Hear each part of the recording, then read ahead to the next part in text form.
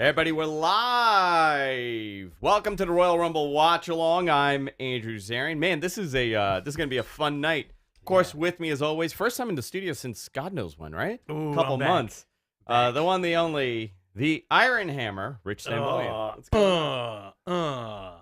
You excited for tonight? It's a watch along, and normally we do this on our channel, but we're on Wrestling Observer's F4W online YouTube account. So this is going to be a lot of fun. A lot of people are going to be joining us here tonight.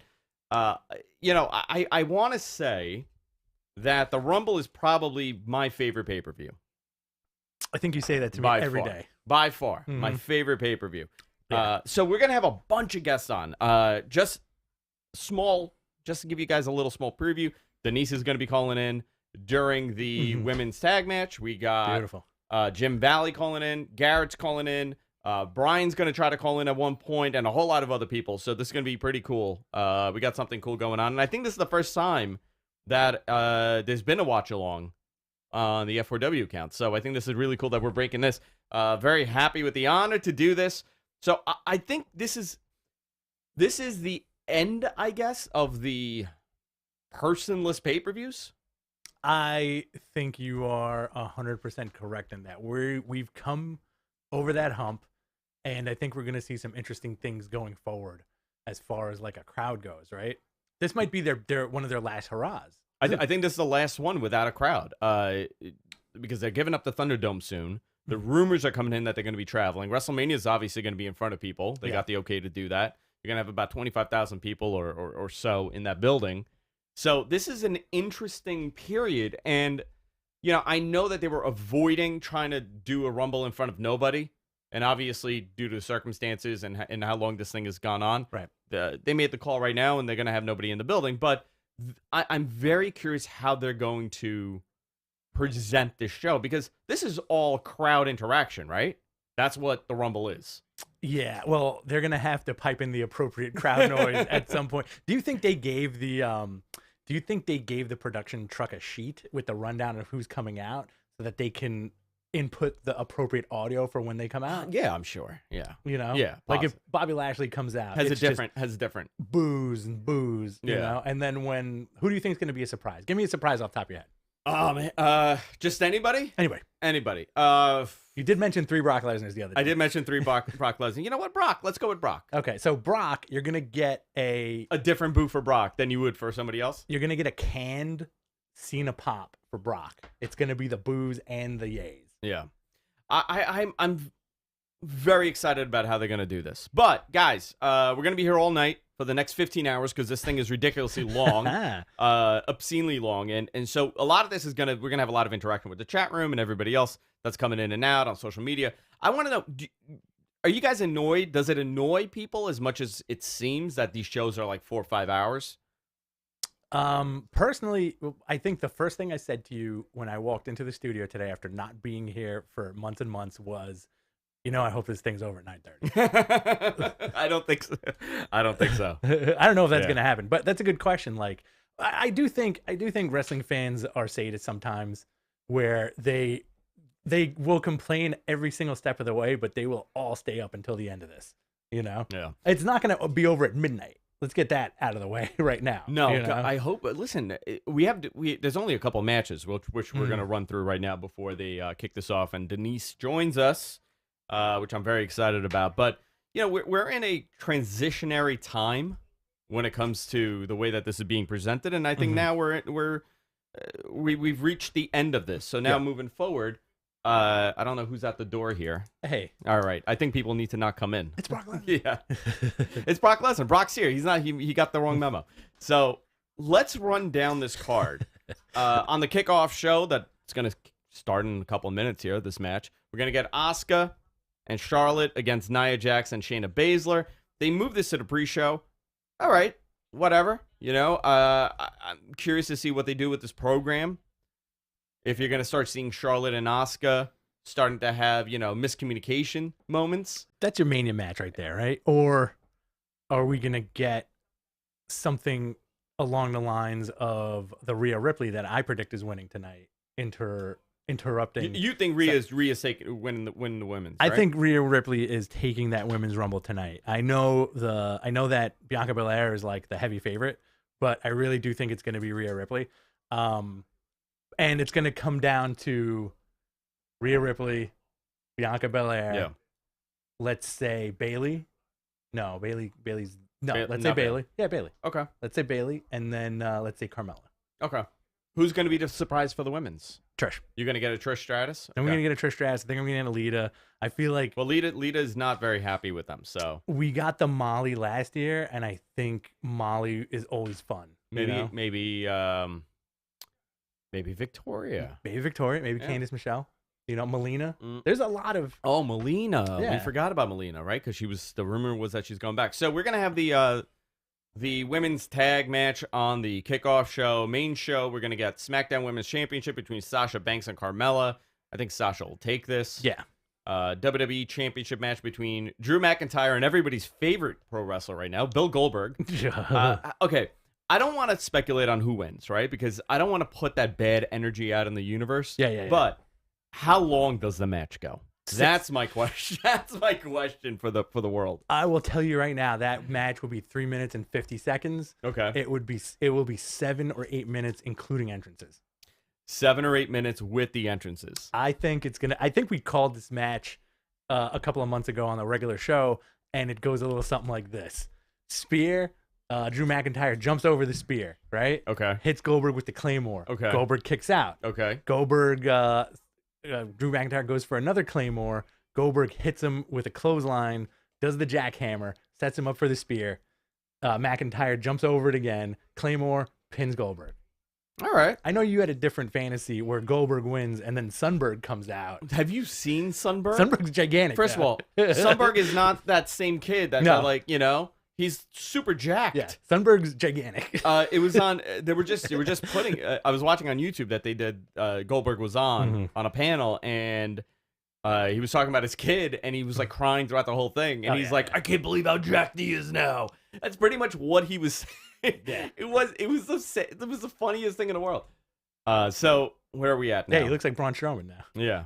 Okay. MG Geek is gonna time that for us. But how long you going? You going 3.5 minutes? 3 minutes 30 seconds. 7 or 8 minutes, including with the entrance. I'm gonna go. You know what? Let's do a $5 bet. Sure. Okay. I'm gonna go 6.5 minutes. Really? Yeah. I'll take that bet. Yeah. I'll take that action. I $5. think $5. Let's elbow on it. Elbow on it. There you go. $5. You could have cut to the other shot. You know right what? there. You got this one. You could have done that. There you go. guys, Here we look go. at that new shot. There we go. Boom. All right. So, I don't know, man. I don't know about that Bill Goldberg match.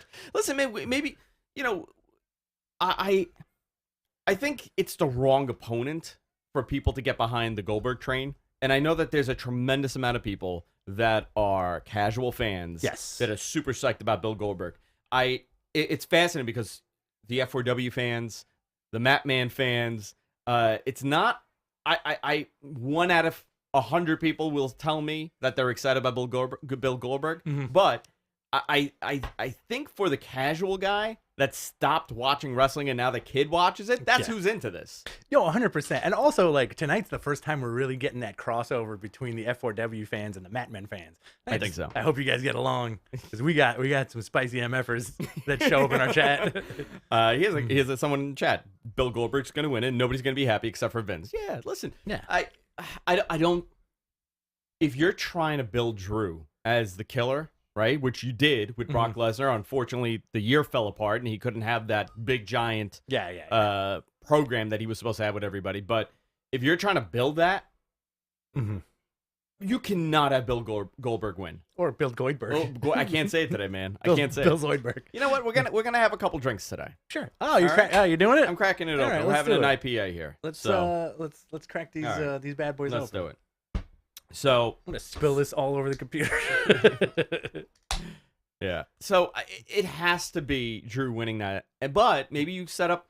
Oh man, you know what? I'm gonna call it. You ready? Cheers. Are you ready for this? I'm ready. I'm gonna call the finish. This is what I see. The Oracle has spoken. Drew's gonna win, Yes. but he's gonna be really banged up.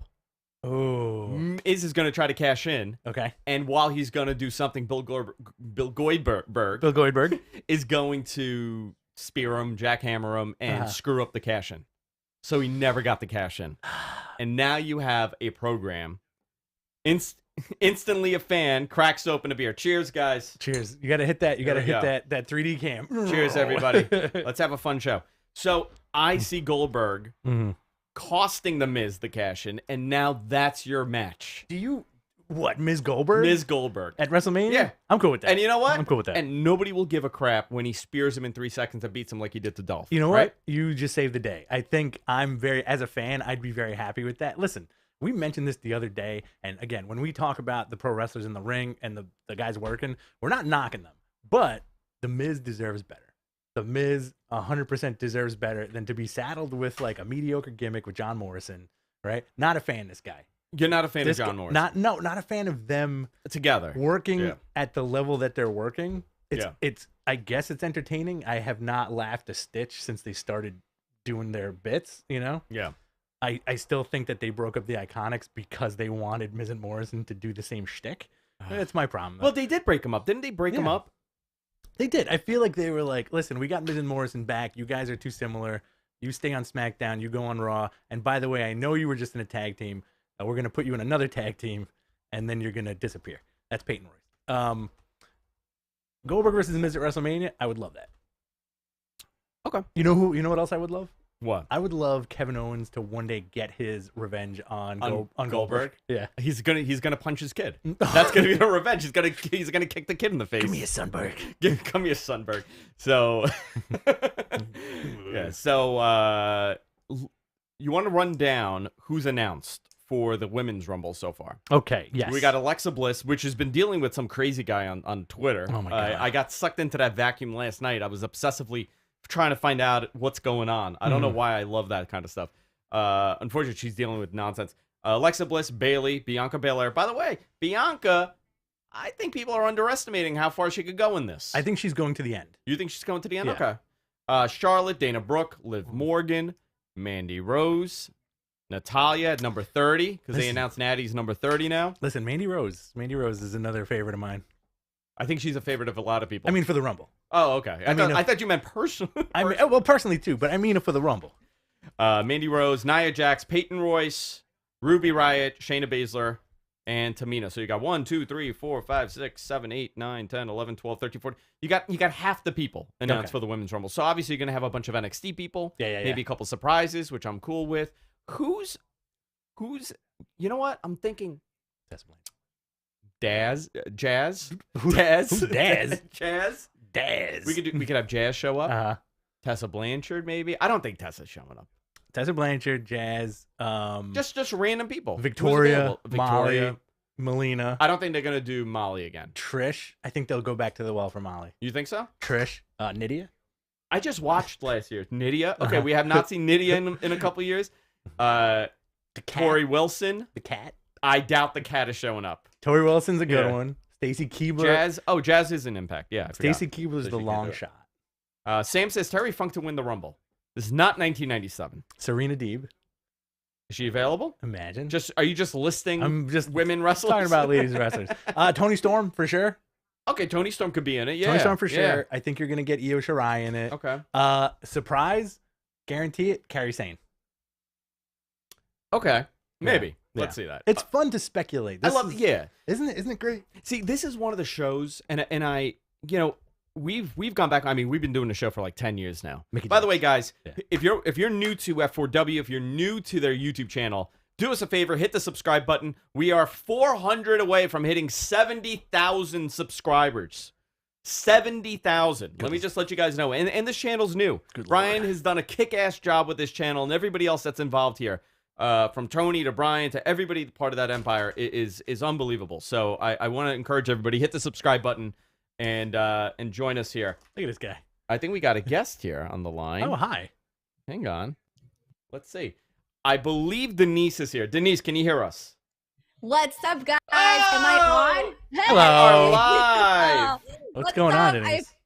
I'm so glad to be on here. I saw that. I was like, okay, I'm assuming the women's match is coming up in a little bit. So I was like, I might as well jump on and say So I got to tell you, do you know I want to say, I probably want to say for like 6 months, every day somebody will message us and say, "Can you have Denise on, please?" Okay, with Are you no serious? explanation, Oh, with for no real? explanation if it's you, if it's another Denise. There's Yeah. no you become like Madonna. You're like Cher. It's just Denise. Just one word names. I mean, that's Oh quite an my God. accomplishment to Mhm. achieve that level You're like the Beyonce of of podcasting? podcasters. Of pro wrestling. That's crazy. It's so weird to me, by the way, when like people like, I don't know. I guess I was that person that always felt like wouldn't be a fan of mine or be interested in me or what I had to say. And so just the fact that like people have been responding like good to me and have been like nice to me, like even you guys and just everybody that I podcasting space has been like absolutely crazy. I never ever thought that I would be on you. I mean, I was on Wrestling Observer Live with Brian and Mike. Like, what is that? Like, what? Unbelievable, like, right? How is this possible? Yes, exactly. Listen, you just need to do a show with Dave and you're done. That's Yeah, it. You're absolutely. Exactly. Exactly. Like, hey, fingers crossed. It's on the bucket list. If it ever happens, That's I'll it. be very, very about that. So the women's match, they're doing a build up right now for this thing. Listen, for you, it's been the same thing, right? You're covering pro wrestling. 2020 was such a surreal year to cover pro wrestling, considering the fact that they continued on. Nearly everybody continued on in some capacity. AEW, Ring of Honor even had shows, Impact had shows. Mhm. What do you think the difference is going to be when people are able to come back into these buildings? Because are people, in your opinion, do you think they're going to be a little bit hesitant about going to these events? Or do you think by September, now we're like, okay, you know what? People want to go to these events. People have been vaccinated. Things are changing a little bit. And people don't want to miss out on the possibility of attending an event. I really don't know because I think that it depends on where people are from, what people's mentality is, how they just feel about the situation, especially because I mean, I've been reading the news and this is really just based on what I've read. People are like, and you get the vaccine, you still got to wear the mask and all of that stuff. So it's like, I don't really know. Like, part still feels like, at least on my end, it's going to be until like next year when I actually attend sort of event, even if it's non-wrestling related. I just don't see it happening, especially here in Los Angeles. They're pretty strict, or they try to be pretty strict, depending on the circumstances.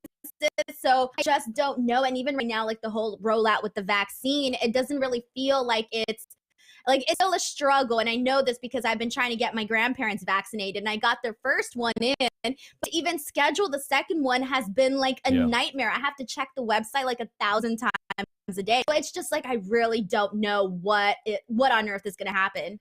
Yeah. I think that's part of the issue. Right now we got in the back Asuka and Charlotte talking and talking about how great they're going to perform today. I'm assuming, because I cannot hear what they're saying. Asuka's screaming something. I think they're talking about who has the better collar. Isn't Asuka one of the best characters that this company has ever had? Oh, 100%. Right? Is she one of your favorites, Denise? Asuka's one of my favorites, and I have it on mute too, so I have no idea what she said right now. But it's even like the fact, like every little thing that she does, like when she's on commentary, or even just right now, her entrance coming out, she just exudes so much charisma, so much personality, and it's a real shame that her run as Raw Women's Champion hasn't necessarily been, I would say maybe one to remember in the nicest. Yeah, it's funny because you got to think about, like, obviously everything that happened last year, right? But Asuka, Becky, and Drew never got that major run last year. Obviously, Becky got pregnant, and that was her choice, right? She took the time off, and now she has this amazing family. But for Asuka, to have the championship and kind of move forward as becoming the top female on that roster, it got ruined by everything that happened, and so did Drew's. I mean, Drew, we would be having a very different conversation right now about the run Drew McIntyre had in 2020 compared to what we're having now. Denise, do you think this is the moment where Charlotte and Asuka start having some issues? I think they have to, right? But at the same time, like they were, I just feel like I felt this way from the very beginning. I didn't think this was the right place to put Charlotte in. I would have been so much more excited if she was like one of the rumored names, like if we hadn't just yet, and she was one of the rumored names to show up for the Royal Rumble, and she just popped in at whatever number here today. I would have liked that so much more than her coming in and essentially being besties with Asuka and end up becoming women's tag team championship. I just don't really think that they needed it. They didn't really need to do this. And I'm such a big Charlotte Flair fan. Like, I love everything she does, but I just really preferred had she actually just, came in as a surprise today for the Royal Rumble. Denise, I have 2 statements I want to make. One, I love your background. And Why do I feel you're going to yell at me? Yeah, number two. People say that about me a lot. That you yell at people? I'm not a yeller at all. I'm a very quiet person. I'm the yeller. You're a yeller. I'm the yeller. I'm very even-tempered. That was one. I love your background. Number 2, if you could pick anybody to be a surprise entrant, who would it be? Oh God. Okay. So unrealistically, I would mark the hell out if it's Kurt Angle. If Kurt Angle just showed up and was like, "Hey, I'm here. Have a quick spot." Oh, I would love that so much. In the women's rumble? So much. No, in the men's rumble. You know what? At this point, I'll take it in any rumble, right? Anyone? You know what? Kurt Angle. Who cares? It's Kurt Angle. He's an Olympic gold medalist. Oh, I really hope we don't get Santina Marella. Oh, I hate that. I'm so over that spot, or Miss Russ, whatever the hell they've used it so many times. They've used it so many times. No, I mean, this is interesting because you got Shayna Baszler here that was supposed to have this tremendous run coming into the main roster. You have Charlotte, that's one of the best characters that they've developed, in men and women. She's so easy to dislike, but by design. They've made this person into being essentially her father's legacy of, I'm the best at what I do. I'll cheat. I don't care. The championship. It's the Gollum thing, right? It's the Lord of the Rings thing. Their entire goal is the ring, the precious. Yeah. And that, they have that with yeah. Well, Daniel Bryan was doing it last year, right? That was his gimmick. I got a question for both you guys, actually, sir. For Denise and Andrew. Do you guys think, in the grand scheme of things, Charlotte needs to go somewhere else to wrestle for a while and then come back to WWE? No. I think that she's so pivotal. Wait, do you think that she would go somewhere else, or if she were to go somewhere else? Well, if we're talking about that Ric Flair legacy, who worked for every company under the sun and won every belt under the sun, do you think Charlotte kind of needs that journeyman experience on top of what she's already done in WWE? I don't think so. I think that I wanted to start off by saying that she is just so pivotal to the women's division, even if people feel like they're sick and tired of seeing her in the top spot. And the reason why she's in the top spot is because she has so much. She's the whole package when it comes to what you would want in a star, not just in a woman's star or a man's star, a star in general. She really is that entire package. And so she's up there because she earned it. She isn't just there because her last name is, her last name is her. Nah, she's legit a great athlete, great charisma. So honestly, I feel like if she were given an opportunity right now to help some of the girls at that next level, for example, Rhea Ripley, she could be really useful in those situations. And I think it can get some of the people to, the people that aren't necessarily that big on her, I think they would respect her a lot more. They would put her in those spots with younger women to help them work, get better, and just have, just skyrocket them up to this level. Because at the end of the day, having a feud with Charlotte or beating Charlotte, whatever it may be, that is something to brag about. I agree with you. I think she is that she's on that throne on the top, even if she doesn't have the title. Every match with Charlotte means something, and you can kind of see it right now in this match. She's a very well-rounded wrestler, and I think people forget when she came in. I mean, she's been good for years, but when she came in, she wasn't a wrestler, and she came in that same class as Lana, right? Yeah. She was in that entry-level class, and I mean, listen, athleticism is athleticism. If you're an athlete, if you're a pure athlete, you're going to be good in many sports, not everything. Like myself. Yeah. I'm an athlete. You're good at everything. Every Denise, sport. you cannot tell by this, but I am good in every sport. Cricket, I'll play really? it. Cricket. Water polo, awesome in Pogo sticks. Pogo sticks. Oh, I kind of Arm hate wrestling. you a little bit now. Well, I'm going to tell you something. I used to be an athlete. Now, when I try to race kids, what did I do? I separated my shoulder from my clavicle. I feel like there's more on that injury list than you're letting on. What, when I fell? Yeah, I think it's shoulder, leg, back. I think one of your ears fell off. For people who don't know, I decided that it's a great idea to race all the kids at a birthday party. And I'm like, I'm going to smoke these kids. They're all football players, by the way. They're like 8, 9, 10 years old. They play football. I'm like, I'm going to smoke them. I was going 130%. I was nowhere near the top 5. And then I decided I'm going to fall because I felt myself falling. So I'm going to flip to kind of make it look like I did it on purpose. Didn't work out my way. I was in a sling for 6 weeks. I know. And you know what's funny about that? The week before, legitimately, Denise, the week before that, he was like, check this out. He jumped on top of his roof. He did a backflip into a Corvette. Easy. Through the roof. It wasn't even, insane? it wasn't even a convertible. It's unbelievable. You're a crazy person. Unbelievable. You're a crazy person. See, I'm totally opposite of you. I've got no athletic bone in my body whatsoever. Like, I couldn't even open the salsa jar today when I was trying to get my Doritos to be dipped. I went to my fiance and I was like, bro, I need some man hands right now. I was like, this thing working now for me right now. You know, it's funny. I did the same thing with Rich. I said, can you open this for me? I can't even move my arm. That is Same true. thing. I'm in the same boat here. Asuka getting cut off there by Nia to get the tag. I'm so over the duo of Nia and Shayna, though. You think I it's kind of time? hope that we're wrapping it up. I mean, depending on what happens right now, I kind of do hope that this is officially the wrap up of this tag team. I just Listen, wanna see, like, unless they put the badass title on Shayna them. again. Unless they put the title on them, which is a possibility, and they do the breakup between Asuka and Charlotte to set up the WrestleMania match. I think Nia deserves a run with that. With the title? With the title, yeah. Do you think? Okay, here's another question for you guys, and I'm going to open this up for the chat. We got 166 people in this chat, and then we got a whole bunch of other people every other place. Do you think Nia gets a little bit of a bad rep? Oh, do I have to answer honestly here? Yeah, Yes. yeah. Give me an honest 100%, answer. Yeah. All right, I'll be real with you, okay? And Shoot. okay, Nia, I've interviewed Nia. So first of all, I'll start off by saying that she was so friendly, so nice. As a person, I have absolutely nothing but good things to say about her in terms of that. In the ring, I would say that she's not the best. I do think that a lot of the criticism that she gets is validated. And that's what I can say, like, in the nicest way possible. And very nice person, just I'm not necessarily too crazy about her in the ring. It's funny because I agree with you. I'm not a big fan of Nia in the ring. I understand her purpose, right? Because 100%. she's a monster. She's really good media trained. She's very media savvy. You could do the interviews with her, but Her presence outweighs her skills. her presence does outweigh her skills.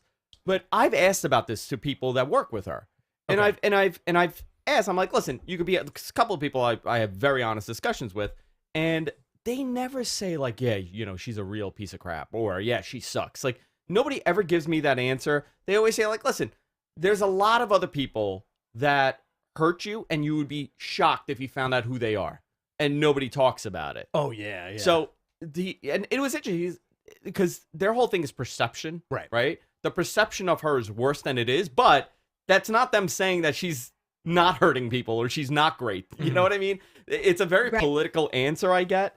You know, listen, the guys have the same exact thing too. You remember everybody used to say that about Sheamus, how unsafe Sheamus was. Yeah. Sheamus would hurt everybody. Sheamus was very unsafe, and then now it went away. Nobody talks about that. Well, I want to bring up a point because you just reminded me of something that's kind of interesting. And the same thing, Denise, like I want to kind of piggyback on what you were saying before. That's why WWE needs a Charlotte, you know, because much like her dad, who could pull a good match out of anybody, I think Charlotte does the same thing for a lot of the women. You know, Nia Jax is a good example where you put Nia Jax in the ring with somebody inexperienced, you're not going to have a good showing. But Nia Jax and Charlotte, that's going to be good. Yeah, I absolutely. Anytime you put them in there, Denise, what match are you most excited for today? All right. So first of all, just to add that, you know, we're talking about Nia being those big powerhouse women. I actually think that the person that could easily replace her and replace that if she were to move up to the main roster and do it at a different level and a level that I think the fans would love and be crazy about, and that's Raquel. I think if Raquel were given the exact same opportunity as Nia Jax, she would completely blow it out of the water. So I do want to go ahead and add that. And then for your second question, aside obviously from the men's and the women's Royal Rumble shows equally excited for. I am very much looking forward to Roman Reigns, Kevin Owens. I just think that even though I feel like it's a sure-in that Roman Reigns is going to win, he's upside to Roman Reigns winning, but it's also more of, I just know that these two guys are going to have the match of a lifetime, and we already seen glimpses of that. An example of that was at TLC, and we just know that, that was really nice what Charlotte just did, but we just know that they're going to go like full on, like they're going to go like crazy on this one, man. Like, I'm looking forward to this match. I think it's going to be a classic. I'm hoping classic, and I just think that these are two guys, Roman Reigns and Kevin Owens, who know what's best for business. I think we're going to get the ultimate heel Roman Reigns and the ultimate babyface in Kevin Owens, which is going to work very nicely.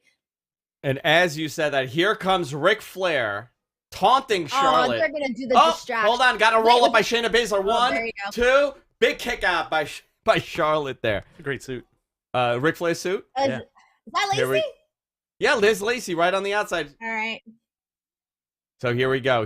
We're coming near the end, going for the figure 4 into a figure 8. Can she do it against the submission machine? Denise, how do you feel about Lacey? There you go. You know what? I got to tell you.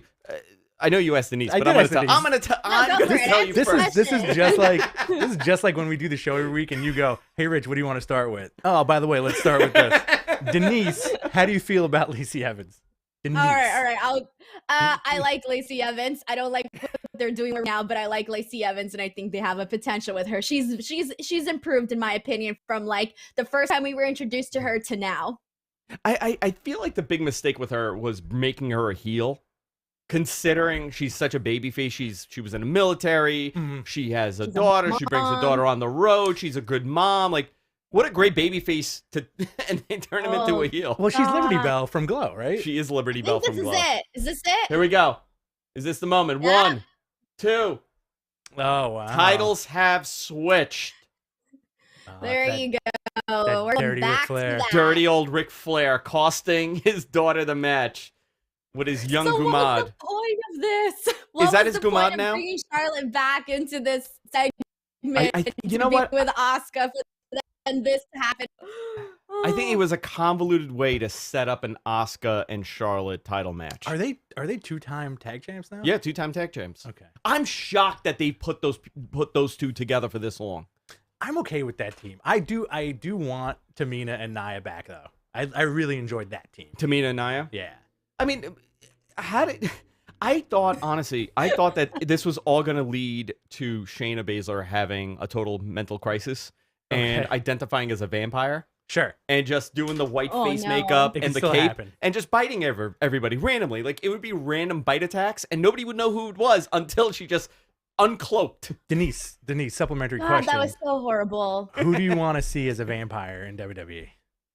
No one. I do not want to see anybody as a vampire. You don't want a Dracula. I was a real big fan of Shelly Martinez back in the day. Oh, I love to be her so bad. You know, like teenage Denise was like, oh, I'm all for that. Like, that's who I want to be. Listen, it was a really cool gimmick, though. She had a great gimmick. It was. Yeah, you know what? I'm with you. Appealing. I'm with you, Denise, on that. So I know that you got to go. You got a busy schedule. You're doing a post-Rumble show. Yes.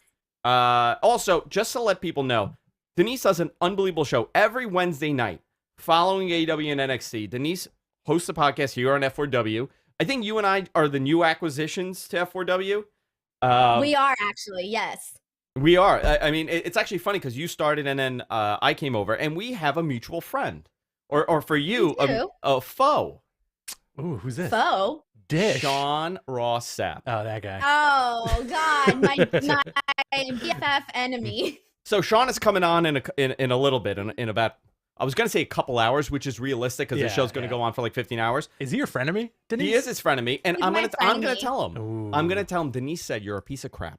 I'm going to say spicy. it. Yeah, you know what? You tell him, like, you can milk whatever. Like, go out there and cut the promo of a lifetime. You can put all these words in my mouth. I don't care. If you can cut it, because I'm pretty sure you'll probably cut a better promo than I can. But you can say whatever you want to good old Sean Ross Sapp. I'm going to tell Sean Ross Sapp that Denise said that he sucks and that she's not going to talk to him anymore, not going to do any shows with him anymore. It's over.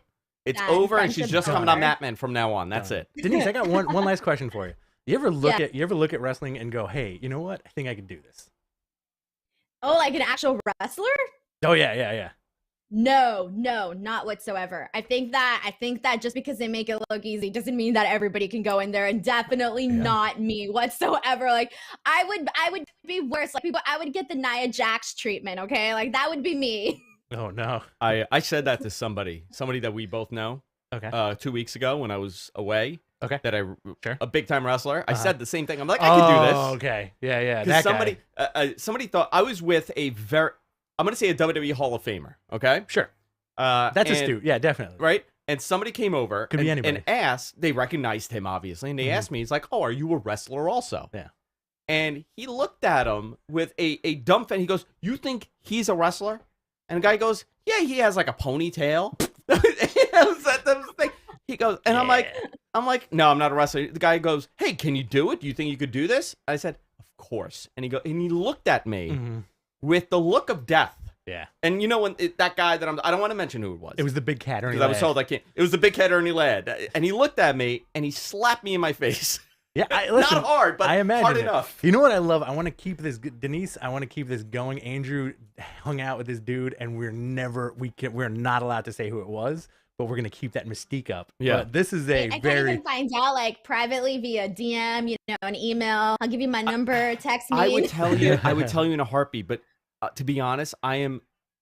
Shoot wise, I am legitimately terrified of this man. Yeah, he's a terrifying because he's a maniac. Being, yeah. He's a terrifying maniac. Nice guy. That could hit me with a chair or put me through a table or something like that. Super nice guy. Which I don't want to experience. I've experienced it once where I told him I don't drink.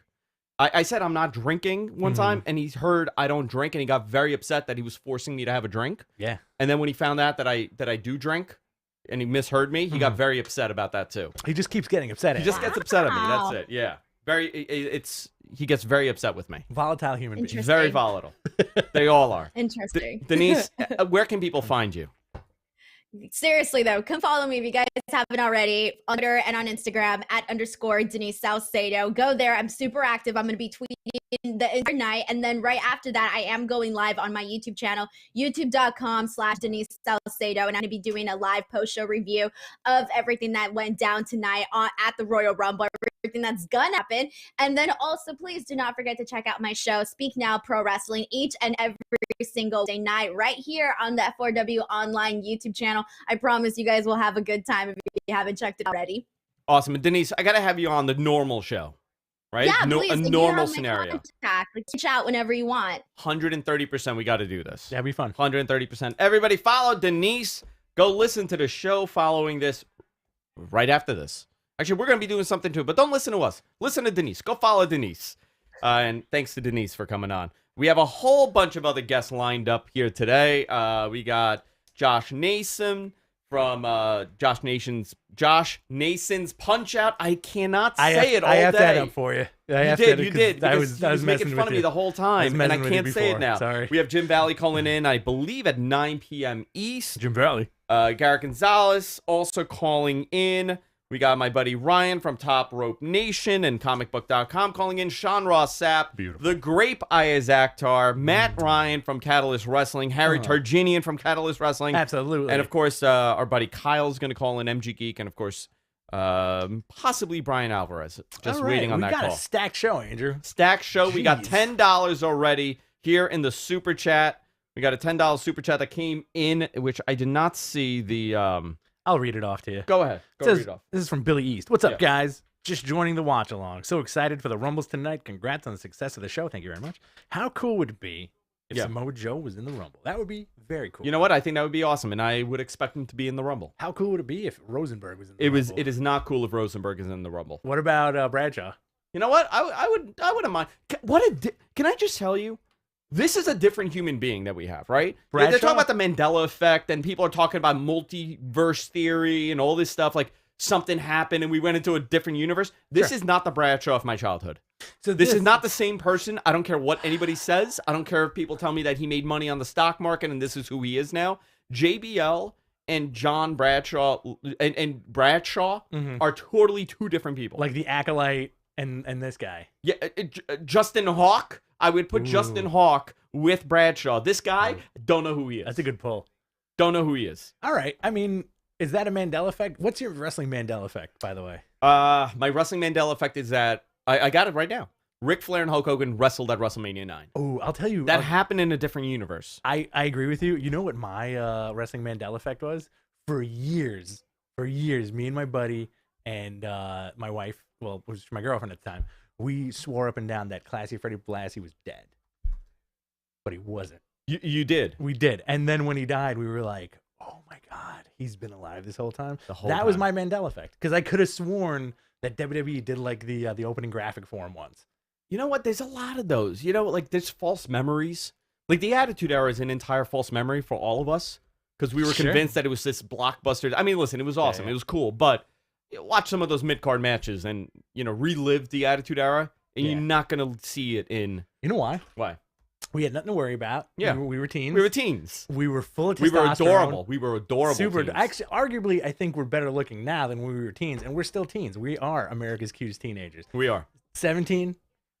16? 16. Beautiful. Yeah. Well, I think because we were teens, we were so full of energy, so full of testosterone, and we just want. And like wrestling was the only place on Monday night that you can see some kind of like weird violence. Yeah. But that was still cartoony. It wasn't like it's not like we were watching like Faces of Death and CZW stuff like all day. Do you remember? I mean, right now they're showing Bill Goldberg. Oh, look at the scratches on the locker room. He's already been bashing his head in there. Bill Goldberg. Do you remember? Like staying up to watch ECW and calling each other. Like Rich and I. I mean, for people who don't know, Rich and I have been friends since 1996.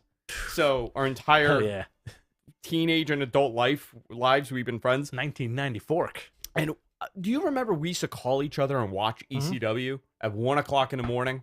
Yeah, and I could never get it. I could never get the scramble like just right. And just then right. You'd kind of give me the play-by-play. And then I'd get frustrated, and then you'd be like, oh, I'm taping it. I'll just give you the tape on Wednesday when I see you.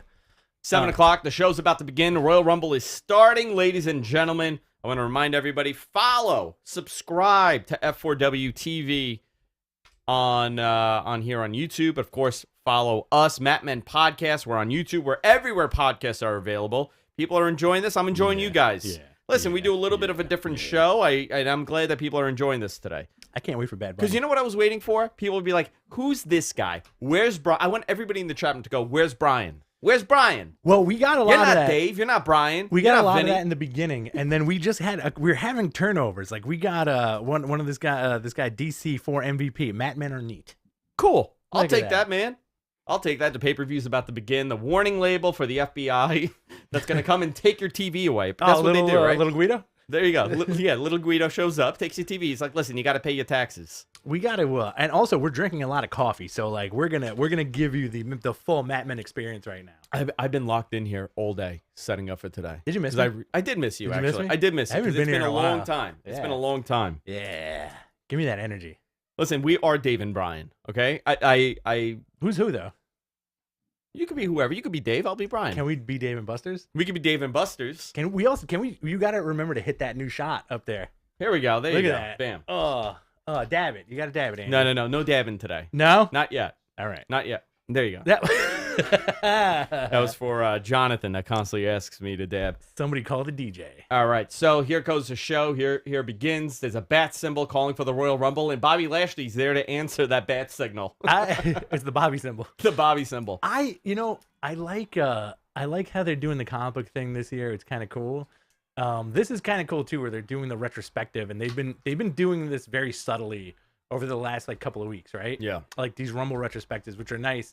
They're showing like the top eliminations. This makes me feel like they're really setting something up for the Rumble, where it's like the impetus is to make a big explosion and a big moment because 1, people need it. 2, it's the pandemic. 3, there's no crowds. 4, how else are you going to get viewers, right? I think we're going to get like a crazy surprise for the winner. Huh. Or it's going to be R-Truth, like we said the other day. Sometimes you want to see CM Punk, but you end up with an R-Truth. Sometimes you want to see CM Punk and you end up with an R-Truth. And That that's is okay. that I want to live by that. Yeah. The next time I'm in a meeting, right, at work, and the old man tells me, Andrew, listen, things are not looking good. What are you doing? I'm going to say, listen, we're in a pandemic. Sometimes you want to see CM Punk, but you end up with an R-Truth. And Just listen. how life is. And then hopefully I'll keep my job. And that's okay. Listen, R-Truth, multiple time champion. That dude was NWA champion. A lot of people don't effing remember that, Also, he was K-Quick. He was quick. Plays him So, all right. So if you want to call in, I'm going to take this risk here. You want to call in and you want to talk to us and you want to tell us who you think will win the Royal Rumble for the men and women, you could call us.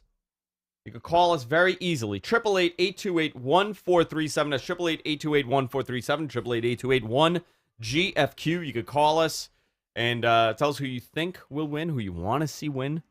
We got a bunch of people lined up for here today, and I think I'm going to get another guest on in about a couple minutes here. Very excited about that. Yeah. You know what? Like, I just had a memory of when we did not Mat Men After Dark, but when we did the call-in after that last event, and it was the Life Advice Mat Men. Oh my! Oh, that was. You know what? That was a Mat Men After Dark, which I wish I could do on here. Maybe I will. Listen. Here we go. We'll see the how Royal tired Rumble we are. begins. Let's see how much pyro we're gonna get here. Ooh, are we gonna get pyro? Yeah. Let's see. Ooh, that's a decent amount of pyro. Big pyro here. You know what? It's safer now because there's nobody there. Like, what are they gonna do? Is an LED screen gonna go ouch? This is also kind of funny too because didn't CM Punk predict the future when years ago when he said modern wrestling is just all LED screens? He's absolutely right. And this is legitimately all LED screens right now. Yeah. Listen, this is the future of sporting events. I mean, really, I don't see them taking this away.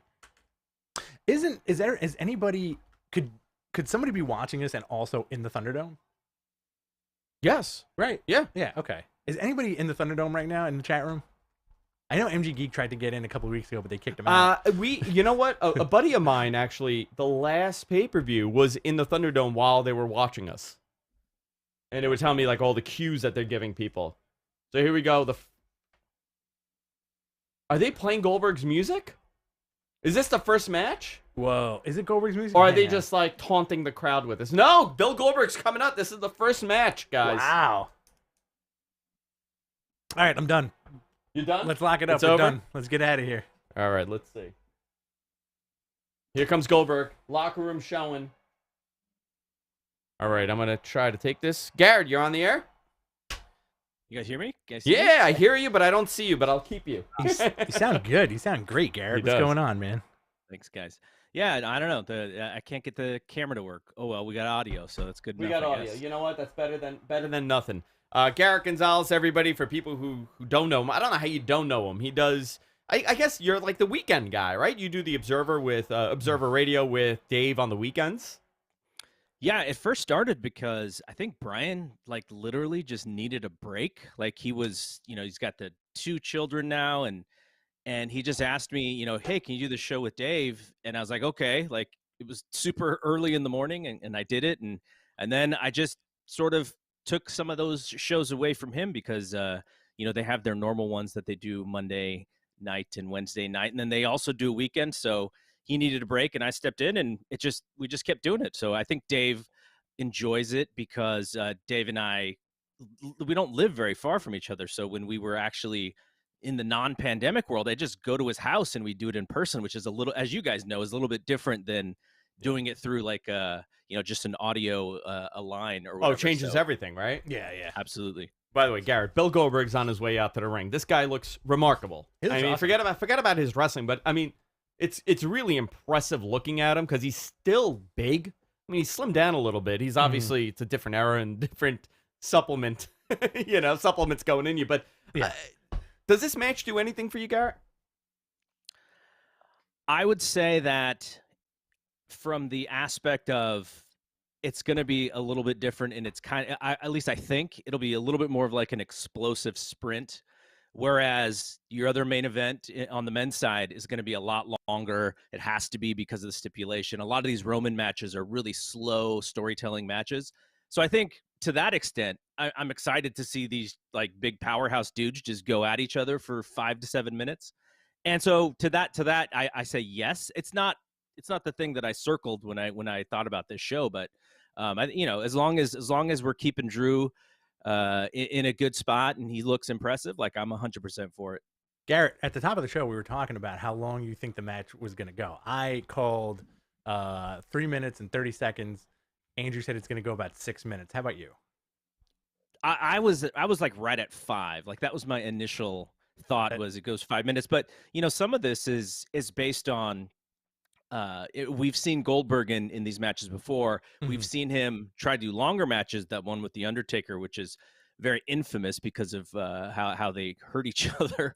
But I think that if you're like, this is a big show, there's a lot of people watching, they probably have it pretty tight as far as what they want to do. I just think 5 minutes or less, and boom, let's just get it done. Call it a day. Yeah, I had said at the top of the show that I think what's going to happen, Drew's going to beat him, and then Miz is going to come in, try to cash in on Drew, and Goldberg's going to cost them the cash in, and you're going to set up a match between the two. Miz and Goldberg. Miz and Goldberg. That's my prediction. That match I want to see like 30 seconds. It'll be another Dolph match. Yeah, and I'll be happy with that. That'll be fine. I'll be fine with that. You nailed it. I'll be fine if that's what they do. Sure. I'm not, I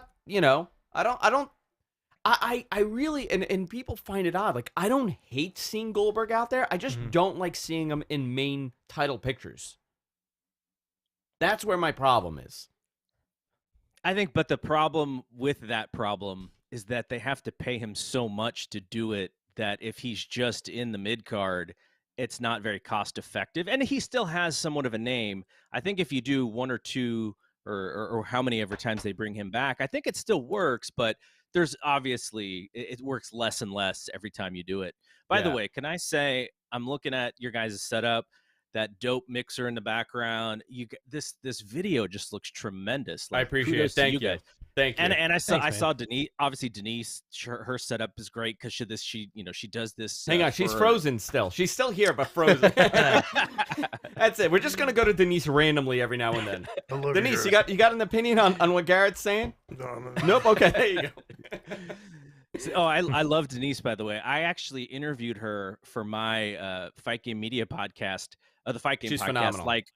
Like literally, I don't know, it's like maybe a month or two before she came on board to F4W, and then I think Brian texted me. He's like, "Hey, what do you think about Denise?" I'm like, "She's perfect. Like, yeah, she's great. Just bring her. Like, she's at 100% exactly what you need." No, very talented. Very talented. Just knows what she's talking about. Listen, I think you've been doing this for a long time. You have your own podcast. You do your thing. You do it with Dave. There is a different level when with podcasting, and we talk about this a lot of. And I'm not knocking anybody, right? A lot of people don't know how to do it, but there's a whole different level, and I think Denise is at that level. She's, her content is great, the visuals are great, she sounds great, so she's very engaging. Very engaging. Very engaging. I got a question for you, Garrett. So, how do you do the show with Dave? Because I know that the recording hours are weird, but I always wonder, how you're doing it because you're in person. Right. So we would just set up a time and go into his one of the rooms, and he doesn't have, like, Brian's got the beautiful studio that he built in his home. Like, Dave has his office, and I think everyone's seen the New York Times photo of what his office looks like. Yeah, it literally looks like that.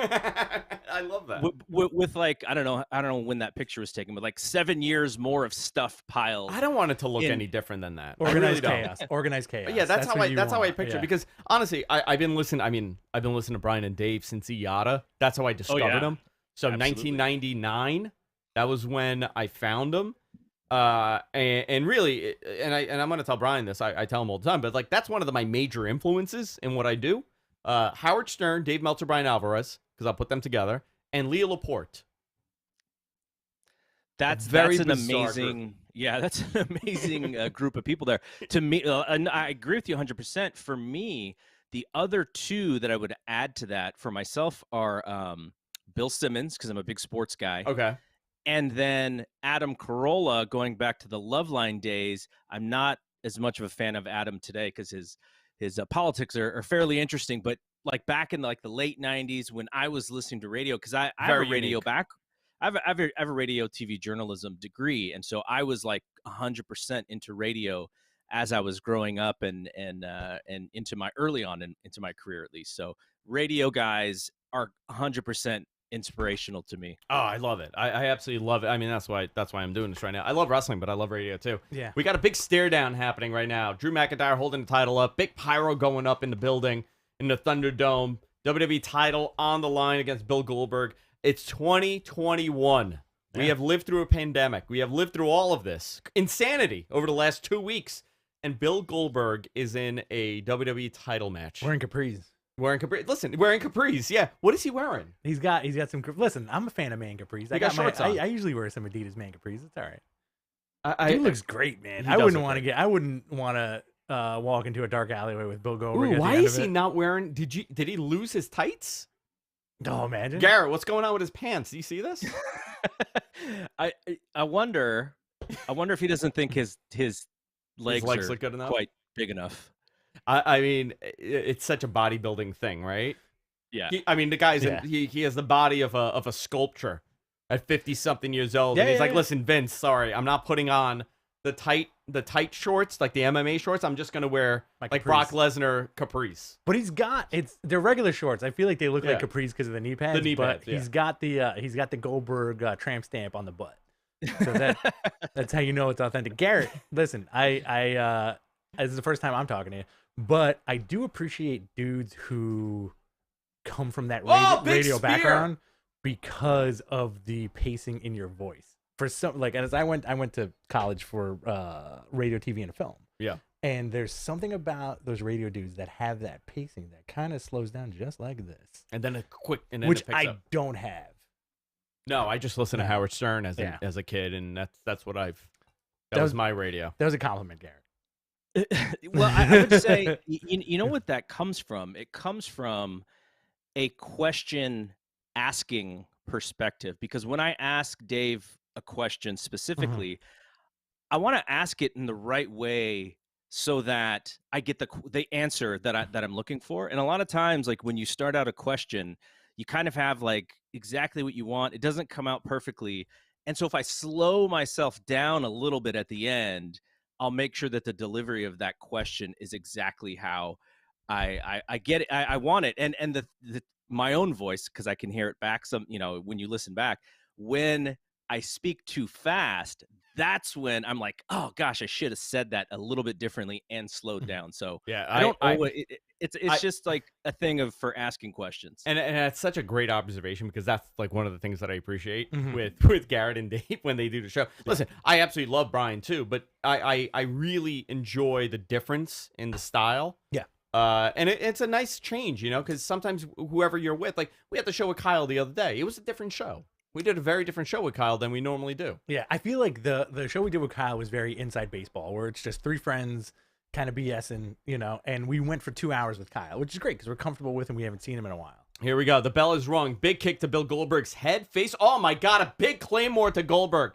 Is this it? 1, 2. Goldberg kicks out at shy of 2.5. What's the time? That Claymore looked fantastic. I don't know if it was the Yeah. camera angle or No, what, but Goldberg that got thing hit in the looked face. Sweet. He got hit in the face twice. First was the big boot, and then it was the Claymore. You think Goldberg backstage was like, "Hey kid, just kill me out there. Just hit me in the head as hard as you can. You know what? Whatever you got to do, just do it." There you go. Does he miss his Claymore? Oh, missed it. Ooh. Yep. Goldberg is I mean- shaking off the confusion. Big spear by Bill Ooh. Goldberg. Here we go. You know what? This is what it should be. Big fire. Exactly what Garrett said. Big Yeah. fire. Quick. Boom, boom, boom. Get it over with. And you may win because they didn't ring the bell. Oh wow! They I can't just even, rang the bell. I can't even hear anything. Does he take it? No. Oh, no. No way. Garrett, how long you been watching wrestling? Let's see. I think I would go back to like right before the original WrestleMania. Wow. That like those are my memories of. Well, of you're a couple years the older beginning. than us. Right. You're going to be 40. I'm 37. 19. You're going to be 19. I'm sorry. And I'm going to be 18. Yeah. I'm going to be 30. I'm going to be 37. You're going to be 40. So you're a couple years ahead. I'm 43, so I'm Okay. definitely several years ahead of you for sure. That's cool, man. I'm Oh ready my for 40. Dude, I thought he won the title just now. I honestly, for a second, thought Bill Goldberg won it with the jackhammer that he has not been able to do for how many years? Those jackhammers look scarier and scarier Murderous. every time he does it. Look at this. Hold Well, on. I mean, it's different when you got someone like Drew, who's a really good athlete, and he can go up for that stuff. Where Undertaker, his knees are killing him, and Yeah. he's so long and heavy. So I think Drew definitely helped him out there. Garrett, you ever watch wrestling and be like, you know what, I could do this. I'm gonna ask this to everybody. It's everybody? Yeah, this is the question. I think when you ask Brian, he's going to say yes because he two questions. Two questions I'm gonna ask. One, Garrett, you ever want to get into the ring? Never. 100% never. Really? All right. And I think the reason is because obviously, you know, I'm barely 5'10", and when I started watching wrestling, everyone's 6'3.5". And I think this is it. Here we go. There we go. There you go. 3 count. Boom. Fair enough. Yeah, MG Geek. that was fine. That was MG Geek. How completely long fine. was this? Yeah, that was great. So Garrett, nothing. Like no. Never. So, so, you know, I when I was growing up, I wanted to be a baseball player. Like that was kind of where I was at. And I think I realized like at 13, 14, I was like, not going to do this really. You're a Cali guy, right? Yes, I'm in the Bay Area. I'm literally, before we moved, I lived literally a 3.5 minute drive away from Dave. That's why we were able to do that stuff. Okay. Yeah. Cool. How far are you now? Like 15 minutes. Okay, not bad. So growing up, were you like so a big? when the pandemic goes away, I don't think we will do every future show in person, but we'll definitely do some because it's just the best way to do it. I think. Like I think we've been able to do them pretty well. And you know, you talk about inside baseball. The thing that doing the audio without seeing him has actually helped me is learn his voice more. Like I can now tell when he's about to end a point much better than I did previously because I kind of have to hear for it. And when you do these shows and you don't get to see the other person, there's a connection that is missed. And so what I tried to do during this time to make sure that we're still good chemistry wise is I just tried to learn his voice and to learn the peaks and the valleys. And as you know, you probably have heard when we do these interviews and there's a third person, Dave is going to go until you stop him. Oh yeah. And so if I need to get in, I have to get in like right at the end, and I know that it's the end of his voice, but I can't jump in too early because then I'm a jerk who just cut off the guy that everyone is listening to the show for. Yeah. So I've had to really get acute at hearing his voice and knowing exactly when he's done with his point. See, this is inside baseball stuff. I absolutely love this stuff. Oh, same here. Conversations here. Big time. I think it's interesting when you have different people doing a show with the same person and the different approach that you have. Right now, Bill Goldberg and Drew are celebrating in the ring together. They're hugging. They're kissing. He's asking him if he wants to date his daughter. Would you kiss Bill Goldberg? I would do the two-sided European kiss to Bill Goldberg. Oh, same here. If like that's what he wanted, I'd say okay. By the way, bell to bell, 2 minutes 32 seconds. Looks like I won, buddy. You did win. I owe you $5. Looks like you owe me $5, I owe kid. you $5. Bill is either selling perfectly or he's a little buzzed because he's not walking great. I don't want your money. I don't want your dirty money. $3. I don't want you. No. And then I'll win it back. I don't want your dirty sapphire money. Leave it on I got dirty leave it on the sapphire pile. money. Leave You it on think the this is pile. from a strip club? Yeah, leave it on there. You told me what you did as soon as you say hi to those ladies, those beautiful ladies. So Drew is celebrating right now. Interesting. 2.5 minutes. Obviously, everything is done with a purpose. I'm curious what the purpose of Bill Goldberg on the show was. Was it to add a... Look at this guy, man. Christ. He's a monster. He's a monster. Garrett, I'd love to have you on the show when we do the show, like a normal episode, not a watch along. Because, I mean, you've been doing a show with Dave for so long, and I feel like we've spoken online. Love to have you on again. 100%. Whenever you guys want to do it, I'm game. You kind of mentioned it about radio guys and stuff. Like I respect the people who kind of came up the same way that I did because it's a little different, right? Like Brian, for my website, we have a Patreon, and Brian came on and did a Zoom call with some of our subscribers and some of the people in our Facebook group. And he was talking about how when he started doing audio, the difficulty that like you had to actually invest so much money and the equipment and everything was so hard for him. And now you can literally just buy a USB mic if you want to start off and plug into some service, and hit people up through Skype or whatever. So the level to entry is so much lower today. And look, I'm not being the Undertaker here about, people are soft and all that stuff. Paying your dues. Pay your dues, kid. What I'm saying is that the people who came through the radio side, I think they have a little bit more respect for the medium because they had to in order to do it. And, I actually really enjoy people who are starting out in audio. Like I try to help as much as possible, especially with like equipment and stuff, because I've spent so much money on things that I probably didn't need, or, Yeah. not the best thing. And I want to help people like not do that and save them money. So I'm totally invested in helping people get started, but just the people who kind of thought of it as a career and then are now doing it, I could just tell there's a level of detail. I mean, again, look at what you guys have. Like that is the next level of stuff. This is over. I tell people all the time, never look at what I have in the studio. If I came in now, I would have never done this. 10 years ago, you kind of, you were emulating radio, so you wanted a console and not a mixer. You needed the mic processors. You needed all of it. So I invested heavily into what I was told by radio engineers, because that's who taught me everything. Exactly. Chris Tobin taught me everything that I was doing. Kirk Harnack taught me everything. So these are top radio engineers. So of course they're going to tell me, no, you need pro level audio. You need a console, go IP base, and all this stuff. Yeah. Now you could do it one USB mic and you're done. But I think, again, I want to kind of like expand on what Garrett was saying, is that just to explain to everybody, you're not knocking people who are podcasting now and just starting out. What it is I think we're kind of from that same generation where it's like there was an influence who said, hey, if you're going to get into broadcasting, regardless of what it is, try to do it this way. Yeah. Try to produce your shows this way.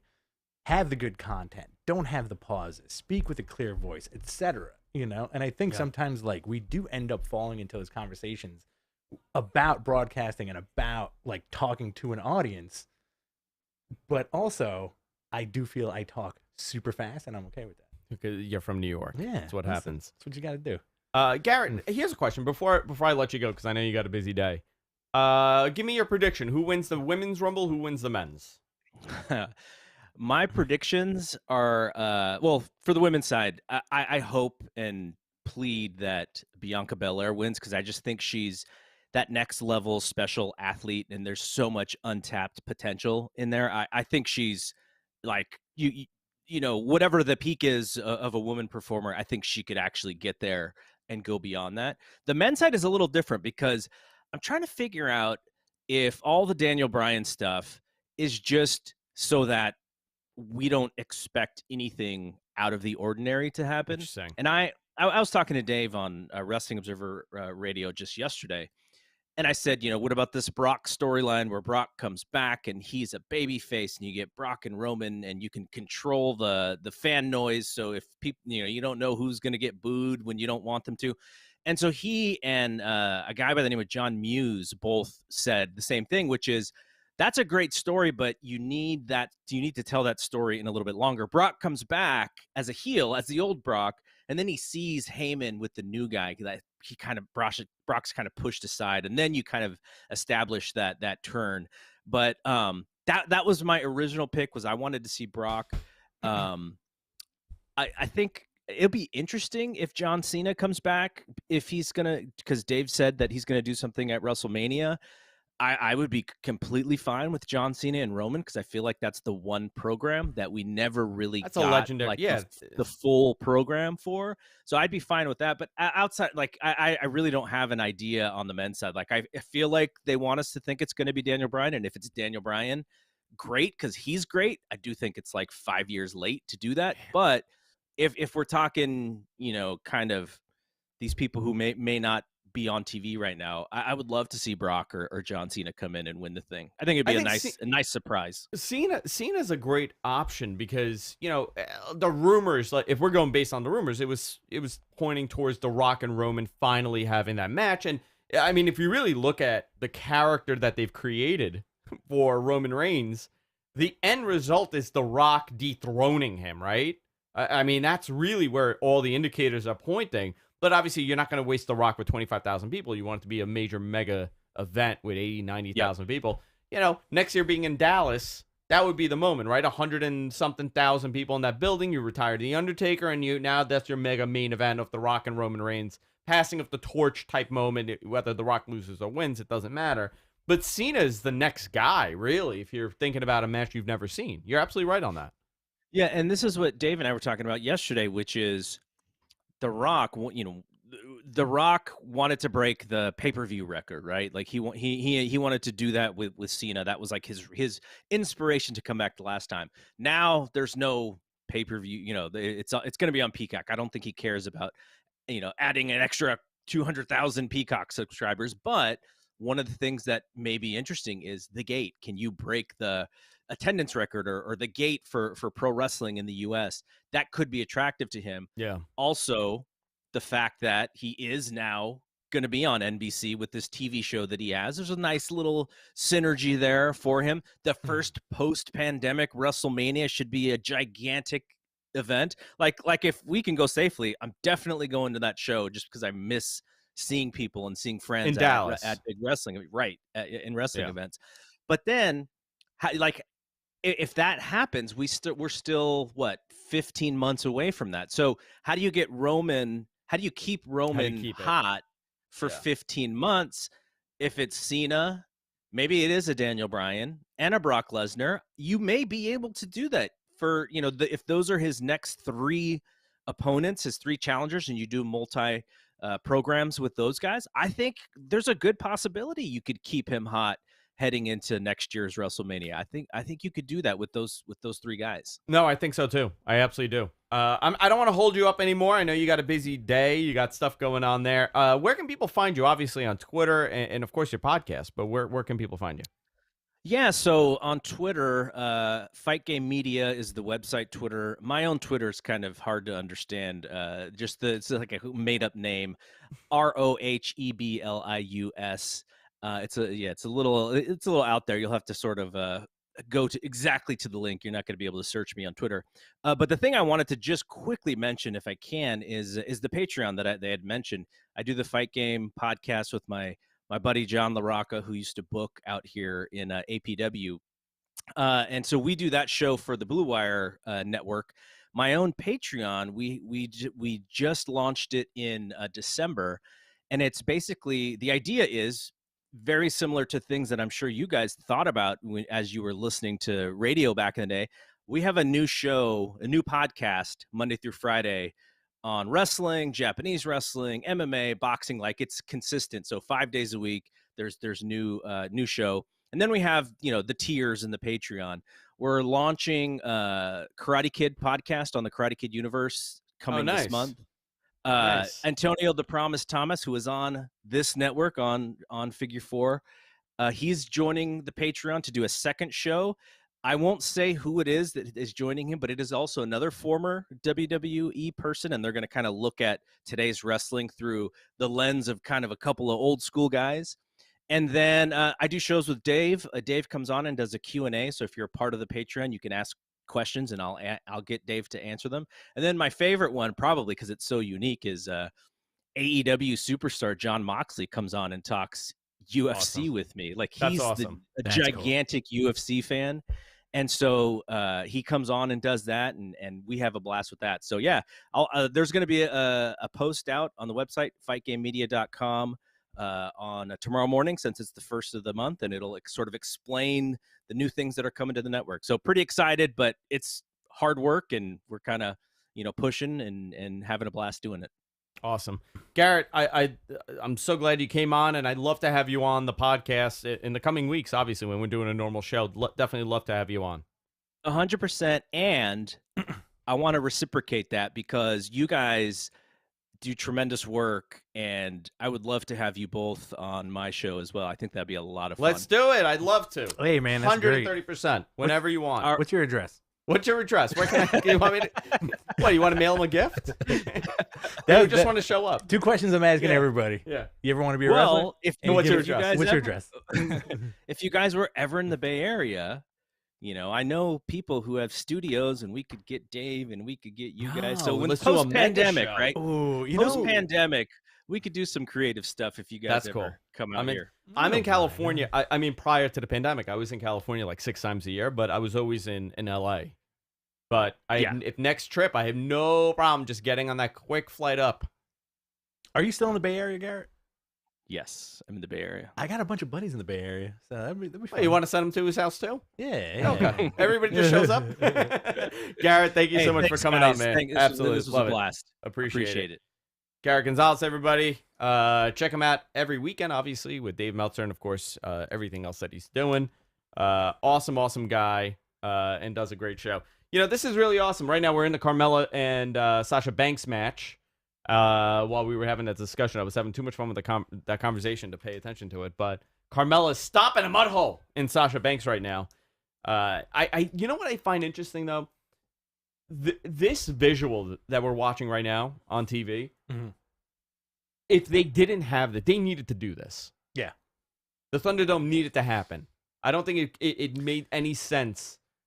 Imagine if this was in a performance center, an empty performance center, or like an empty Full Sail. Like, a performance center that we have today for NXT. Do you think this could work there? No, I think the LED screens with people tuning in from their home computers is pretty cool. And also, like, if you look at the, I don't want to say aesthetic, but the quality control that's happening with the people on screen is leaps and bounds above what happened initially. I'm not saying it's an aesthetic thing with how people look, but I'm saying, like, it looks like they're QCing people's feeds a little bit, you know, where when they first started doing this, you couldn't really see who was watching, but now you can see like definitive faces in the crowd, you know. They're all fake, man. None of those are real. Are these like AI? They're all AIs. Are these all AI, like Russian spam bots? No, but it's all Russian spam bots. There's been nobody has ever gotten an invite for this. It's all fake. That Kremlin technology. The Kremlin technology looks great. KGB. You're in charge. I'm taking off. Oh no. I'll be back. Maybe no. Tomorrow. Yeah, I'll see you later, man. Oh no. I'll see you later. Guys, what's going on? Talk to me. We have about 30 seconds until Andrew comes back. So give me your questions in the chat room. We're watching the Royal Rumble. This is the watch along. Thank you all for tuning in. I hope the Mat Men folks are getting along with the F4W folks. This is a lot of fun. Let's field some questions from the audience. All right, let's get it. Dave D. Love it. So comfortable. You're my rock, bud. I did not watch the Yokozuna doc. When I showed up to the studio tonight, Andrew was telling me how good it was. I'm looking forward to it. Yokozuna was always one of those dudes where, when I was a kid, I was a fan. You know, like, he was such a monster. And then when you got older, you realize, like, oh, cool, this is not real. And the fact that people spoke so highly of the guy is pretty cool. You know, I always really enjoyed that about pro wrestlers that you like. You know, like, what am I drinking? We're having black coffee tonight. We got a box of Joe from Dunkin', and I think that explains our the height of our voices tonight. Thoughts on the 1992 Rumble match? 1992 arguably could have been the best Rumble of all time, right? Let's see what else we got here. We do have a TikTok if you guys want to follow us on Mat Men. I think it's Mat Men Podcast on TikTok. That is not a joke. People thought we were joking around when we said we had a TikTok the other night on Twitter. Not a joke, right, Andrew? No, we're on TikTok. We are on straight up. I embarrass myself on there constantly. I think you have like a Busset challenge on there, right? I do have a Busset challenge. What'd you pop? I took I had a little bit of dip. Yeah, not like tobacco dip. Like you got some chaw? Like no, like chicken. It's like a chicken and cheese dip. Oh, I gotta get loosened up, baby. All right, so we're still in this match. I like this. I would pay for that. You would pay for someone to do that to you? Okay. Listen, just do me a favor. Just take your leg, put my head in there, and just squeeze it as tight as you can. Do me a favor, sweetheart. I got a knot on my neck. So terrible. By the way, that character is the misogynistic character that we both. It's Bill Goldberg. You want to date my daughter? That is not a The real reality thing. is Bill Goldberg's from Long Island. He's a contractor from Long Island. He's a contractor from Long Island. Eva. People are talking about Eva Marie. Will Eva Marie be in the Rumble tonight? I'm gonna say yes. Oh, really? Yeah, people are talking about it. Eva Marie is a very interesting entity. Okay. I think I'm in a wrestling chat group on my Instagram account full of dudes who really think Eva Marie is like the be all end all. How is that possible? I don't know, man. Hey, listen, I'm not gonna, again, it's the phrase we have on the show, don't yuck my yum. I'm not gonna yuck anybody else's yum.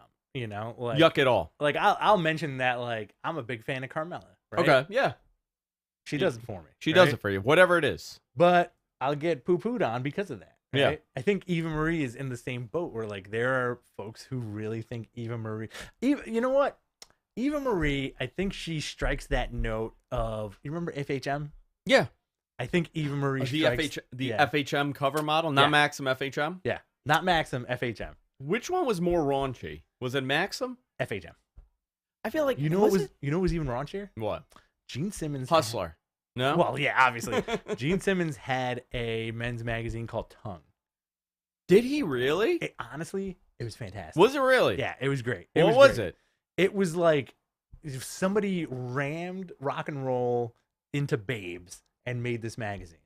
Sasha Banks has retained, ladies and gentlemen. So this match is over. They're going through these really fast. Michael Fisher in the chat room, Tongue was incredible. Really? Yeah, dude. How do I not remember this? I may have a couple of issues at home. Next time I see it, like I'll bring them. I gotta find out where I gotta see where Tongue they are. magazine. Yeah. Let's see. Tongue was awesome. This is gross. So yeah. Such early 2000s font. 100%. But those, I think it ran for like 6 issues. Who's it? Jenna Jameson is on the cover here. Richard Bronson and Roseanne Speaks Out. The Cult of Hef. There's a Hugh Hefner issue. What's the deal with Gene Simmons?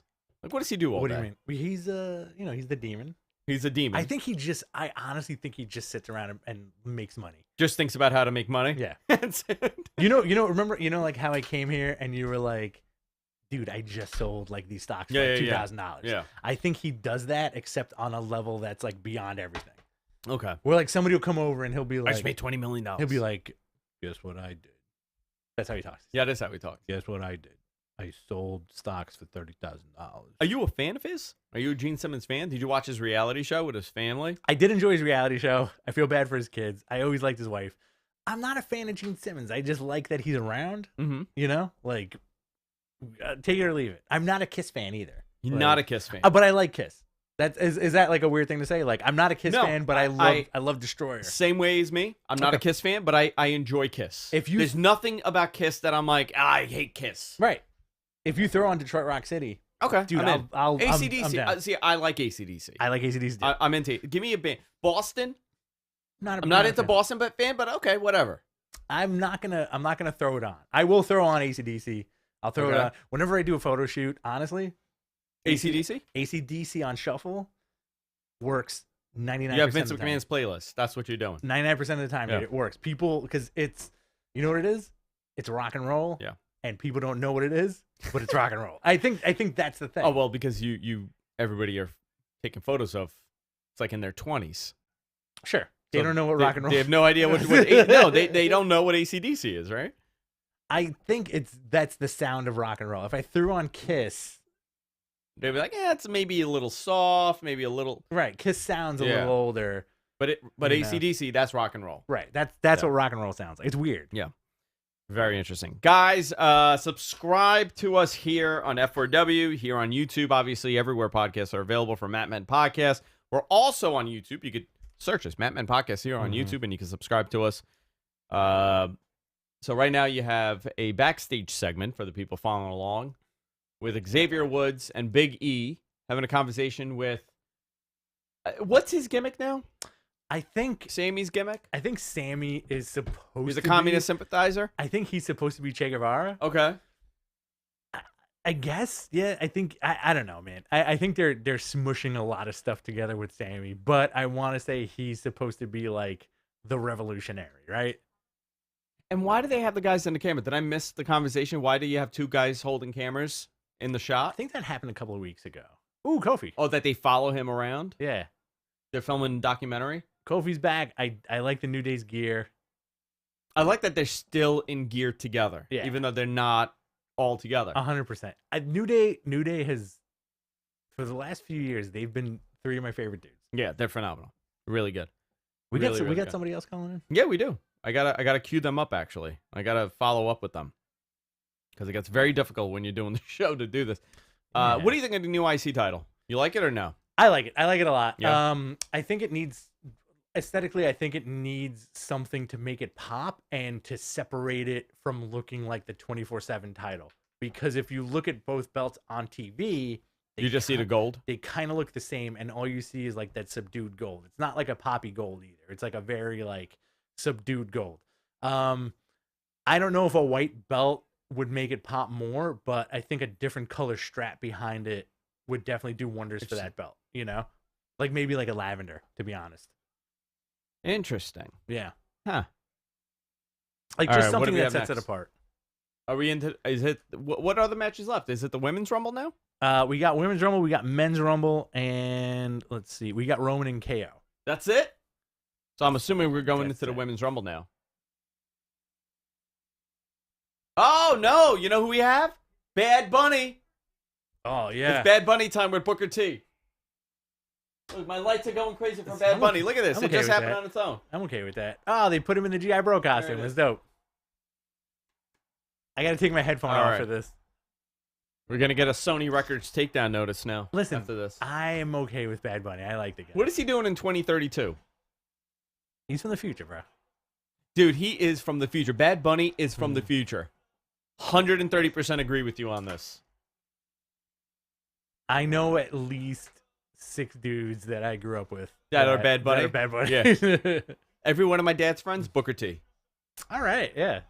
I keep telling the story. My father, an immigrant, much like many of our parents, he thinks his name is Booger T, like booger and then TEA, like a cup of tea. So he calls him Booger T regularly, and I've yet to correct him. Hold on, we got a caller here. Let's take this. Who is this? Caller, you're on the air. Who's this, and where are you calling from?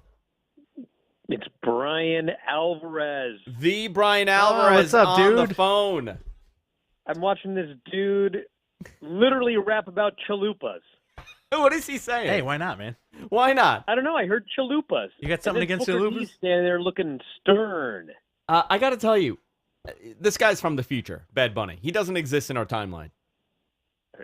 He unfortunately exists in my timeline. Brian Alvarez, what's your address? Is that what you're doing? Everybody. So Rich is asking everybody for their address today on the show. What do you think of the show so far? I mean, we've had only about 3 matches, but do you think they're able to maintain the momentum with no audience there?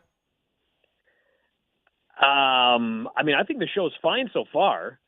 I mean, the Goldberg-Drew match I thought was, I mean, I saw some people on Twitter that were upset about it, and they were like, well, it was short and it was a little sloppy. I'm like, it's a Goldberg match. It's like, what do you expect? It's like being a Star Wars fan and complaining that, like, the new movies are kind of corny. That's what Star Wars is. What do you think you're going to get with a Goldberg match? It was a short, kind of sloppy match. For what it was fine. We got a clean finish. So I was totally fine with that match. I And honestly then thought the I didn't think we Sasha- were going to get a clean finish. Right. My prediction was that the Miz was going to try to cash in on Drew, and Goldberg was going to cost them the cash in. Well, thank God he was nowhere to be seen. So that was good. So we have the women's match coming up right after this Bad Bunny concert. I'm very curious why they decided to put this in, because I don't think it's a timing issue. I don't know what the promotion here is, but Bad Bunny is one of the biggest artists in the world right now. He's blowing up, man. And he has a song with Booker T, so I guess that's why. But now I want to. I know. I hate when they do these concerts on wrestling. I really do. Why? I don't like it. It's You don't never like, good. You don't like music mixed with wrestling? I don't. I like to keep it separate. Brian's about- the same way. Brian agrees Really? with me. Yeah, Brian, Brian likes to keep everything separated. Brian, you didn't like Motorhead and Triple H? Well, let me put it this way. Sitting here talking to you on this show and watching that concert, I could not possibly care less. But when I have gone to Royal Rumbles, actually to WrestleManias, and they've had the live performances there, I usually enjoy the performances when I'm there live. Then I go home and I hear that everybody that was watching it absolutely hated it. But I don't mind them when it's live, but like there's no one there. So we're all just watching at home, and I don't know what people thought about it, but I could have done without a concert here on the Royal Rumble. So- That's very At interesting. least it was short. Listen, I feel the same. You know how many shows I've gone to, and I'm like, wow, that was an unbelievable show, and then I come back and people are like, oh, this show sucked. Well, all right. How about the Shinsuke intros with the violinists? I love that. That's fine. Okay. Because it's incorporated in. It's not like you're not stopping the show to have Barbara Streisand sang, which So I would you're like that. so that's your line. So like CM Punk That's cool. I'm coming into that. out Yeah. with Living Color. Yeah, I'm okay with That's that. fine. Motorhead, Yeah. Triple H, that's fine. Yeah, that's fine. But to stop the show for Bad Bunny and Booker T, Hate it. not okay with it. Brian, I know that you have an entire way that you watch these shows and you take down notes, so I'm not going to hold you up more. But I want to get your opinion on a couple things. One, who without obviously if you know the ending, don't tell us. But who's your pick for both men and women's Rumble? I mean, if I just from watching television, I mean, the pick should be Daniel Bryan and Bianca. Interesting. But my guess is that they probably will not do. Actually, I don't know what they're going to do. I have absolutely no idea. But I mean, that's certainly the direction that they led you in. And usually, with WWE, when they lead you in a direction, that's what they don't do. So I have absolutely no idea who's winning. Yeah, I mean, just like how they led you down that Bulldog was winning that '95 Rumble and Shawn stole it from him. I mean, I have no idea why they do a Bianca Belair video on the WWE Network and give her the big win over Bayley and give her this big push and it's like her month and then she would not win. That makes no sense to me, but I'm sure it makes sense to them. And Yeah. I mean, I probably would not have. I mean, if I were going to have Daniel Bryan win, then Daniel Bryan should have been far more impressive on WWE TV over the last 2 months. Yeah. But he just did one job after another at everybody. So, I mean, because they did that, I mean, there probably is a decent chance of him winning and getting the title shot. But I actually think I know who's going to win the men's Rumble, but I won't say. Okay, don't say. But it would all make sense in the end for that one. And for the women's Rumble, I mean, I still feel like it's probably going to end up being like Lana. You still like I yeah. think we spoke about this and they did it in New Japan. The thing where she's walking down and she never makes it to the ring and she won. Right. The two people in the ring eliminate themselves and here you go. I'm shocked we've never seen that finish. That's such a Vince McMahon ending. They basically did that for her Survivor Series, whole survivorship. So, but like I want to touch on something interesting that Brian mentioned, which we've talked about on the show several times, where it's like they gave Bianca Belair wins and packages and all this stuff, right? That kind of means that she's not going to win, right? WWE logic? Yeah, very possible. Remember what they did with Kenta a few years ago? Yeah, that they were pushing. That crazy there used to package, be, right? Like there used to be WWE logic, but there isn't anymore. I mean, for crying out loud, they announced what they were going to reveal on Backstage, and then on Backstage they revealed the opposite of what they said they were going to reveal. So, right. Like every day, I mean, they could build up something for 3 weeks, and then the day of the show, they just decide they're going to do something else or whatever. So, I wouldn't look for logical answers to these questions.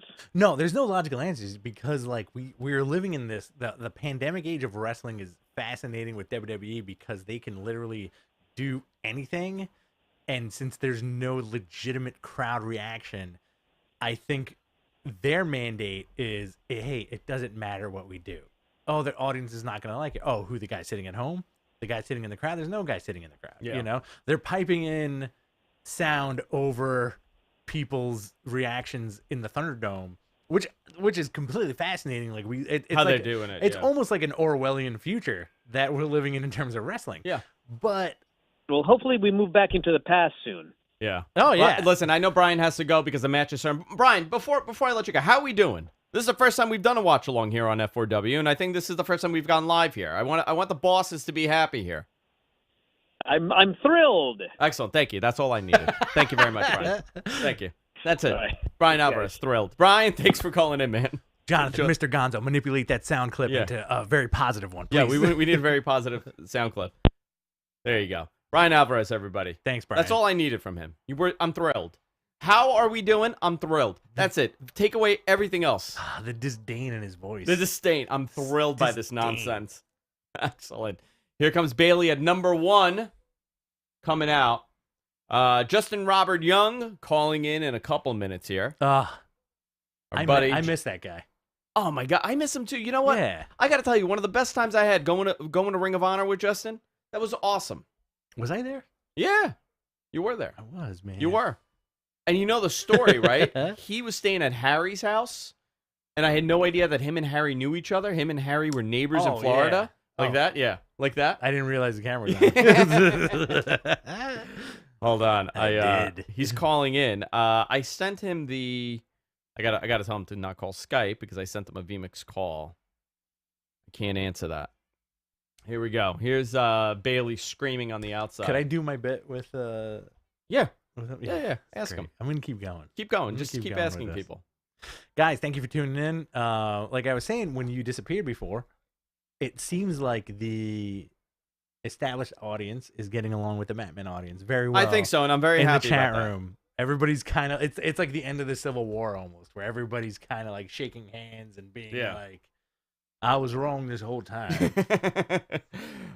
Waiting for Justin to call in, so he's going to be on in a couple of minutes.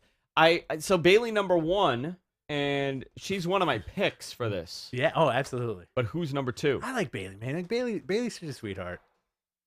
How do you feel about her catchphrase? Oh, look, nice. Return, right? Yeah, here we go. Does she still have the same laser gimmick? You know what? She's very good too. I like her. I think Harry tried to call me. Oh, hold on. I think we got our guest on here. Hold on. Justin Robert Young, can you hear us? I can. Whoa! There we go. Oh, Justin, what's up, man? I'm up here on my roof. Where the hell are you? You're not gonna jump, This is are my you? roof. No. But check out this vintage nitro. Ah. It looks very swag comfortable. that I got. Where'd you get that? It is. Oh, this is an Instagram find. I went through a wrestling merch hype beast phase a couple of years ago. So I was following like all these people that would just like find these like rad things from like garage sales and stuff like that. By the way, what's the cursing situation? You could curse. you it's could do fine. it. All right. I'll try to keep it reasonable. Dude, you have. I mean, I don't think you've been on the show in God knows how many years because of our schedules No. and everything. Life changed for both of us. You blew up big time with the political commentary and political coverage, and I ended up getting a day job that I quit 4 or 5 times. I know, right? It always feels like you are in a superposition between having a day job, but yeah, no, it's been a blast, and what a strange time for wrestling in the interim, right? Like we were. I think the last time I was on was kind of like the if not the peak, close to of the super indies, right? Oh And yeah, then, Yeah, dude. And then AEW kind of bleeds some of that, and New Japan kind of bleeds some of that. And now we're just like all that talent is like fully mature. They're like all at their peaks. Yeah, I mean, It's we so went to funny. Ring of Honor. We went to Ring of Honor together, and think about everybody on that card. You know, it's funny you say that because the iPhone has like the thing where you can put the memories On the top, yeah. So it and one of the memories that just showed up was the Bucks and AJ super kicking Maria Kanellis at that show, Unbelievable. which was and that was what with the Kingdom. So that was that Adam Cole? Was he still at Adam Ring of Cole was Honor? still there, yeah. Yeah, it was like Adam Cole and yeah, just an insane stack card even then, and now it's like wow, all those guys are massive. So you want to know the bizarro crossover that the internet has? Lewis in our chat room. Justin Robert Young, great job on DTNS the other day trying to explain the Wall Street bets. There we go. There you Look, go. Amazing crossover. Never say I don't have range. There's all kinds that can come on this live stream. But I'm sure Bianca people want us Belair, to number talk 3, about by the way.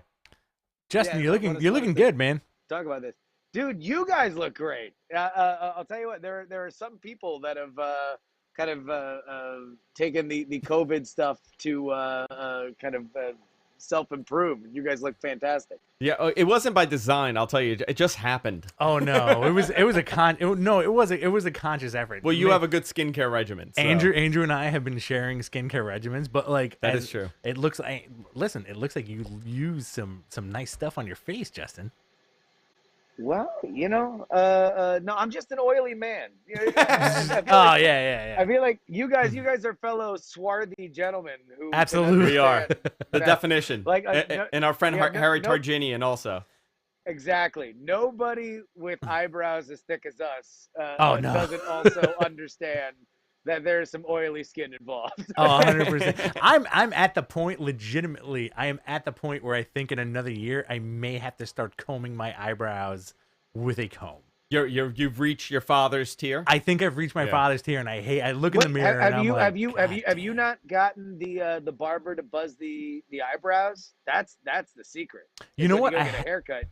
I haven't been to I haven't been in almost a year. Oh man, I got a dirty barber. You got a dirty barber. I got a dirty barber. I'm afraid to go. Like I'm afraid if I take the mask off, like I'm just gonna get COVID-25. Not even COVID-19. COVID-25. It's gonna be injected into my veins.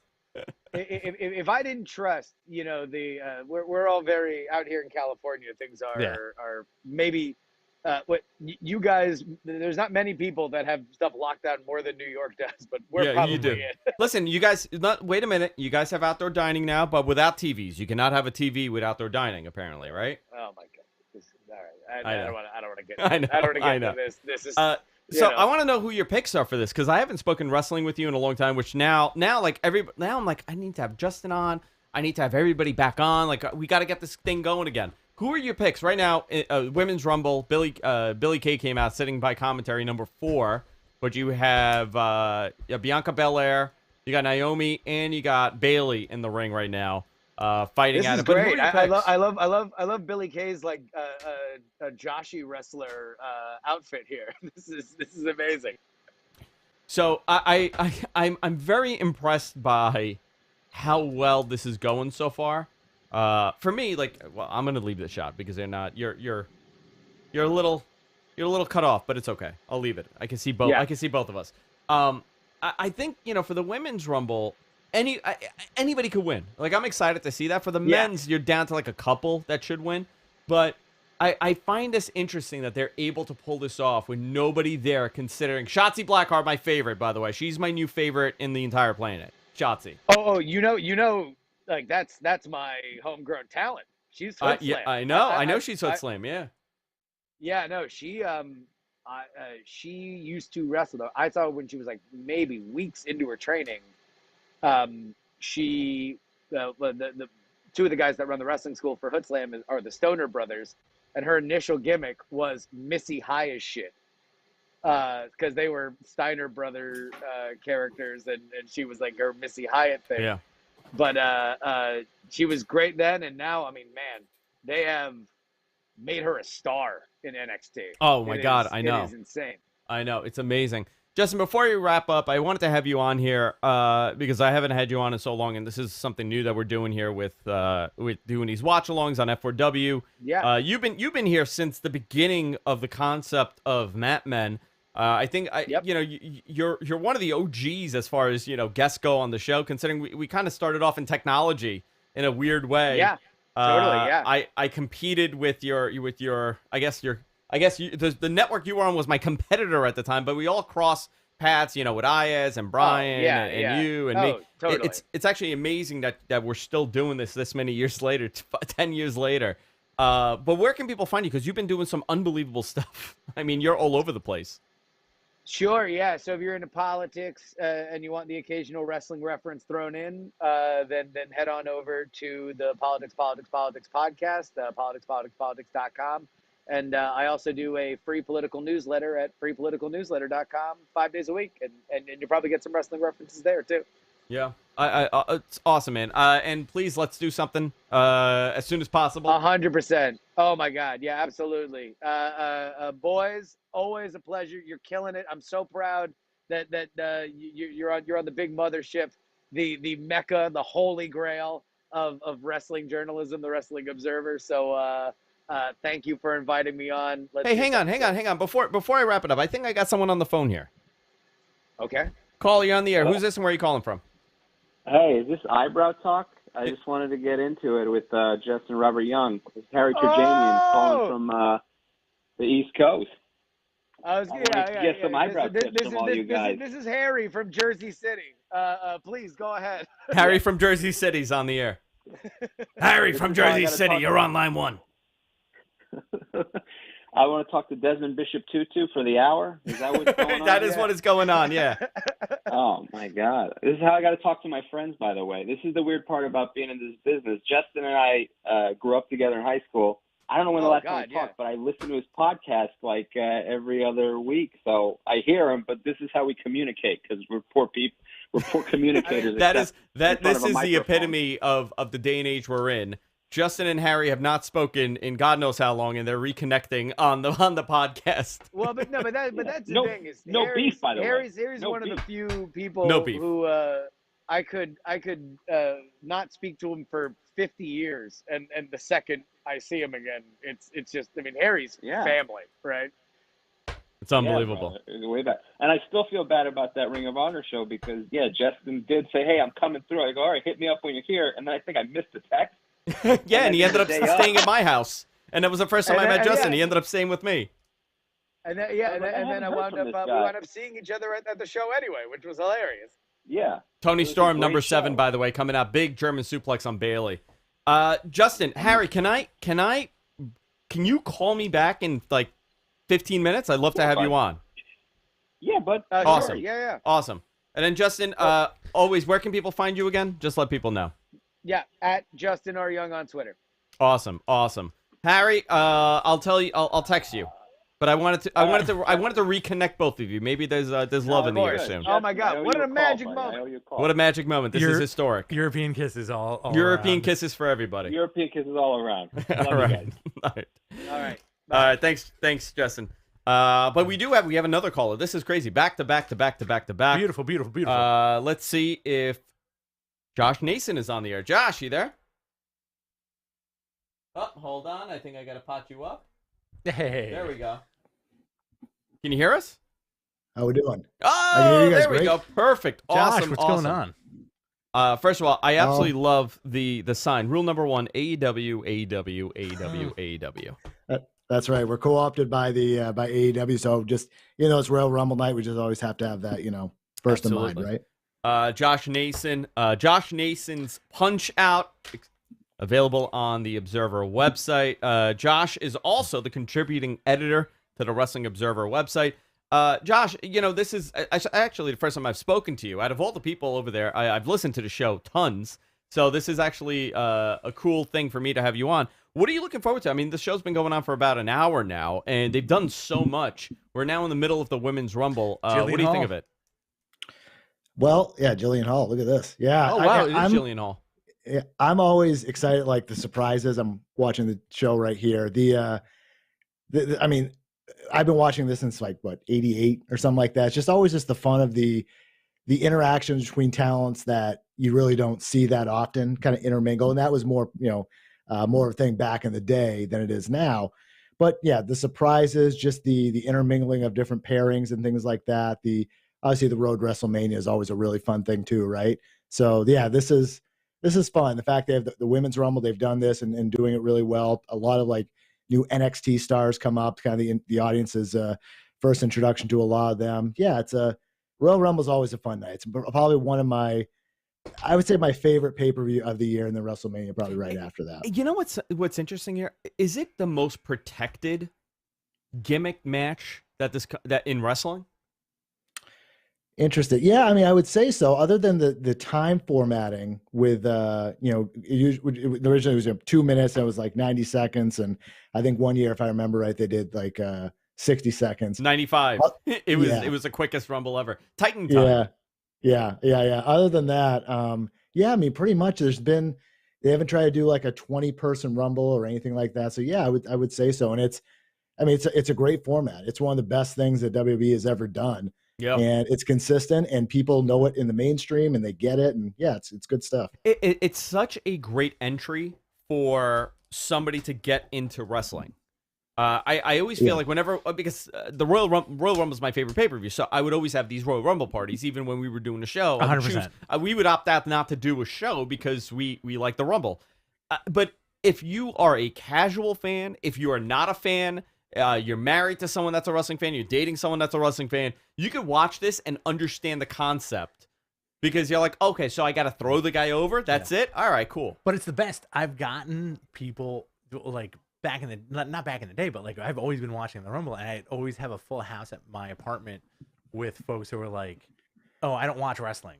What's the deal?" I'm like, "Well, we're gonna bet money. We're gonna throw it into a pot, and then we're gonna see who eliminates who eliminates whoever. Yeah, whatever the pick number is. I absolutely love. So you said you got in '88 for wrestling. I think we're all in the same age group here. It's amazing. Now I'm not the young one. Everybody's now in the same age group. 17 and 18. 19. Yeah, 17 and 19. There you go. So for you, what was the moment that brought you into wrestling?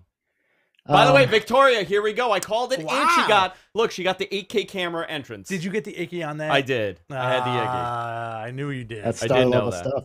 Yeah, I will tell you. Yeah, sorry. Go ahead. No. Go ahead. Yeah, I was just saying, Victoria. I went to an indie show that she worked at in 2019, I think, when we were actually allowed to go to indie shows, right? And I didn't have to worry about masks and viruses and all that. Everything I heard from talent and the owners and everything like that, she was awesome to work with. She was such a pro. Everyone loved her. And it was when she was doing that retirement tour. So seeing this stuff is pretty cool. My entry points, I'm 43, same age as Tom Brady, going for the Super Bowl coming up this weekend. My entry point was Superstars of Wrestling on WPXT channel at Fox 51 affiliate. I'd use rabbit ears to get it with tinfoil and all that stuff. So wait, you're in, I'll tell you right now. What was the station? WPXT, if I remember it right. So that's on the East Coast. I would say New Hampshire? Close, Maine. Maine, okay. Yeah. I live in New Hampshire, though. Oh, you do? Okay. Yeah, that was close. Yeah, very good. Yeah. I know my call letters. I'll have to remember that if I ever have a phone a friend or a call a friend trivia or something like that. that's the question. And things like, yeah. So that's how I got into it. I grew up kind of out in the sticks of Western Maine. Didn't have a satellite. Didn't have cable or anything like that. First intro to anything like that was like a satellite, one of those old C-band satellite dishes, like the big giant ones. And after that, I mean, it was on. But yeah. So anyway, so it was Superstars of Wrestling. I had one show a week, Saturday night's main event. And that was a lot of fun. And then after that, it was just pretty much just, anything I could get my hands on down at the video store.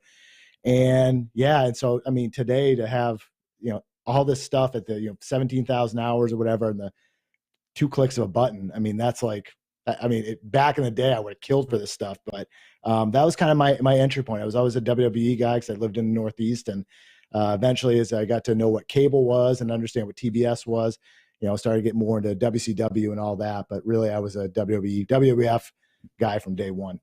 Josh, can I ask you something? I've asked this to every guest. I'm Rich, by the way. I've asked this to every guest we've had on tonight. Have you ever looked at wrestling, Josh, and said, you know what, I think I can do this? Of course, yeah. Who doesn't, right? You know what? You're the first person I gave an honest answer. That's right. Yeah, I actually co-owned a indie wrestling group that never put on a show. We were supposed to put on a show. That's the best. Our first show is on my birthday, and there was a massive snowstorm, a nor'easter. Had to cancel the show. We had all these plans and all this stuff, and the other guys I was in with were just like, maybe it's kind of a sign. They ended up selling the assets to some other group out of Virginia, I think. And it was American Championship Wrestling, I think was the name of the group. Sold the assets, and we ended up making each like about $125 out of it. Never put on a single show. Listen, I still have the poster. So. You made $125 more than most people that start indie promotions.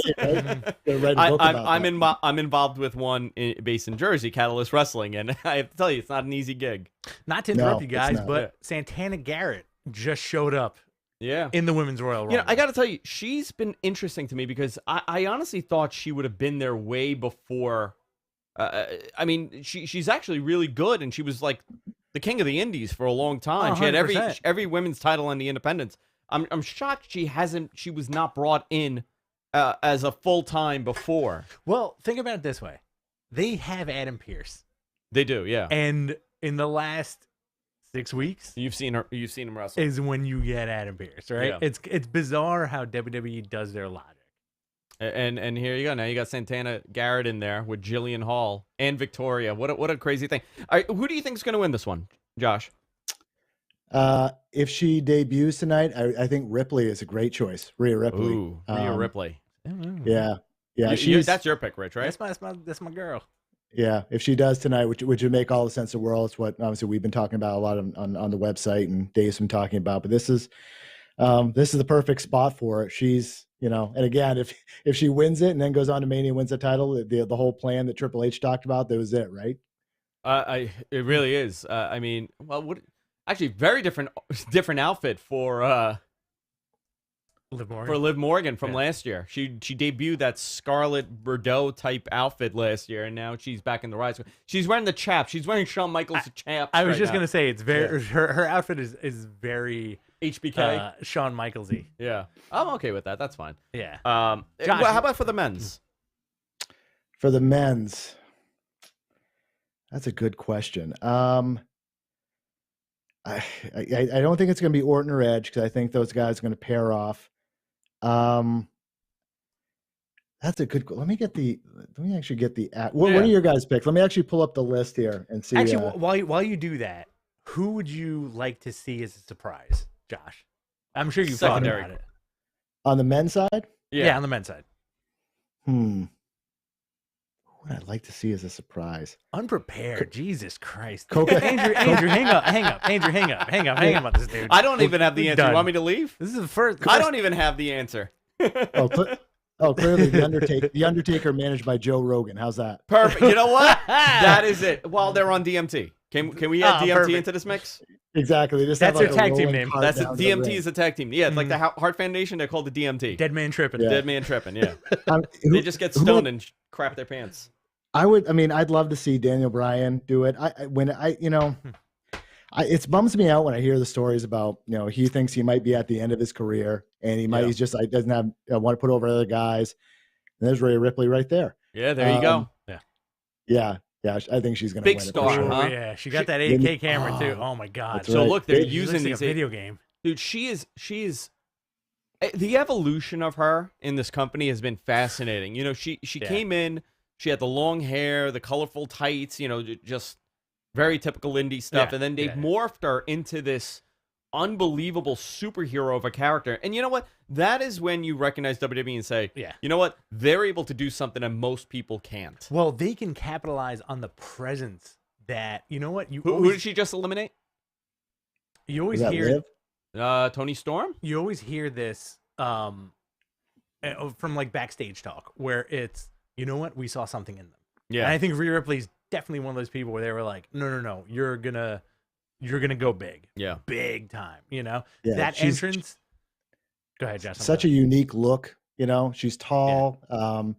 It's not like Vince McMahon. She's tall guy, but she has that look, that it. And I think that's why so many people were kind of bummed out about the Flair thing last year at Mania, because they're like, we can see it, let us have it and let us have the ride. And hopefully this will be the part of bigger things. I think her and Belair, if they just let them go, that could be something you see, a high up match at Mania next year. If they were able to build it right.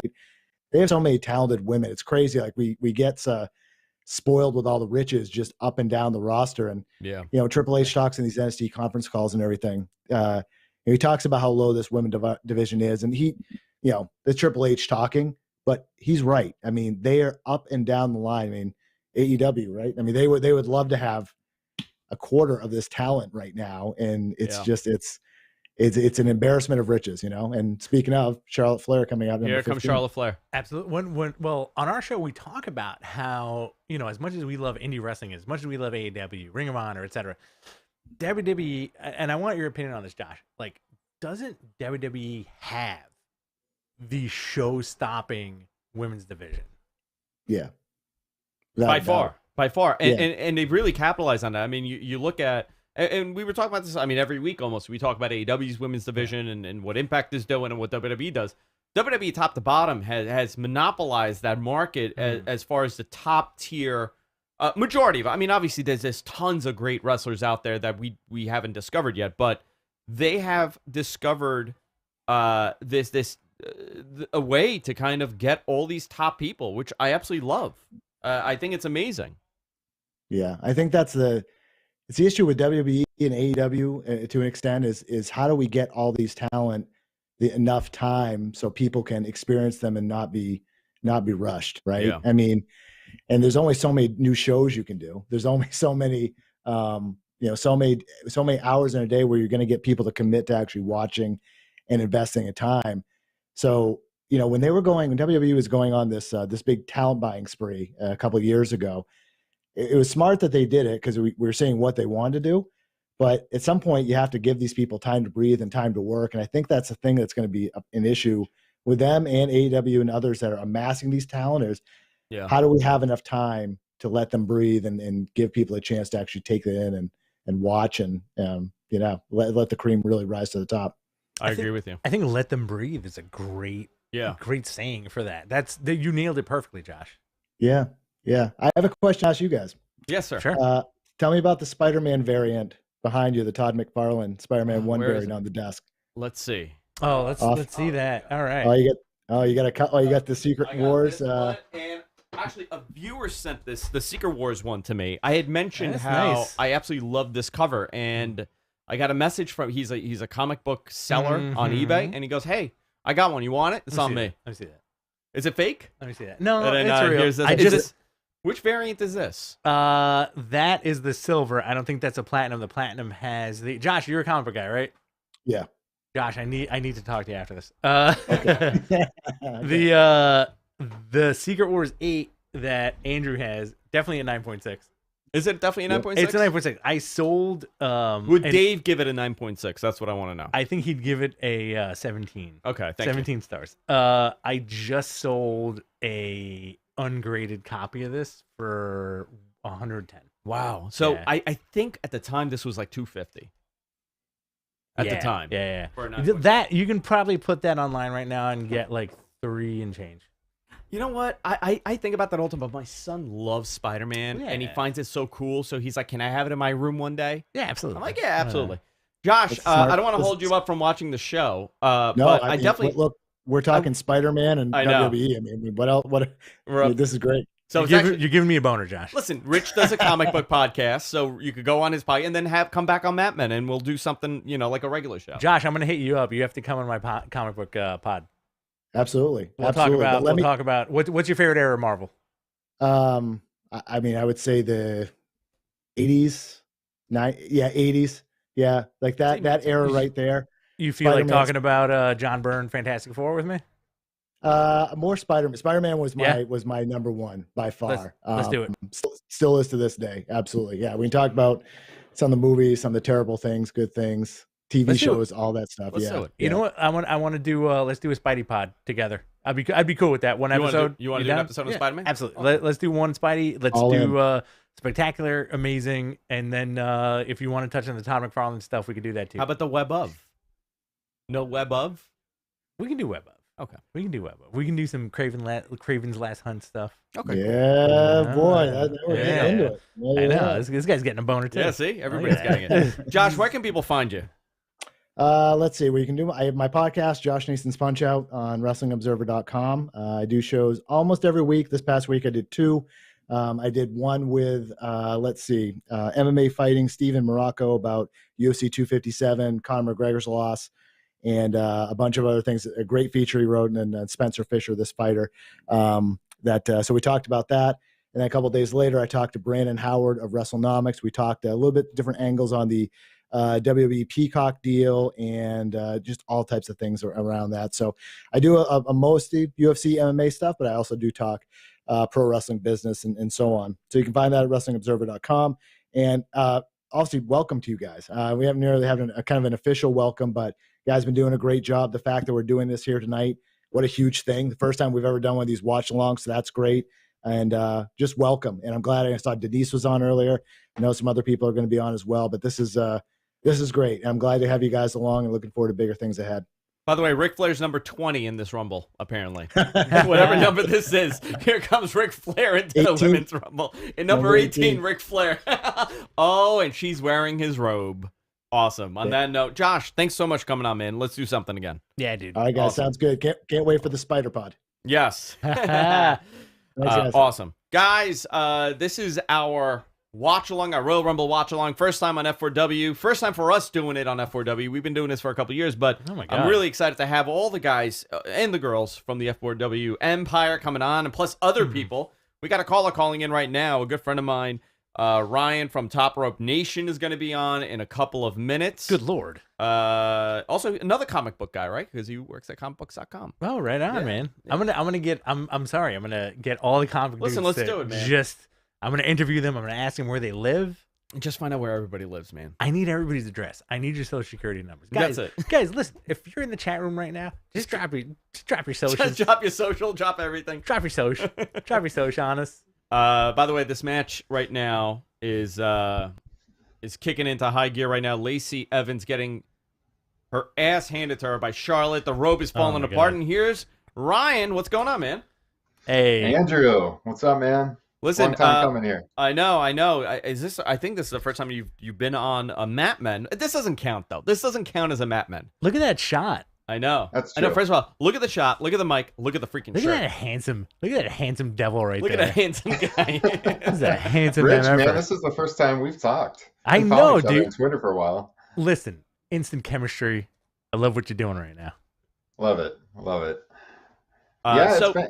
So I mean, I've been on your show a couple times, but tell me about Top Rope Nation. You've been doing it. By the way, fantastic show, and I talk about this, and I come off like an asshole whenever I say this.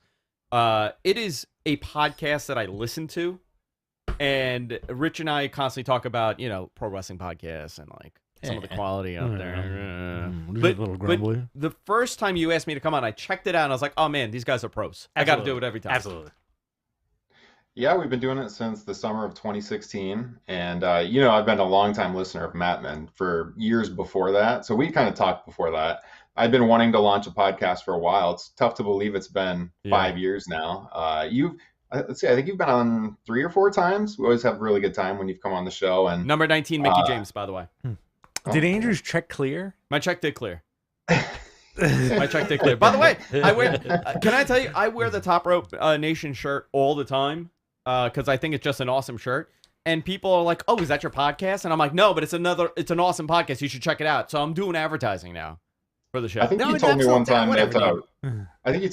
Rich was like, "What are you doing promoting that other show?" That's what he said. He's like, "Dude, what are you wearing?" Sometimes, before the pandemic, I would get very aggressive. Whenever I saw Andrew in person, I would immediately start choking him and be like, "What are you doing? What are you doing? What are you doing?" It was like a very abusive husband from like the 1950s. And then he was like, "Can you stop doing this?" I was like, "Oh my God, I didn't realize what I was doing." By the way, Bianca Belair eliminated Bayley. Wow. Can I ask my 2 questions? Yes, do it. Number 1, what's your address? Where can people find you? Number 2, I'm waiting for somebody to answer that legitimately. Have you ever looked at wrestling and said, "Hey, I could do this"? I mean, I think when I was 13 or 14 and I was putting up posters all over my walls and everything, I wanted to be a wrestler, like all of us probably at some point. I mean, I had a backyard wrestling league at one point in time. Not the most original league, though. I went by the Hitman. All right. The Hitman. You were the Hit. What was your whole name? Was it just the Hitman, or you had like a whole thing? I was just the Hitman. The Hitman. It was a total ripoff. Okay. But yeah, I mean, me and my friends in junior high and actually a little bit into early high school, we did that. This was probably early 2000s, so that was pretty big at the time. But, when I went to college, it's like, no, I don't think that's for me. I wanted to, I minored in journalism, so I wanted to get into covering wrestling and started writing about wrestling around 2002 or so, and kind of off and on have been doing that since. I'm writing for comicbook.com and CBS right now. But various other sites over the years, including The Observer, where you guys are now. I used to write there like 15, 16 years ago. But I mean, podcasting was always the big thing that I really wanted to do. I used to write at a site, WrestleView.com, and they launched a radio network. I mean, this is probably 2006. I mean, long time ago. And it got me kind of interested in doing an online radio show someday. And then, eventually it became podcasting. So I just needed the right guys to do it. And I think my co-hosts, Kyle and Justin, I think we have a pretty good show going. And like I said, you've been very kind in promoting us at different points on that, man. And very, very much appreciate that. No, absolutely, man. It's a great show, and I absolutely love it. So I want to know who your picks are. Who's your pick for the Women's Rumble? I don't want to hold you up because I know everybody's watching this and trying to move fast. But who are your picks for the women's and the men's? For the women's, I think Ripley or Belair. I think I would go with Bianca Belair. But I think, I think Ripley would be a good choice to start rehabbing the wrongs that they did to her last year. I think the booking of Rhea Ripley last year is just atrocious. So I wouldn't mind her winning. I think that would be a good thing. But I'd go with Bianca Belair. And then on the men's side, pretty difficult. I think I'll probably stick by Daniel Bryan has been my pick all along. Interesting. But everybody's picking Daniel Bryan. Mm-hmm. But honestly, I would say I wouldn't be surprised if they went with Edge, just based on that promo he gave Monday. I think just the story of him looking to recapture the world championship is a really interesting one. So I could see that happening too. I think Bryan and Edge are my top 2 picks. If you would have asked me 2 or 3 months ago, I wanted to see Big E or Keith Lee. And I think there's still, maybe an outside possibility that Big E can make some noise here. But yeah, I think Bryan or Edge is my pick. I'll go with Bryan. So while you were telling us who your logical picks are, right now we have Alicia Fox entering in at number 19, and R-Truth has followed her to the ring and is now trying to eliminate her and is fighting off people trying to get his 24/7 title. R-Truth is an unsung hero in that company, considering how long he's been around. Company guy. He is a company guy. NWA World Heavyweight Champion. I think a lot of people forget that. Absolutely. In TNA. And this guy has been there forever. K-Quick. Forever. Yeah. K-Quick, baby. He started off with Road Dogg. I got to say, I love that Royal Rumble 92 shirt. It's an awesome shirt. I thought you would like it. I know Awesome Andrew shirt. was raving about it being his favorite Rumble. So it is my favorite Rumble. Next to 2000. It's 2020. It's a great Rumble. Yeah. I mean, there's never been a Rumble where one guy is the star for, the whole match like that. Yeah, pretty much. It was a story that they told that this old man cannot do it. This old man of 42 years. He was only 42 years old. I thought he was dying in that ring. I got 20 years till I hit that mark. You got 20 years because you're 18. 19. 19. There you go. You're 17. I'm 17, you're 18. 19. There you go. Whatever it is. Dude, thank you for calling in, man, Ryan. And we got to do this again. We got to do this like a normal way. You know what? I didn't ask Brian to come on the show. Maybe he got snubbed by me. Oh, He's the only one I didn't say, hey, I got to have you on the show. Oh, boy. Oh, I hope he doesn't take it poorly. A little personal right there. Are you starting? We're starting it. You starting S words We're right starting now? the war. No, Brian had to get out of here. Brian has to take notes. I gotta get you on my comic pod if that's cool. Yeah, man, I'd do it anytime. For Yeah. sure. There you go, see? Comicbook.com tie-in. There you go. There you go. know. I'm gonna cheer you off. What are you liking right now? Ooh, to tell you the truth, I don't read a ton of comic books, even though I write there. I did in the past, but not lately. Way to expose yourself. Well, I mean, I only write in the wrestling. I only write in the wrestling section. So there you go. But So they can that's a tutor me. proper answer. That's a good answer. Ryan, man, thank you for coming on. We got like 1,800 guests, but I really wanted to have you on here and talk about the podcast. Top Rope Nation, where can people subscribe? Yeah, we're on YouTube. In fact, we'll be doing a live show tonight after the Rumble, so look us up on YouTube. We're at Top Rope Nation on Instagram, Twitter. You can find me. It's at Ryan Drasty. That's DROSTE on Twitter. And yeah, Andrew, man, when the pandemic's over, if I get out to New York, I want to appear in studio. I've told you before. Dude, anytime. My dream, Oh, yeah, the Batman dude. studio. Anytime, but I got to tell you, this is not real. This is all a simulation, just a giant green screen. Ryan, That's it. Ryan. Yes. Do you drink and do drugs? The first one. Well, we're gonna do the second one too. No. The hard stuff only, right? We're gonna go hard with you, buddy. We've never done it, but now is the to time. get in the when Ryan's the Zarian studios. Yeah. Definitely, man. Everybody check out Ryan's podcast, Top Rope Nation. Subscribe to it. And of course, he writes for comicbooks.com. Check out his columns there. Thanks, man, for coming on. I absolutely love it. Thank you. Appreciate it. Talk to you guys soon. Thanks, dude. There we go. All right. That was a lot of fun. That is a lot of fun. We got a ton more coming our way here. A ton more. I want to take a minute and just kind of look at what's going on here. Mickey James in this. Well, not anymore. Down goes Mickey James. So here's the story that they're telling. All right. Where Lacey is maybe going to be in the final 4 or 5. You think she's road dogging it right now? Just hanging out. Oh, maybe just hanging out. All right. You know what? Let's do this right now while we get ready for our next caller. Where's Harry, by the way? Harry's going to call in. Okay. I'm going to have Harry call in because I got Jim Valley at 9 o'clock calling in. I got Sean Ross Sapp right after this calling in. and everybody else that's going to call in. So this is what we're going to do. Lordy. We are giving away 4 subscriptions to the Wrestling Observer, 4 1-month subscriptions for the Wrestling Observer. We're going to play a game in the chat room.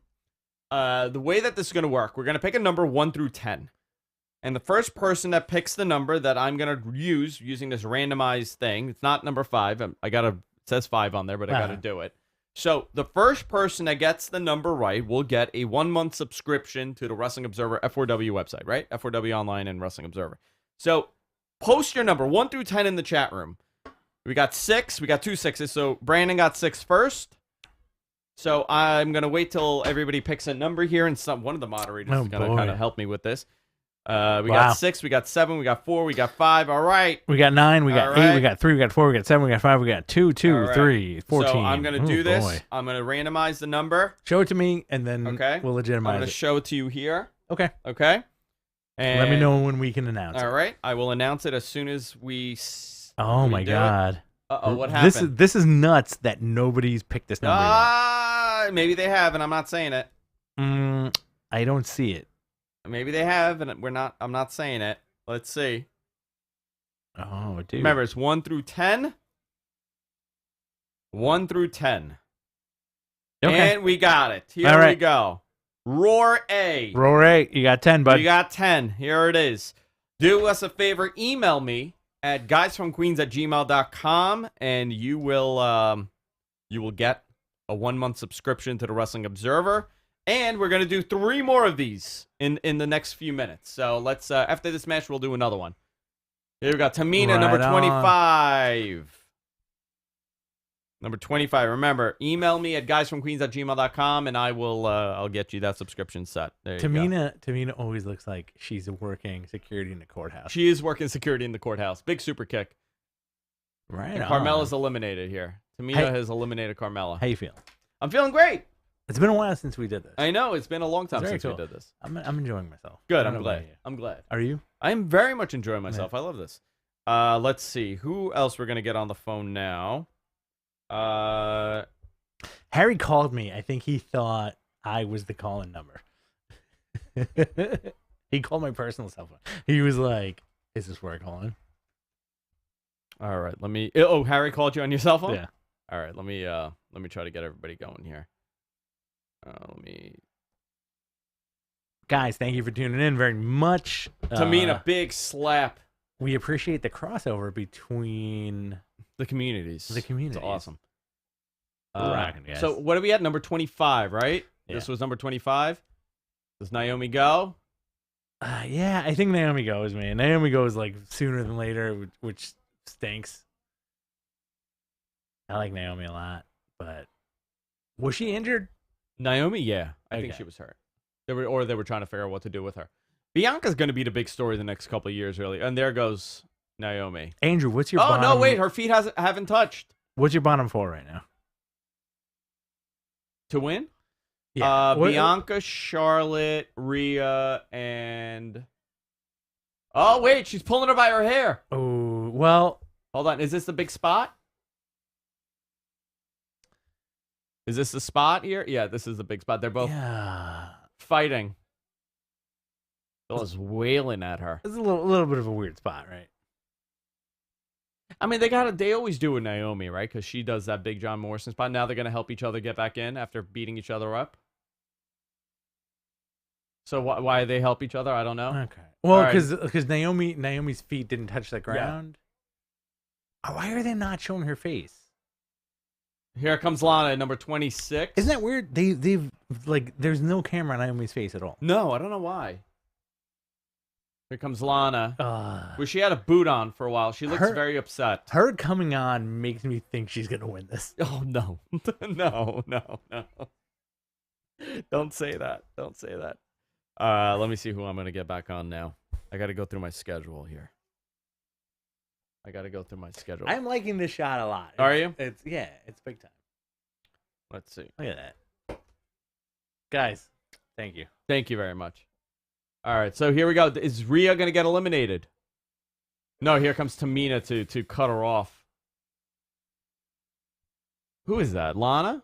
Lana was eliminating Rhea Ripley. That's the first thing you go for when you enter this Rumble? So we got Lana, we have Tamina, we got Charlotte, Bianca Belair, Naomi, Shayna. Shayna Baszler, Rhea Ripley. Is that it? Yeah, I think that's it. And Lacey Evans. Lacey Evans. Yeah, I think Lacey's going to be in the final couple. I think it's going to be Bianca, Rhea, I'll go Shayna and Charlotte. Big kick by Tamina. For the bottom 4 right now. Listen, we talked about this with at least 1.5 of our guests, that when WWE has done women's wrestling right? Yeah, big time. Big time. Like, all these women are superstars. They have big presences. Like, they're legit superstars. Yeah. Here we go. We got a caller. Caller, who's this and where are you calling from? Hey, it's Harry Turjanian, still from Jersey City. Still from Jersey City? You haven't moved? Still from Jersey City. Okay, good. Yeah, actually I have. No, I'm saying in the last 20 minutes. Harry. No, I'm still at my dad's house with my grandfather, who's watching with half an eye and then also watching some soccer, because that's what Armenian grandfathers do. Harry, did you call me thinking that you were calling into the show? Did I call you? No. What it was is it was just easier to click over. You sent me your phone number through Twitter, so I was lazy, so I did the hack thing of calling your phone, so then I could add it to my contact. Oh, okay. By the way, here's Alexa Bliss as go. Alexa Bliss, and not the possessed Alexa Bliss. Harry, what's Did going they not on? come up with a name for that yet? Her character? Which one? This version? Like, this one is like she's like a kid, right? No, this is Yeah. like, is there 2? Oh, everybody's going after her. Everybody's beating the shit out of her. Harry, is there 2 Alexas? Is there? There like, is, yeah. There's 2. Funhouse Alexa, yeah. There's Funhouse Alexa, who they didn't do enough to differentiate her. I think she just wears like a black dress or something. Okay. So like if the lights go out now, I don't know. They're all, Which is kind of cool. I like what they've done with her. In my opinion, done with her. it's all Harley Quinn nonsense. It is all There's Harley a lot. Quinn That's nonsense. the biggest influence. Oh, wait a minute. What? She's becoming the Fiend. Something happened. Okay, she's gone, right, and done. then now she's gonna come back as a possessed doll. Are we doing 3 faces of Alexa right now? I think so. Yeah, Rhea Ripley eliminated her. Big mistake by Rhea Ripley. She's like, "Oi, Is that what she said? I got your number." Harry, do you want to give your number to Rich, your address and your phone number, or you already have his Harry, address? where do you live? Where do you live? He wants to show up at your house. Yeah, I know you've been asking everybody that. I could give it to you. I mean, what are we talking about? In person or packages? In person. Or are we talking like stripogram? How does it work? If I was to send a package to you, but delivered in person by somebody that made me be. What did they do to her? They changed her around. Ember Moon. She got hurt, and then they moved her to NXT. Do you remember what her indie name was?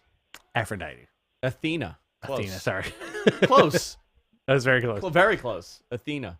Well, she came back, shaved the side of her head, or did some cool stuff. Yeah, I like Ember. I do too.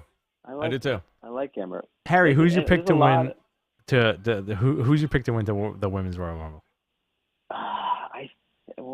I don't think it would be boring if it was Charlotte again, but I have a feeling it's going to be Charlotte again. Okay. So apparently a female wrestler just spoiled the winner on Twitter. No. Yeah.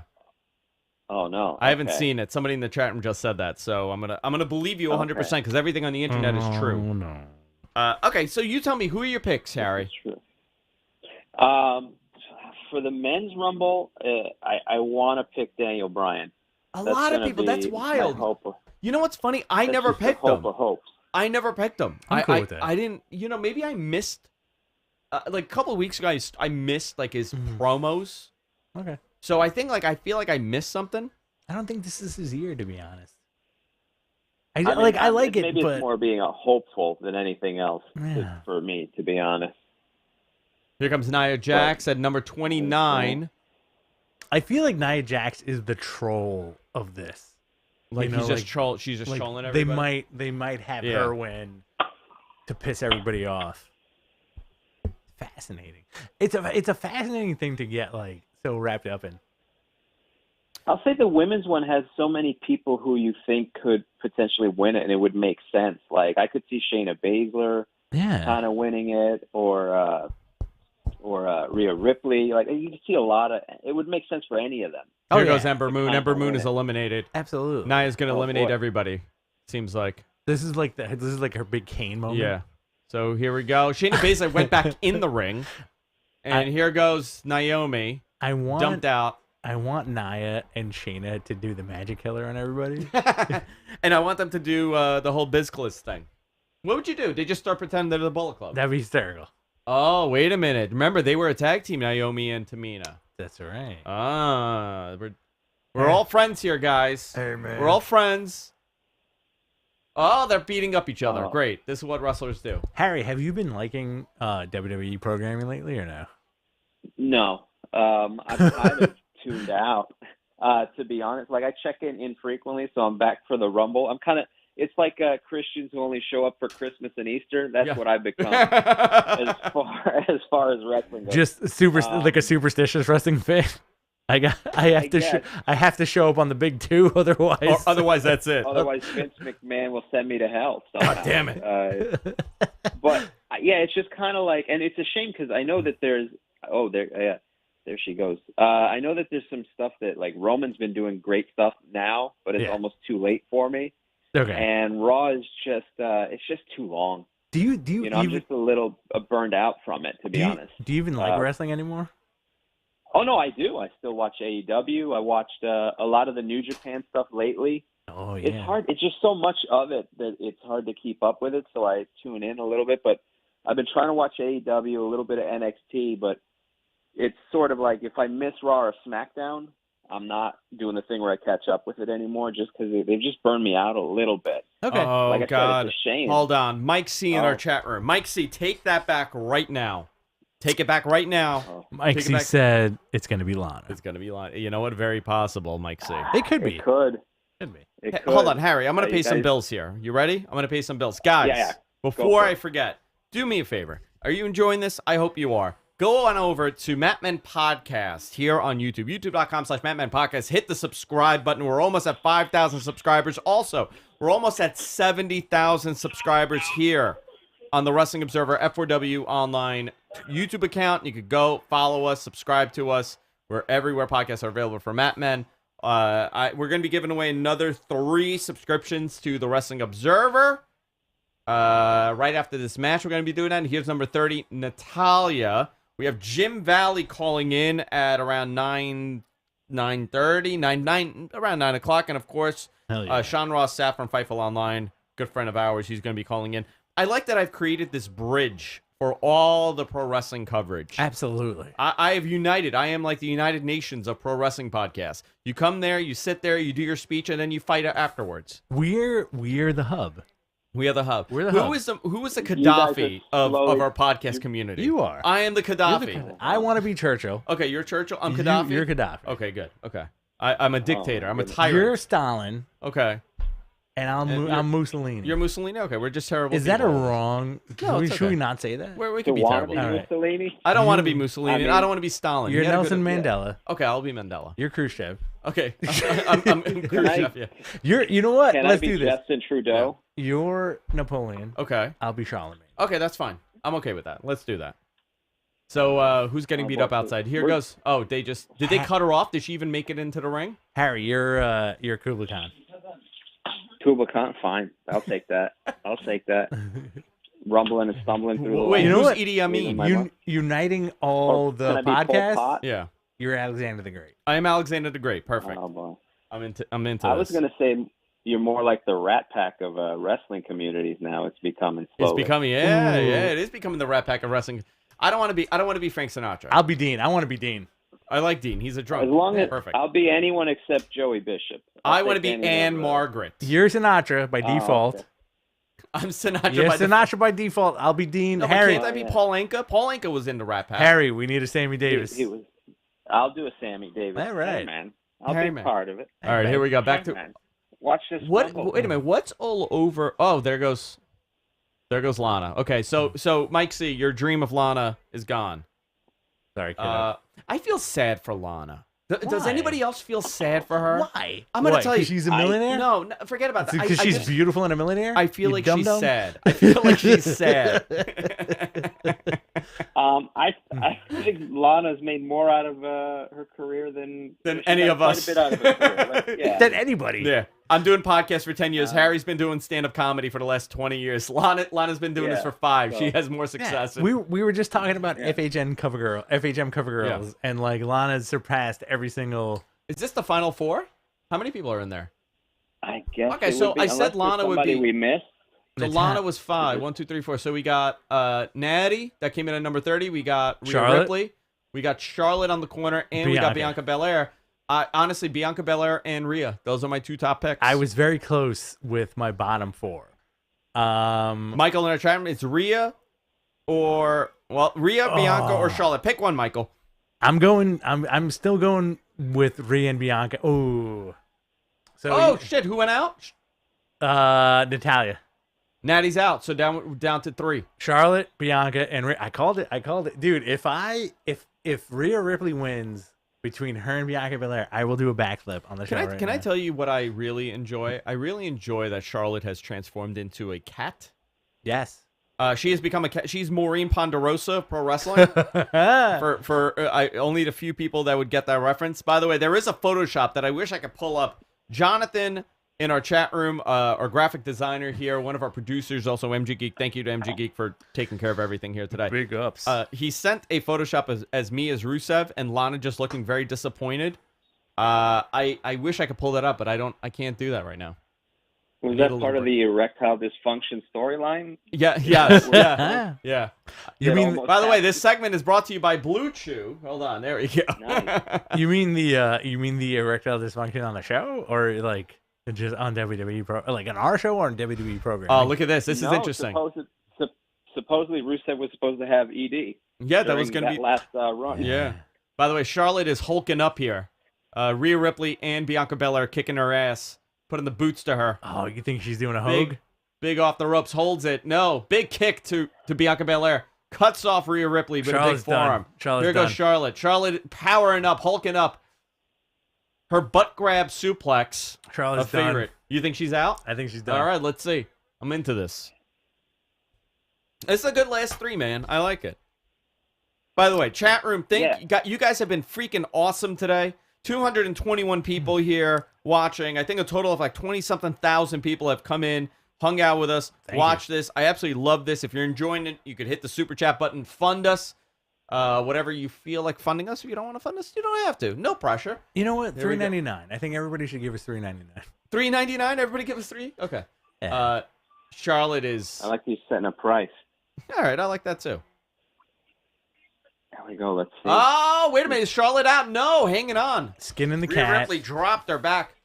Rhea doesn't realize that Charlotte's still on the apron. Here we go. Sees her. Oh, no. Big boot to Rhea Ripley's face. Charlotte. Oh, no. Oh, Charlotte. Is she gone? Both of them. Charlotte's hanging on at Shawn Michaels right now. Both of them. Both out. Called it. Okay, final 2, baby. Last 2, Rhea Ripley, Bianca Belair. If Rhea Ripley wins, you owe me another $75. Okay, fine. All right, I'm okay with that. By the way, Dave D in our chat, Mattman, sponsored by Maury's Wigs. Maury's Wigs don't fly off. That's true. Right, located on Queens Boulevard, next to which nightclub? I get very sad when people. Oh, wait a minute! No! I don't want to see a double. No double. See, I don't like this. Me neither. They did this spot just now. This is very dramatic. They did this 15 minutes ago. Skin the cat, very muscular. With the same person. Let's agree on something, Andrew. All right, let's get back in the ring. Look at this. I like it. Let's get back in the ring. Let's do this. These ladies have a better upper body than we'll ever have. Oh, yeah. It's tremendous. Can you do a pull-up? Can you do a pull-up? I can't. No, actually, I can't because my shoulder's still. Okay. Dude, can I tell you, we're like 9 weeks into this. I still have problems with the shoulder. Wow. I feel like it's more. I ripped it off my clavicle. You should go to the doctor. What did you do, Andrew? What did you do? I was racing children, and I fell, and a certain wrestler was at the saw me do this and started screaming "Sailor Down" over and over again. Oh boy. Yeah, and I ended up going to the Sailor hospital next Down. day. Yeah, Sailor Down. All right, here we go. Harry, you don't know Andrew's fascination with naval history? I love naval history. Oh my God. I'm not talking about chips. I'm talking about belly buttons. Yeah, that's it. Just belly button. I mean, Whoa. Wow. You know what? I have to I tell know you. he has the full naval outfit. I do. I wear it all the time. And he goes around the neighborhood constantly asking, is it an innie or an outie? Are you an innie or an outie? I'd like to ask that to people. What's wrong with that? Here we go. Final two here. This is very gripping, by the way. This Like, right here? this lady's ending is very gripping. These like, listen, not to toot my own horn, Yeah. but I will. Toot it. This is who I called for the Tootsies. last entrance in this Royal Rumble. Hey, I got a question. When do they do the gimmick where they cut off her hair? Who's going to be that heel that cuts off her I hair? think it's forever. You think it's forever? I don't think it's gonna happen ever. Like they're gonna ride it out, man. Big kick. I don't Bianca know. Belair's Somebody's head. got to get the heat. Bianca also had a great showing last year in the Rumble, if you guys remember. Yeah. Oh, this is She's a been feud. This is a fantastic feud I every time. want to see. Like Oh, my shoulders hurt from that. they're so aggressive with each other. Big kick, here we go. Now is how all these moves affect your shoulder. Like that's got to be rough on the shoulder. Everything is That rough on pin- the shoulder. Everything. Yeah. That sunset flip's got to be rough on the shoulder. I forgot which wrestler it was. I tweeted her. She was lifting over her head, like weightlifting, and I was like, that has to be bad on your shoulder. I wrote that. That's all I think about now. They're doing. Oh, here we go. Rhea Ripley eliminated. No. That's it. Bianca Belair, the women's Rumble winner. Wow. They actually did the thing that they said they were gonna They did. do. They did. Crazy. They did. Good for Bianca Belair. Wow. That's awesome. Yeah, this makes sense. It's great. It it's does make pushing somebody new, Sure. somebody Man. to step up, and she's been fantastic. My money was on Rhea Ripley for months. Really. But I'm happy. You know what? This is a good pick. I'm happy With that this. I'm happy that she made it to the Yeah. end. She's going on the pirate boat. Good pick. Good for her. She's got a big upside. She's got a great look. Rhea Ripley. Billy East, Do they bring back Gronk to host? Billy East, I want Joe to win the Rumble and have him challenge Drew at Mania and finally do something with him. Hey, Rich, I would where did you love get that I sweet would Liger love shirt? Grudge match merch. Grudge match merch. I think that's where I got it from. Beautiful. Harry, I'm going to let you go because we got callers calling in. Brother, thank you for having me, even for a moment of your time. Absolutely. You know how much Love I you. guys. Hopefully I'll see you soon now that we could go out to lunch or something. I miss you, Harry. Most definitely. I'll make it happen. I'll come by. Awesome. Thank you, Harry. Harry Targini, where can people find you, Harry? At Harry Turjanian on all my social media, and check out the I almost said Matman 202. It's Man School 202 is the podcast that I host with Dante Nero. Perfect. Awesome. Thank you so much, Harry. As always. All right, brother. See you. See you later. All right, you want to take this one? Let's take it. All right, Rich, you're gonna go to the restroom? Yeah. And yeah. I will take this. Let's see. Caller, you're on the air. Who's this, and where are you calling from? Is this me? Is that Jim Valley? It's Jim Valley. Jim, I wanted to have you on. First of all, I'm so glad you're calling in. And I think everybody in their time, we got about 250 people watching this right now. I think all of them are going to be very happy to hear you here. My God, what a journey you've had over the last months since January. I just listen. We're going to talk wrestling, but I do want to say I'm so glad you're calling in here. I'm so glad to be here. And, I got to tell you, I was in the hospital for 5 months, August 24th through almost January 24th. And here in Washington, because of COVID, we had visitor restrictions. So, my wife and family couldn't see me. So it's like there were long times in the hospital where you feel like you're alone. And I'm dead serious. All the tweets, all the stuff on social media from all the wrestling fans, all the Observer subscribers. They were so nice and so kind, and they really keep you going when you're in those drab, lonely hospitals. And I'm not even joking. Seriously, screw anybody who says wrestling fans are low level or white trash or whatever. They're the best damn people in the world, and they showed me nothing but love, and I mean that from my bottom of my heart. Jim, I'm a very emotional person, and it took every bit for me not to start tearing up right now. But I followed your journey. I've been listening to you for God knows how many years. As an observer, fan, a subscriber, listening to you do it, and everything else that you've done. And I'm honored to have you on here. The fact that you're calling in, you've made this recovery, and a lot of ups and downs. Listen to Brian and Dave talk about it throughout the last couple months. To have you on the phone here, it's a great honor for me, and I'm so glad that you're back. You're going to be doing the shows again soon, hopefully. Yeah. Obviously my voice is not 100% where I want it to be right now, but it will be. And God, I got so many things I want to do. The Portland WrestleCast. I've got like a million shows. I've got ideas for that I want to do. A bunch of cool stuff. So I'm very, very excited to get back in the saddle as soon as the voice will get to where I really want it to be. Before I know I don't want to keep you on a lot. I wanted the viewers to hear you. I wanted them to hear from you. But how is the recovery going for you? How's the progress going? It's going great. I went to the doctors. I've been home about 2 weeks now. I went to the doctors this past week, and everything's the same or better as it was in the hospital. When you're not being monitored all the time, you're like, okay, am I eating the right things? Yeah. Am I taking medicine the right time? Am I doing enough physical therapy? Because it's more on your own than having someone there, watching you do it the whole time. So it's been going very, very well. And my wife is a rock star as far as, helping with everything. Yeah, I saw a lot of the stuff that you posted. Very lucky to have her, Jim. Yeah. Really, she kept people updated on social media on how it was going, and I know a lot of people, they absolutely love you, they adore you, and they're so happy to hear that you're back, you're making your progress. You have that shirt on Pro Wrestling Tees right now that people could purchase, where they can't. And your story, I mean, this isn't the first battle that you've had with being hospitalized. I listened to the podcast from a couple of years ago where you told the story, but for people who want to contribute and want to help Jim out, you can go to ProWrestlingTees.com. He has a shirt that says, I'm the fucking king of recovery, which I absolutely love. It's a great shirt, and it's obviously that people are supporting you on this road to recovery. Well, it's a real shirt. Yeah. The story, for those who don't know, is apparently I said it. I did not know I said it, but apparently I told it to a doctor or a nurse, and another nurse was looking at my official medical record, and she started laughing. I go, what's so funny? And they go, well, they put this quote in here from you.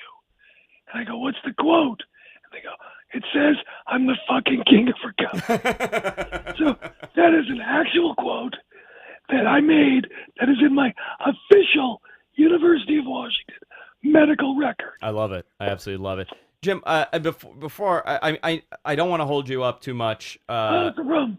But I want to ask you, when do you think you're going to be back doing shows? I know that it's a hard question to answer, but has the recovery been going well? Has the therapy been going well? Everything's been going great. I mean, I get a little bit stronger every day. It gets easier to do stairs. It gets easier. I'm not as exhausted, but recovery. People think it's like a steady graph going up, and it's not. It's more kind of like a wave going up, where it's like you'll have your good days and your bad days. Yeah. And you can't let your bad days define you, and you can't think that your good days are going to be what's coming next. You just gotta kind of ride it out. That's what I'm doing. But no, look, I will be back. It'll be better than ever. It's going to kick ass, and this has been a very entertaining pay-per-view. It's been fun. I thought the Women's Royal Rumble was very entertaining. I'm enjoying it too. Listen, this has been awesome for me too, to do this and chat with everybody and hang out with everybody. Jim, listen, when you are back, when you're better, I would love nothing more than do a one-on-one show with you. Absolutely. Oh, dude, whatever you guys want. You guys do great work. I'm glad you guys are part of the platform. I absolutely listen, and I'm glad that you're going to be coming back too. And I think this is something awesome. Jim, where can people find you? Obviously, Jim Valley on Twitter. You can follow Jim You on find Twitter. Jim on Twitter. I'm on Facebook. Just leave a message so I know that you're not, some fake bot. And then I'm also on Instagram at Jim_Valley. Awesome. So I've got all 3 socials.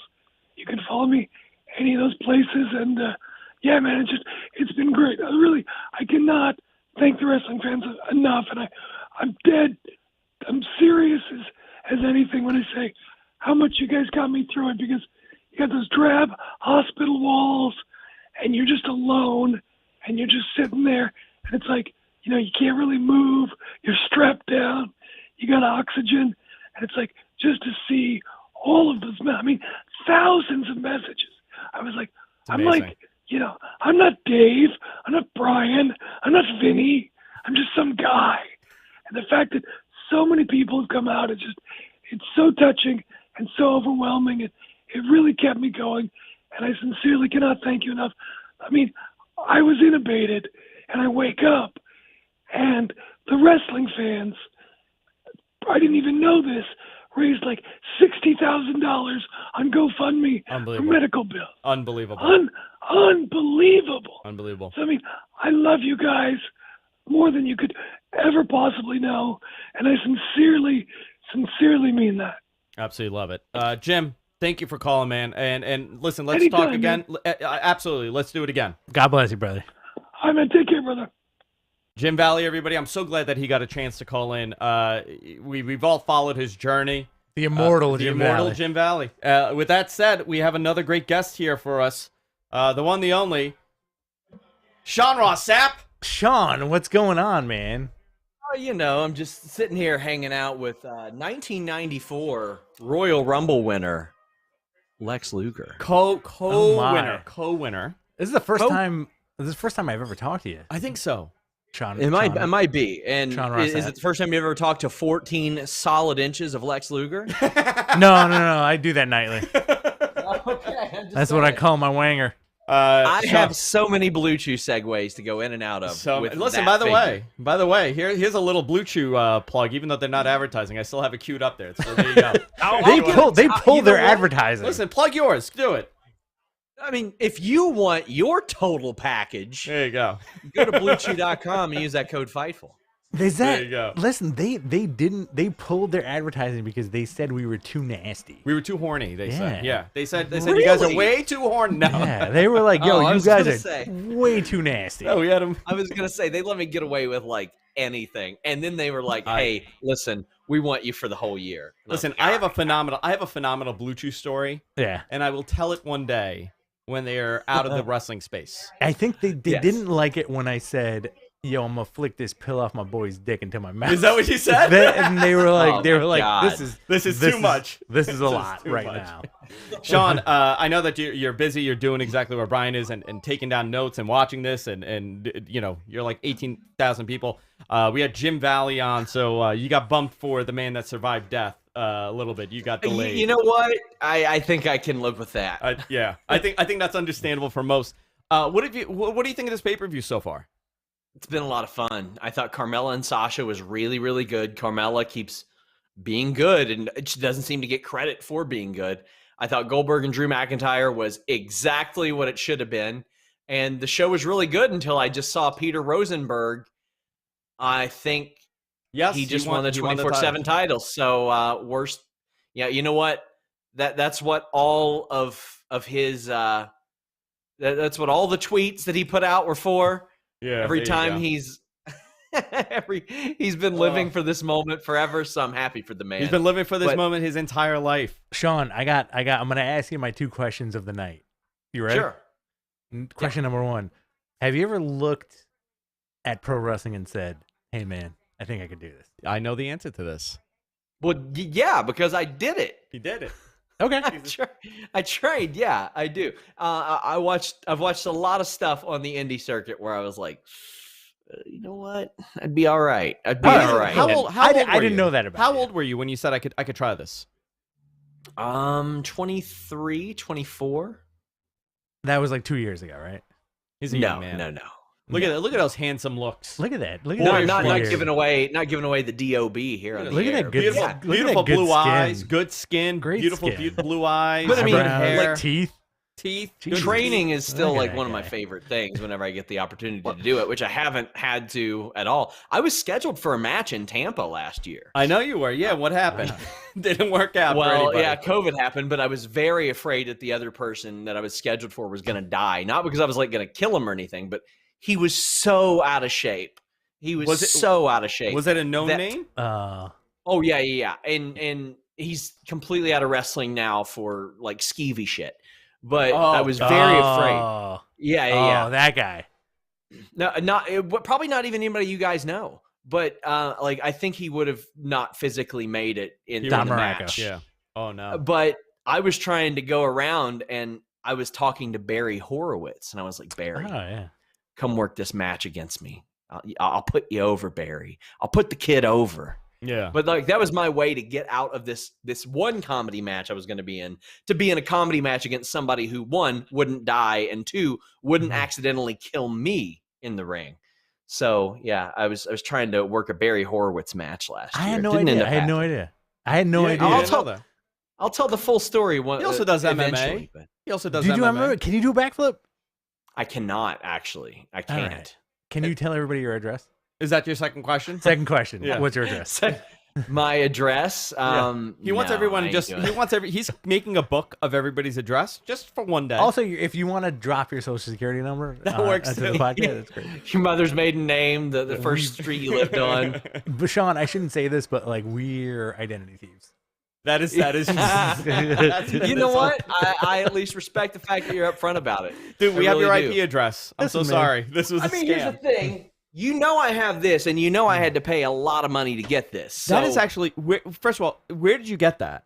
I got it at Toy Vomit, Toy HQ in Lexington, Kentucky. Oh, right on, dude. Oh, you know that place. I know Toy Vomit. Yeah. Just want to say, spent 3 figures on this. Ooh. Spent a good 3 figures. 3 figures. That's. I actually. I'm this very is- impressed. This is the He's star very of the large. broadcast. He's very This is large. the star of the broadcast. Jim Valley's sitting somewhere listening, like, God damn it, he did follow me. He did follow Lex me. Luger followed me. Would you have Jim been Valley got off upset? this show and he said, "Top that," and Lex Top Luger that. said, "By God, pal, I will." Would you be upset if somebody messaged you after you showed that on air and said, "Hey, man, that's actually just a 1099 Sparky Plug figure"? No, They I'd just be remove pretty the head? excited about that. Because I know Sparky Plug and I could probably get it autographed. So- And Oh, resell really? it. So All right. here's the thing. I know that you're very busy and you have 5,000 things going on here. You like the pay-per-view. What? Love it. Give me your final 4 for the men's. Who's the final 4? Styles, Okay. Brian. I don't know. I mean, they've been heating up Cesaro, but I don't think him. I think Lashley could end up being one. Because that's what they do, right? They'll put 2 people that are real contenders, and then like a couple that aren't, but they want you to think are. I don't want to say Cesaro because there's word his contract might be up soon. Oh, really? You think so? Yeah, Interesting. and maybe a surprise, but I'm hoping Daniel Bryan wins this. But I got to say that women's match was booked so well. Jesus Christ, it was booked amazingly. I liked it. It was good. I got a supplementary question for you, Sean. Yeah. Since you are trained, what is your dream match for yourself personally? Oh gosh, well, I don't know. I don't wrestle that much anymore. Okay. Because here's what happens. Usually, like an indie promotion will hit me up and they'll be like, "Oh yeah," and you can promote it heavily on Fightful, and I'm like, "Nah, buddy, you gotta pay me for that." How big are you? Listen, I'm gonna give you guys. I'm gonna tell you what they do. They're like, listen, Sean, we want to have you on the card. We don't have a lot of money, so we're gonna give you like a couple $100. But here's the best thing. Here's the deal. You ready for this? You get to promote us on your platform. Oh my god. Because my thing is, if I do commentary or if I wrestle, like I don't take money for it. I think that's a conflict of interest. They can donate to an autism charity. I prefer. Oh, that's awesome. That's dope. Yeah. I love that. But they'll almost always be like, "Oh, but give us some promotion," and I'm like, "Listen, you got to pay for advertising. Yeah, it's a space different for that. business. Like, Yeah, it's different. Like, I don't own Fightful. I run Fightful, and we got to make it profitable. And anything that I do in conjunction with that, yeah. When I did a show with Matt Riddle, I wanted it to be him because we did a podcast together. These days, not so much. It's not a possibility because he's in WWE. I had somebody when I did a show with Vince Russo, I had somebody message me and say, "Hey, would you and Vince Russo do a match together?" And I said, God, no, I don't want that. I don't want that. Like, I don't want that for anybody. I don't either. And he wouldn't have done it anyway. And I think we talked about it on the air, and he was like, "Oh, you put me over, Sean." I was like, "Oh." Huh. I've been kicking this around in my own brain for the last few months, and I think it'll happen. And I want it to happen once the world opens up. Yeah. Me versus Bianca Belair main event of Mania. I'm into that. I don't know. You versus Bianca, you versus anybody, Sean. But I think as a conglomerate, as wrestling broadcasters, I want at some point, maybe at a StarCast or maybe at whatever it is, a podcast battle royal. Oh, all the podcasters in one? Oh, all the that's podcasters. Awesome. That's awesome. You, me, Sean, Brian, I would, Dave. I would. Dave in it. I want Dave in it. You know what? You know what? Don't fucking steal it. We can do it. Do not fucking steal it. If you fucking steal it, do it. I will fucking hunt you down, We Sean. can do it. I wouldn't mind working Brian. I really wouldn't mind working Brian. Now, keep in mind, I don't know Brian at all. But you know what? You guys could do a nice charity match. And I mean, here's the thing: like, people will take like one out of context clip of Brian and be like, "Oh my god, he sucks." I mean, the guy's a jiu-jitsu black belt. I know the guy could do things. The guy's phenomenal. Bottom four. But I mean, other than that, mainly I would locally I would work like my catch wrestling coach or something like that because I know they ain't gonna kill me, and also they know about everything that I know, so they know weaknesses and strengths, and they can make me look like I don't suck too bad. So that was always good. But yeah, I mean, I still do here and there when I can, but the world's closed right now. Yeah. So. Would you be into that podcaster battle royal? Yes. At some 100%. kind of show. Okay. With and all we would of us. get roasted on Twitter. For 100%. I wouldn't care. Dude, I wouldn't like, care. No tights. Just show up in your street clothes. No tights. I'm showing up in a t-shirt. And jeans. I wear my That's tights. it. I wear my tights anyway. I did a media basketball game. So yeah, I would do a battle royal. Awesome. Oh, beautiful. By the way, Denise has a message for you. She said you suck. Yeah, well, Denise doesn't matter. Oh, there you go. She doesn't matter. I made Denise. I made her a star. Oh my god. She was talking a lot of crap about you. I got Denise booked on Observer. I got her booked on Sportskeeda. I got her booked on Wrestle Talk. I got her like 6 jobs. See, I am the head of the table. Is this like one of those? Is this one of those like old school wrestling trainer things where like she signed a contract where she owes you royalties for every podcast she goes on? Wow. I get it, man. She's It's trying business. to be. I'm Bruno. She's trying to be my Zabisco. I think that's how it went. I can't. I can't pretend I ever watched any of that shit. Listen, he's But corny. yeah, That's how it is.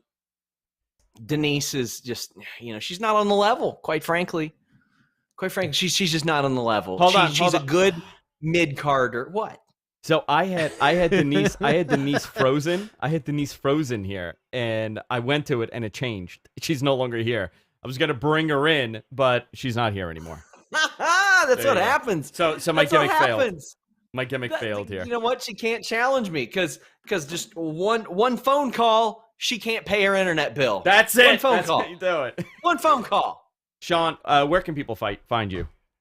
Fightful.com, FightfulSelect.com. We broke almost all the exclusive news coming out of this Royal Rumble today. Hot dog. And in all seriousness, Denise is great, and I really like her. She's awesome. Because if I don't say that, people will tweet me angry, thinking that I'm really no. You guys, taking food off of her table. No, Thanks for coming on, dude. Yeah, absolutely. And by the way, this is pretty cool. We're bringing all the good people together. Absolutely, which I love. But it's all good people. Sean, you're a good guy. And Andrew, you're scheduled for post SmackDown this Friday. Yeah? I am this Friday. I'm going to be on with Sean. Right. We'll have links in the Matman Twitter and all the stuff everywhere. Now people are asking. I just want to say I love that we're in the middle of a great pay-per-view and we spent the whole time talking about me wrestling once every few years. Listen, man, this is what we do. Pop this yourself. Is what we do. Yeah, pop yourself. Okay, you gotta get your shit in, Sean. That's it. That's it. All right, Sean. Thank man. Always appreciate it. Thanks, dude. Thank you, guys. Sean has like 800 appearances to do. Also, he's got perfect teeth. I know, man. The dude is great. He's freaking great. Should we go to the dentist? I think we need to. Yeah. He's freaking awesome. I got dude. yelled at. My wife was like, "Yo, you gotta start brushing teeth." I'm like, "Yo, I brush my teeth like 3 times a day." Oh, dude, I And got she was some like, "You gotta crazy get toothbrush. caps." Oh no. She was like, "You gotta get caps to like the tooth whitening." I drink a lot of black coffee, man. That's it. Yeah. By the way, here's the Universal title match coming up right now. Kevin Owens in the ring with Roman Reigns doing the big intro here. So I think the big story here is, does anybody believe that Kevin Owens could possibly win this? The run that Roman Reigns has had over the last 6 months, has been unbelievable. This Roman is the best Roman. This is the best Roman for business. I think this is the evolution of the character. Look at that gold glove. Have we seen that gold glove before? Have we seen the gold glove? Where's the gold glove? Holding up the title. Look at Oh that. no, I don't think I've seen the gold one. This is like the first time, right? I like this. I love this feud. We talked about this the other day on the podcast. I'm a big fan of this feud because it seems like they're buddies. And they've kind of like pulled back the curtain on their relationship, which is a lot of fun. A lot of trust between the two. A lot of trust between the two. I think these guys are going to have like a hell of a match. We have this and we have the men's rumble. So like, I think depending on how this goes is how we're going to see the rumble play out in a weird way. How many people, how many guests we got calling in after this, by the way? We got 1, 2, 3 more. All right, cool. 3 more. Is it snowing out, by the way? Do you want to check? Ooh, I'll check. Oh yeah, there is snow on the road. Whatever Whatever you want to do. I think all of your Sandmans are coming. All my Sandmans are coming. No, I'm cool. You know what? You're Like I took my wife's car tonight. Okay. So are you trying to kick me out? No, I just want you to be comfortable. I don't want you to feel pressure. Listen, I brought my sleeping bag. Good. And sleep here. I brought a blanket. We could cuddle up. Dude, the tub. You can sleep in the tub. Oh my god, I can't wait. That ridiculous tub that I got. Can we do 2021? Yeah. Tubmen? Tubmen. Yeah. Yeah, absolutely. Here we go. So, pop a powerbomb already on Roman Reigns. So, we're at 9 o'clock, guys. So, this is probably going to go about 20 minutes. Men's Rumble is going to go on at 9:30-ish. Sure. And then it's going to run about an hour. So, we're looking at an 11 o'clock pay-per-view, which is perfectly decent. Which is rare that they're not going to run till middle of the night. Let's see.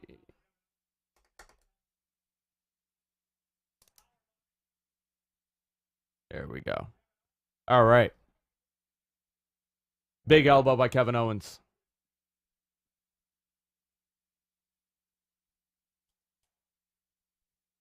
So this is interesting. This is the end of this program, obviously, right? You think so? I think so. I think this is probably the end of this. Big powerbomb. Look at that. You know, Roman's run has been interesting, but really, there's about 220 people here, so let's ask them. This entire Roman Reigns character and build, other than The Rock, who is this building for? Is it building the persona, or was it building for The Rock? I think the worry of the wrestling fan that's a WWE fan in the modern day is that it's building towards nothing. It's building towards nothing. That's the worry. Yeah, that's the worry. Yeah. I think, like, logically, as a wrestling fan, yeah, hell yeah, it's building towards The Rock, right? You want it to build towards The Rock. You want it to be that big marquee match. But, again, the worry from the wrestling fan is it's not going to be The Rock. Yeah.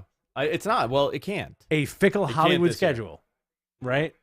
Well, the fickle Hollywood schedule and also not being in front of anybody. The desire, or 25,000 people, you know? Right. Do you want to use that? I think I'm going to touch on this because you mentioned this over the past week. That NBC relationship is crucial to The Rock and WWE, right?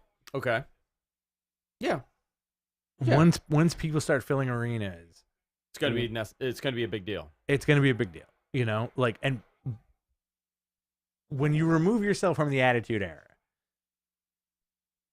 The Rock, how big of a draw? The Rock is the biggest. I mean, one of the biggest draws in the world right now for media. Like, right? legitimately most paid actor in the world. Yeah. The dude rocks. Yeah. He is such a draw at this point that people didn't realize that he was a wrestler. I gotta tell you, I'm always stunned by that because there's an entire generation that has grown up with Dwayne Johnson movies that have no idea that that's a Rock, and I've been from relatives, like people that I know that are like, oh, you know that guy Dwayne Johnson looks like the Rock. Right. Like, oh, is that the like? They don't know the difference. They don't know who it is. So, I think he's really catapulted into probably the most recognizable figure in the world, one of them. But he really is that guy that transcended from wrestling. He's the most successful guy to ever transcend from wrestling into a mega star. And you know that Hogan tried it and it didn't work. Well, Cena. Hogan had an aura about him that was built in. So it was like, but he cannot be that guy. Right. Rock can. Right. Rock. Billions. Watch him in Billions. Watch him in any of the movies. He's in Billions. Rock's in Billions. Is he Billions? He's in Are Billions. you thinking of the other HBO show? No, Billions. I think you're wrong. Yeah, he's in Billions. No. You're thinking of what am I thinking of? Is he not in Billions? No, you're thinking of the HBO show he did with Denzel Washington's kid, and why is the name escaping me right now? Why I thought he's in Billions. What is that? What is that show? That HBO show? Oh my god! Someone in the chat room is gonna tell the me. show Ballers. Yeah. Ballers. What the hell? Ballers. I got the wrong B show. Holy crap! Ballers. But the guy's such a big star, you know. By the way, Roman Reigns is destroying everything. He's like in the mid. Look, he's in people's houses now. Clearly, my wife is watching, and she just texted me ballers. Ballers. Thank you, Vicky. Thank you. Thank you, my Greek wife. Yeah. Warm up that pasticcio, honey. I'm coming home. Warm it up. I'm coming home. I've been on the road so long. But think about it. That guy transcended into something else. And now, you know, we were talking about the Peacock deal, right? Yeah. Nick Khan, no relation to Tony. I'm shocked so many people have asked me this. That's true. Like, shocked. He really... He's made this company about over $3 billion in TV deals. Not that they weren't going to get a good deal, but he really was a driving force behind these deals. He knows the importance of mainstream crossover, and he said something interesting. He did an interview, and he was talking about, he said, listen, the WWE Network, you're never going to grow beyond the WWE Network. Right. You're never going to be able to grow beyond wrestling fans. People like, and that's a P1 demo, right? That's a key demo. People that love wrestling. Here it comes. Here it comes. Will subscribe and will follow it. Here's where things change. Rather than having 1.5 million people that could possibly follow this or tune in, now you have about 33 million people that could potentially tune in, and you're making more money. Your operation costs are down. You just got to produce good content. You have 33 million people that could potentially find you now compared to before. Yeah, 100%. Compared to 1.5 million. So when you talk about a WrestleMania and you have The Rock possibly doing a match at Dallas, you don't think that's going to draw over 1 million viewers? 100% it will. Like, all right. That could probably become the most watched WrestleMania of all time. I agree with that 100%. One of our OGs, David D., our original Poppy in the chat room, says, my nephew never knew The Rock was a wrestler, and he's in his 20s. Think about that. That is interesting. Yeah. Because it's like time goes so fast. Where, it does, yeah. You know, like, I feel like guys our age bandy about ECW, the Attitude Era, etc. The Rock's era. But I think it's like when we were growing up and we would see or hear people talk about, like, listen, what about Ric Flair on TBS? Yeah. What about the Four Horsemen? You know, like, I think it's very interesting. And, like, the fact that The Rock is, like, the world's most highly paid movie star, I think that has something to do with it. You know? Fast and the Furious franchise is the biggest franchise in the world, like it or not. Ridiculous, right? And he's the franchise now. He is. He's the franchise. Isn't it crazy how wrestling took over that franchise? Yeah, because who else was in it? Cena was in it, right? No, Cena's going to be in it. Cena's going to be in it. Yeah. What the hell's going on here? They're here for you, Rich. Oh, They boy. showed up. Lock me No, up. I think. Listen, man. Lock me I up, think this baby. is the fun part in this. So when you're talking about this deal, you know, WWE is going to have such a possibility of growth now, and that's what you got to Absolutely. look at. Not saying that they're gonna be, you know, people are gonna flock to it, and overnight these numbers are gonna go up, but there is a tremendous amount of disenfranchised fans. There's, you know, you talk about the last 20 years, how many people have come in and out of pro wrestling and watching fans. I'm talking about not talent. But that's always the case. They come in and out, but now you know what? You have the service, you have Peacock, whatever the hell it is. You're gonna, if you see The Rock, WrestleMania, whatever, it's gonna interest you, and you're gonna click on it, and that's what this is about. You know what's kind of interesting is, like, I always think about the opposite of that. Like, what's the big celebrity? Well, like, take The Rock out of the equation, right? Because he's a huge celebrity. What would be another celebrity that would turn the masses over to wrestling that has nothing to do with wrestling? That has nothing to do with wrestling? Like a Brad Pitt or like a Clooney. Yeah, I don't even think they would. I Yeah. don't think they're... Where are they? What happened here? Did they enter the void? They're out in the street. Oh my God, they're in their like performance center section of the Thunderdome. There's another... This is so funny. Like who's like an A-list celebrity that you can think of? Great question for the chat room, guys. Who would it be? Who would be an A-list guy, non-wrestler, that would draw tremendous viewership to Raw? That would take like the quote unquote like the stands of the culture. You know, like would it be like imagine if like BTS, like the K-pop band, if they were really into wrestling. Do you think what the hell just happened here? Something like that would bring eyes to the product, or would it be like a Timothée Chalamet? You know what? Look at the chat room has some Jake Paul. That's very interesting, right? Ryan Reynolds. Ryan Reynolds. There was another good one here. Taylor Swift. All Somebody right. wrote. Very McGregor. interesting. McGregor would be the guy, right? You think so? But he's not an actor. So while we were doing this, they ran him over with the golf cart. So there you go. Oh, you talking about an actor? Or you talking about anybody? No, like An actor? A-list actor, like a Denzel. Like if Denzel was like, see, I don't think I think fandom is really different now. I'm gonna do my awful Denzel impression. Is it? Do you have an awful Denzel? Yeah, Monday Night Raw. There you go. There you go. Thank you. Listen, Logan and Jake Paul, they've been able to draw tremendous whatever they're doing. I don't even know their content too well, but Jay-Z and Beyonce. Somebody wrote Jay-Z and Beyonce as regular Big characters. Yeah. They bought the WWE. Now they're feuding with Hunter and stuff. Like not even I think it's the way not the world works, but the way fandom works right now is if like Jay-Z and Beyonce, let's say they tweeted out like, hey, yo, I love Monday Night Raw. Check it out. Are people going to tune in? Those ratings would pop. Elon Musk. No. I want him to just float around. With Grimes and the Dirty Baby? And Grimes and the Dirty, and the baby. The baby just covered in filth, yeah.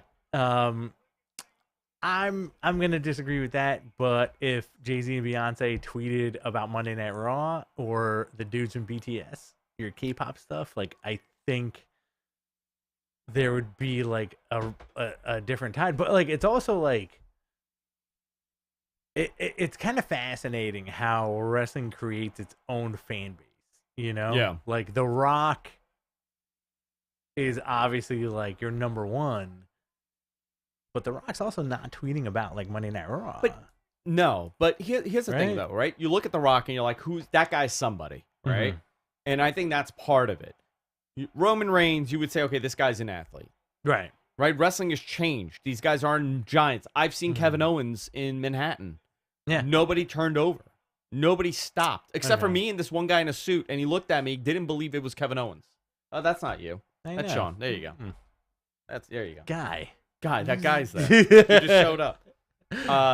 You know, The Rock, but The Rock is a once in a generation talent. You know, like that's the thing. We just got spoiled in one era. We had just mega stars. You had Rock, Stone Cold, Triple H, The Undertaker, Shawn Michaels. In one era, we had all these guys there. Yeah. We had Flair and Hogan. Think about it. We had Flair, Hogan, Rock, Austin, Hunter. And whoever else you want to add. To Mankind, Kane, Batista, right? all these dudes like survived in that era. But I mean, there's only. I think Dave said this, and I thought it was interesting. There's only like in the last 60 years, there's only like 6 guys that are the draw. That's fascinating, right? Yeah. Think about it. That who out of it's in the last 60 years, who has been the guy that you could say, you know what, the company is on this guy's back. Forget about all the secondary and third guys. You got Rock, you got Austin, you got Bruno, you got Hogan, Flair. Sure. That's it. Yeah. Cena, I'll put Cena. Cena's in, Cena. It's very fascinating, but nobody like, else. But like this is also this match is pretty cool. Like I wanna be able to go 10 years in the future and think about the pandemic era of wrestling, where it's like there's nobody you could say for definite like, oh, this guy is the draw, because there is no draw. There is no crowd. Yeah. You know, like this is the essential era of WWE to say this is who we want you to like. Yeah. You know, and this is almost like it's almost like a nefarious plan too. You know, where like people accuse WWE of being like the evil empire, and this is kind of like almost like the perfect way to do it. You know, like this is their plan. They're sticking to it. Oh, they love this. This is right up there. No audience to meddle. Exactly. No audience to meddle. This is their plan. There's no organic heat. There's no organic pop. There's no organic anything. But like stuff like this is also cool, you know, and you got to give kudos to Kevin Owens. He's going to kill everybody. Event, right? Oh, big swanton. What a swanton. This is Last Man Standing, right? That's got to be it. Is that it? Is he dead? So, I mean, they're doing a good job with this match. But now, where does Kevin Owens go after this? You know, that's the thing. Where do you go? Where's Vanguard 1? Where is Vanguard 1? Yeah. I want to see Vanguard 1. Yeah. We still have the men's Royal Rumble. We do. We have the men's match. This. Are we still sponsored by Blue Chew? Or no. No, that's been long. Did they go under? No, they're still around. Listen, I wouldn't mind some boner pills right now. That's how I like to podcast. Big swanton. Kevin Owens, very athletic. Look at that. Great job. That was like you the other day. That's what I did, off the roof, into the Corvette. When you backflipped off your roof into a Corvette. Let's see how the snow is outside. It's building up. Look at that. It's coming down. We're going to get about 18 inches here between today and Tuesday. Thick. Girthy snow. Thick 18 inches of snow. I wonder where they are on the field right now. Roman Reigns bleeding, or is that ketchup? Question.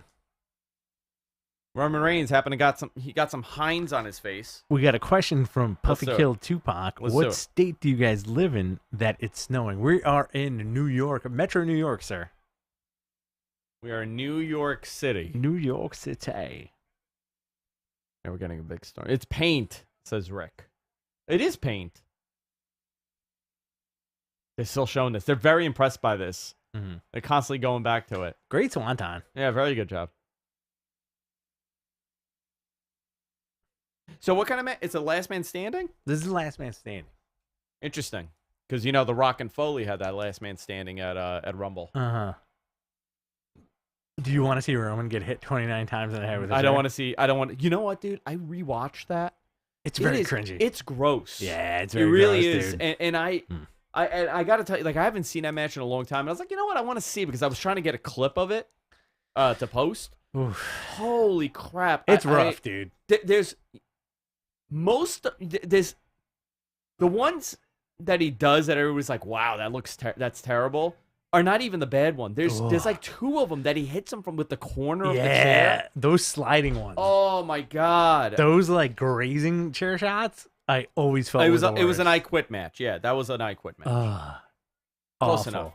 But dude, I mean, like, that's really when does Jey Uso show up? Jey Uso was not at SmackDown, and Bobby Roode wasn't at SmackDown, so I'm curious if they're medically not cleared. Yeah, we do live in a pandemic era. But I mean, just how nuts.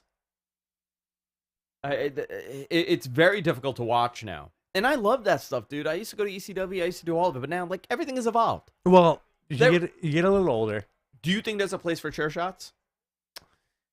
To the head? I think there is a place. If you honestly, do it right. honestly, like you're putting me on the spot, but yes. Hand up. Fine. If the Cody spot went well, yes. And that was a gimmicked chair that didn't go well. Yeah. Like, because that whole thing was like, we're bringing it back for the boys. Yeah. Right? I think if it's done well, absolutely. Do I want to see somebody get effing beamed in the head with anything? No. But do I want a choreographed pro wrestling chair shot? Absolutely. Yeah. Do I want it done well? Absolutely. Yeah. Do I want to believe it? Absolutely. Do I want a guy to get hurt? No. Rick in our chat room said, Beyond the Mat changed my view on chair shots. You know, actually, where's my DVD? I got it here somewhere. I think that it showed that when he was so knocked unconscious, like Noel's spot in that movie, in the documentary, tells everything you need to know. Also, when like, Noel Foley was terrified. When they were like stitching up the hamburger patty, it's boo-boo that guy on his forehead. Yeah. Like, no thanks, dude. Like where your head is meaty to the point where it's just mush. No thanks. It's different era, man. You know, I'm glad that they're a little bit safer now. Here we go. Roman Reigns with chains on his hand coming out. Still wearing those fatigues. That golden You don't glove. want to see him in underwear? You want to see him in fatigues? I'm okay with fatigues for now. What do you guys want to see Roman Reigns in? His work pants? Thong. And a thong? Here they go, hitting him with the chain. You see that Shingo Tanahashi match? I haven't yet, but I've heard it was really good. I haven't seen it. I heard it was phenomenal. Shingo was really good. Shingo's amazing. He was in Dragon Gate, right? I think so. Very tight, almost all Japan neck spot on Tanahashi. Dude, that guy's 44, still going at it, and you can tell he's in pain. Yeah, he took a hard neck bump. And man, like he took a hard neck bump to the point where it's like, holy shit, this guy stood up after that. I heard of it. Was it that bad? Because you're pretty good with that stuff. It was. It looked worse. It looked worse than I think it was. Shingo and Tanahashi was a great match. That's what everybody's saying. Lou, I will agree with you once I see it. Billy East, how do you guys watch NJPW? And is the NJPW World English version easy to navigate? Way easier. Way easier than it was. We have a sub from our show on NJPW World, and once you translate to English, it's very easy to navigate. Yes. Yeah, it was way worse before. It was a total. It really was difficult before, but they've gotten a lot better. It's also available on Fire Stick too. Like once you have like your login information, if you have it on Fire Stick, I don't know if it's on Roku, but I have it on my Fire Stick. Yeah, I have it on Fire TV. And it's English all the way. And I think on Google TV now too. Okay. I think it's on there, but not on Apple TV, but you know what sucks about it? You got to log in every time you go back to the app. Yes. On the Fire TV, which is really annoying. Stinks. Is it on Apple TV? I don't think it is. Ooh. Why is Michael Cole still yelling? Is KO going to win? You know what? This is... I'd be okay with KO winning and Roman winning the Rumble. Imagine that. Uh-oh. Has Roman won the Rumble? Is Roman stuck? Roman is stuck. He's got that golden glove. There he goes. I got to get it off, man. Michael Cole is upsetting. What? The ref bump was ridiculous. Here goes Paul Heyman with a key. Where the hell did he get the key? So ridiculous. Where the hell did Paul Heyman find that key? I love the fact that Paul Heyman at one point was going to be the morning drive time guy on Hot 97 going up against Howard Stern sometime in the 90s. That? I think that's the greatest part of the Paul Heyman story that I've ever heard, that he was going to be the morning guy on Hot 97, the hip hop station, sometime in the mid to early 90s. That is one of the most bonkers Paul Heyman stories. And the fact that he was involved with Studio 54, he was a promoter. Yeah. Well, he's been around the New York China Club promoter, since he was a wee teen. He I'll say really? that. Yeah. Really? Yeah. Okay, interesting. I had to Kayfabe that. So Roman Reigns is stuck still. Paul Heyman trying to get him out from the handcuffs. Ref bump. Ref is out.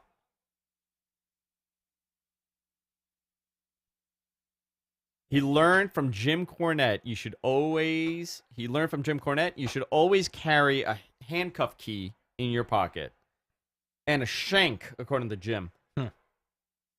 So I think he couldn't get out. I think that took a lot longer than he expected.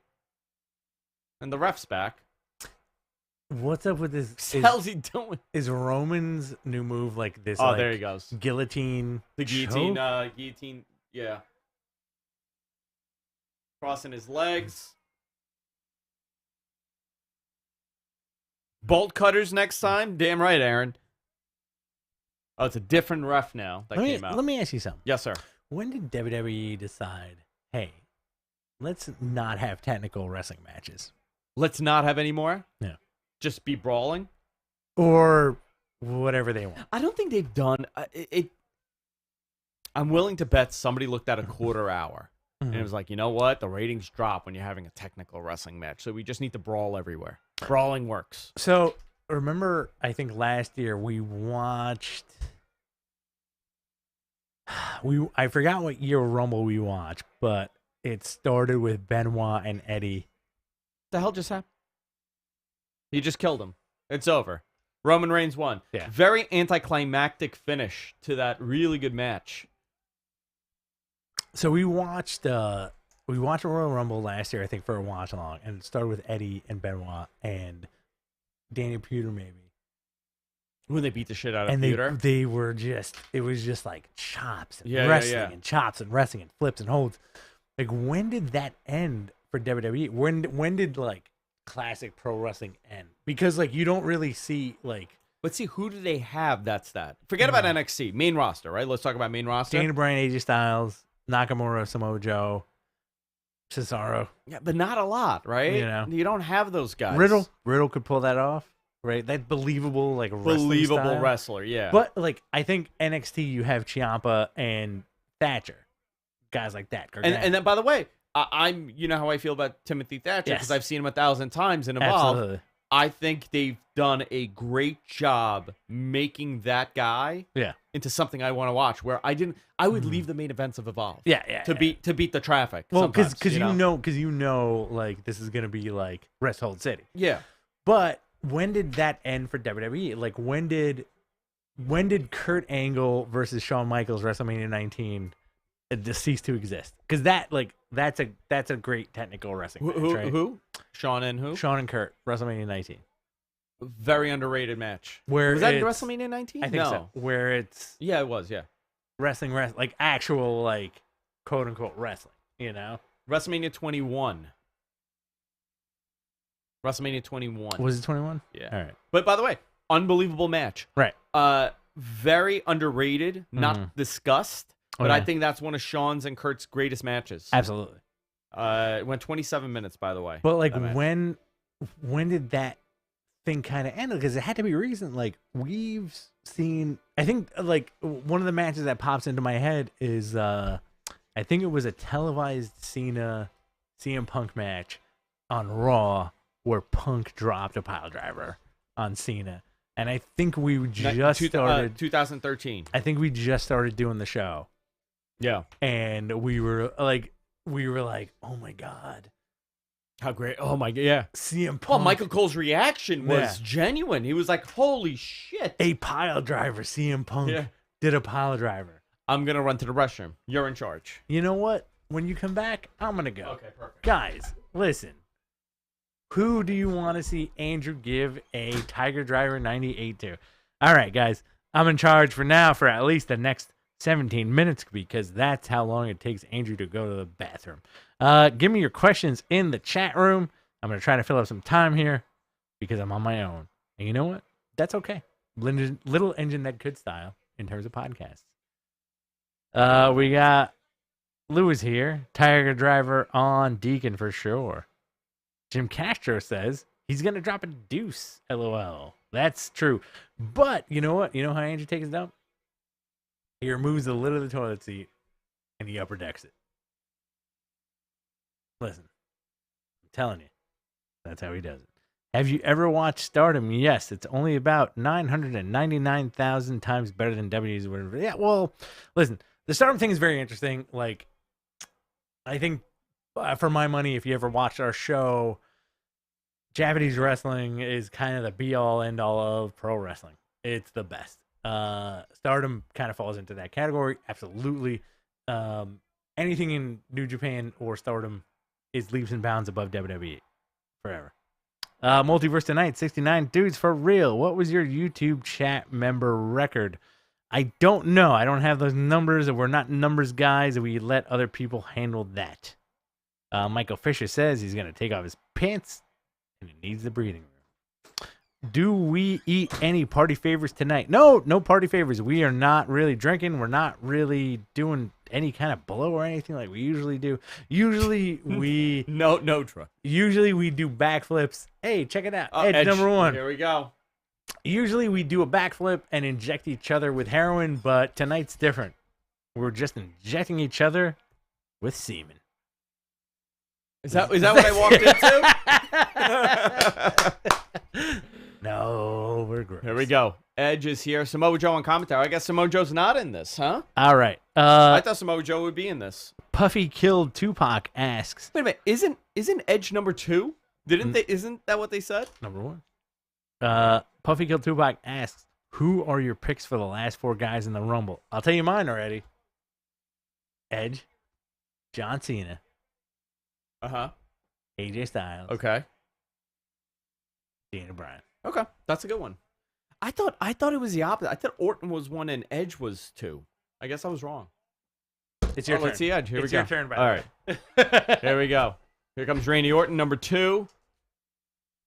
I think there's going to be a big story. See, every time I change the IR thing, look at this. Look behind me.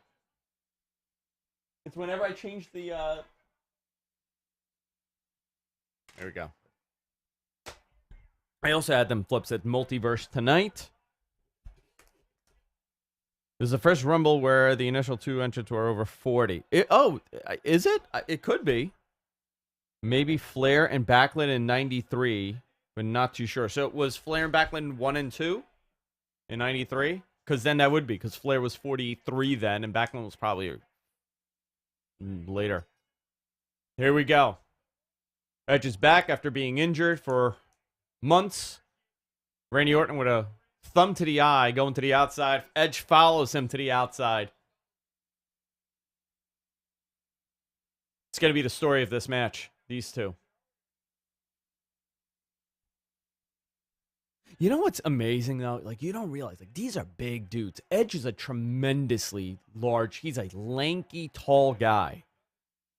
Any surprise entrant guesses? You know what? Any other year, I would have said a ton. I've met Backlund. He made me do squats randomly at an event. Just came up to me and was like, "Hey, do some squats." Here we go. So it's 9:50. So it looks like the show's gonna end before 11 o'clock or close to it. Oh, Carlito. Eric says Carlito. Carlito could be one. Andy Oregon versus Mike Iceberg. Is that from that game? I mean, they could, but I don't think they wanna bring a lot of the old timers. I also think they don't want to go through that process. Can you see Jay White in this? I don't think so.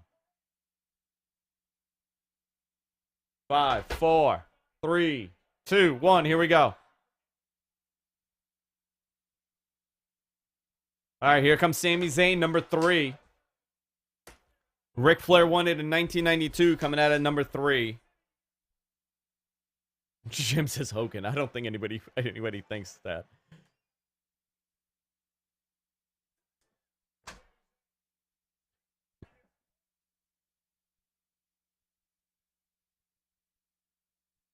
So here we go. I'll have some coffee. Yeah. Thank you. We're gearing up with coffee today. Stomping into Edge. Edge is the out man out here. Randy Orton getting assistance by Sami Zayn. This is Edge's first match back. How many matches? He had So he had the match with Randy Orton, right? And then he had the greatest match with Randy Orton, and that was it, right? So he had three matches. He had 3 matches total. He had Rumble. No, he had Rumble. He had the greatest. He had the regular match with Orton, and then the greatest match with Orton, right? Or was it only one match? I think it was Rumble and then the one match. No. He had the Rumble, WrestleMania, and then the one after that. So he had 3 matches last year. Because he screwed up his shoulder, I think, on that on a spot on the outside. Maybe Christian shows up. Oh, Aaron Banks, good guess to help him out. Maybe he's number 4. Could it be number 4? Or you get another heel that beats the shit out of him? Let's see. Who is this? Retribution. It's Peacock from Retribution.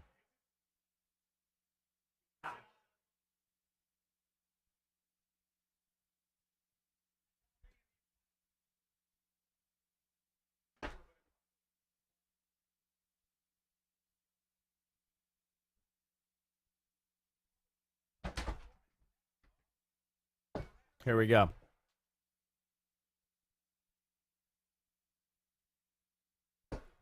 So Ali, so you have Ali. Oh, so it is. You know what? It is going to be Christian. That's a great call. You think so? It has to be Christian. Has to come out and save him, right? I'm gonna say no. No. Okay. I think Dreamer. You know what? I think Dreamer's gonna. My show $3. That's my bet. Christian's coming in to save Edge. That should be $5. All right. But it should be $5. But I'm winning tonight. You also owe me $75,000. I owe you $75,000 because that was the number I bet. MG Geek, what happened to Rumble Bingo? Here we go. So look.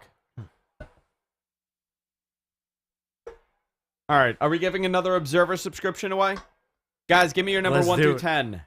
1 to 10, and I will pick a number here. He's going to show me the number. Ready? Guys, go. All right, hold on. All right. All right. First 1 one, through 10. first one to rock this number wins. Errol Oseki. Oh, Jeff Hardy. Number 8, Errol Oseki. You win, bud. Number 8. Number 8. Number 8. There you go. Errol Oseki. Erlo, send me an email, guysfromqueens@gmail.com, and I will get you a 1-month subscription to the Wrestling Observer. One more time, can you hit that email? Guysfromqueens@gmail.com. Errol, you won. Errol Oseki with a number 8. Wow. That was cool. quick. Very cool. Very Oh, quick. my God, Jeff Hardy. So here comes Jeff to help him. Willow. And then maybe Christian's next. Jeff Daddy. And now you even out. It's 3-on-3. Oh, big RKO and Jeff Hardy. right. Does this eliminate him? Sammy fits in So well. with these weirdo attitude era guys, yeah, right? yeah. Doesn't he? Shout out to Queens watching the show from Forest Hills. Big ups from Bayside. What's up, Aiden Alpern? What's your address? He wants to know. He just wants to show up. Jim Castro. It's too late. Mike C. Now, this is how you book war games. Nice. Here we go. Big spear by Edge onto Randy Orton. Guys, subscribe. Also, patreon.com/MattMenPodcast. Yes. Patreon.com/MattMenPodcast. You can subscribe to us there. Fund us. Here we go. So now they're on Please the do. outside. A lot of, they've been using the outside spots a lot more in the last couple of years for the Rumble. They have been. T-shirts. Where can they find our T-shirts? ProWrestlingTees.com/MattMenPodcast for Mattmen T-shirts. We do have a lot of T-shirts. We're going to have some more T-shirts coming on down the line, thanks to Jonathan Risk, our favorite Habibi. I told him today he's one Habibi close to being Back to Poppy. Canceled. Canned from the Habibi. We're Canceled. just going back to Poppy. We're going back to Poppy, baby. It's a Poppy world. All right, here goes. Big table spot. Edge is looking gnarly, He's man. looking great. Dude's looking good. He's like a Viking. He was on Vikings. He was on Vikings, yeah. Look at those veins. Look at those quad veins on Randy Orton. I wonder if he's thinking like, God, I don't want to get hurt again. I think so. I think all these guys are thinking like, man, I don't want to get hurt. I think Randy. Table didn't break. You know what I think Randy's thinking? I hope this is over so I don't have to work out anymore. You think that? He's been working out mad hard for the last 20 years. Oh my God! You know that actually that's not a joke. That's what he has said. Straight, yeah, he says he cannot wait to not wrestle anymore so he could get a gut. Absolutely. Oh great, Dolph Ziggler. That's cool. Here comes Dolph Ziggler. Like, why is he wearing the belt? I have to time myself tonight. Oh my God, they're killing each other on the outside. Boy. I have to time myself tonight for when this is over to be able to drive home and get fried chicken. Oh, is that what you're doing? Where are you getting it from? Banchan. That's what you did last time. Dude, there's a Banchan right across the street from our apartment. Are they open till what time? They're open till 1 in the morning. No, they're not. Straight up. No, but quarantine, they can't be open. No. Takeout. They're open for takeout till 1 in the morning? That's freaking great. Straight up. So, like, my wife was like, I was like, yo, can you order Banchan is chicken? Korean barbecue for Korean chicken, fried chicken. That's the best. My wife, I was like, yo, can you order food? And she was like, I'm going to go to bed soon. Do your thing. Do your I was thing. like, all right, I got to figure it out. Banchan is phenomenal. Great wings. Oh, here we go. Mustafa Ali and Edge. You think Ali ever thought, like, I'd be in the ring with Edge? Never. No. Never. Do you see Ali ever getting pushed? Yeah, straight up. Oof. I don't know what's going on with Orton. All right, so they're building an alliance again. So this seems to be the story that they're all going to gang up on Edge until Christian comes out and saves them, or somebody else comes out and saves them. Do you think Christian's going to come out and save him? I think so. I'm feeling it. Do we have anybody else lined up for tonight or no? Yeah, a couple people. All right. I just got to follow up with them. I'm enjoying this, though. This is a lot of fun. It's been a while. Yeah. I appreciate your company. Oh, Edge! They got him. Here comes Shinsuke Nakamura, recently getting a big push. He cut a great promo on you. I think it was on his Twitter. Yeah. What a great, like, oh, his shirt's off. Guy, we got to do this. Oh, he's back to his old outfit. But he cut this great promo. He's like, listen, I had a bad year, but I'm back. Shinsuke's back. The King of Strong Style's back. King of I'm like, Strong perfect. Style. Listen, if you guys have not watched any of Nakamura's NJPW stuff, I suggest you do. And I also suggest you watch his debut WWE match against Sami Zayn. What a match. You're my favorite dad, by the way. Oh, thank you. You're my favorite dad that I know. Thank you. I like being everybody's favorite dad. It looks like something's going on with Orton on the outside. Oh, no. You think that's real? Unless it's a work. Unless he's the Viper, but... Unless he's the Viper. No, you know what? He's going to come back. What are your odds on Gangrel happening right now? Gangrel coming back? I hope so. To save him? Is that what you want? Gangrel? I would love that. Gangrel returns to save Edge? What are your odds on Nakamura winning? I think he's going to make it far. You love this shot just for that. You're raising the roof? I do love the shot. I feel like it gets our biceps like. Can we do some bicep action? I got a shirt on. But here you go. There you go. You can kind of see a little bit. Yeah. Here we go.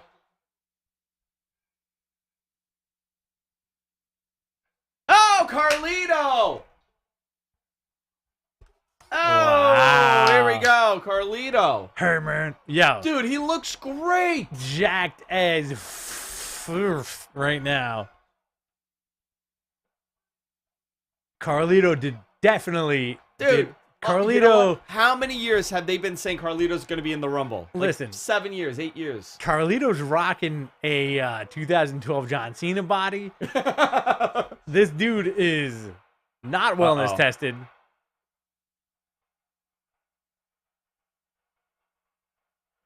Carlito and Nakamura. Boy. I do like that Carlito baby oiled his belly, but not anything else. Do you think Vince saw him and was like, "Holy shit! Put some baby oil on that belly." Holy shit! You used to work for me? I love that. Are you Mason Ryan?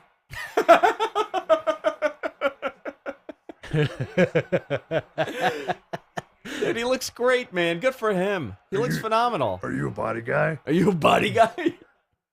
Remember me? Same. Nobody has anybody been eliminated except for Jeff Hardy? I think Jeff Hardy was the only one, right? Straight up, Carlito showed up like Batman the Animated Series style, like Clayface. He was like, "Remember me?" Effing jacked. Looks unbelievable. They're doing a good job in milking this Randy Orton situation.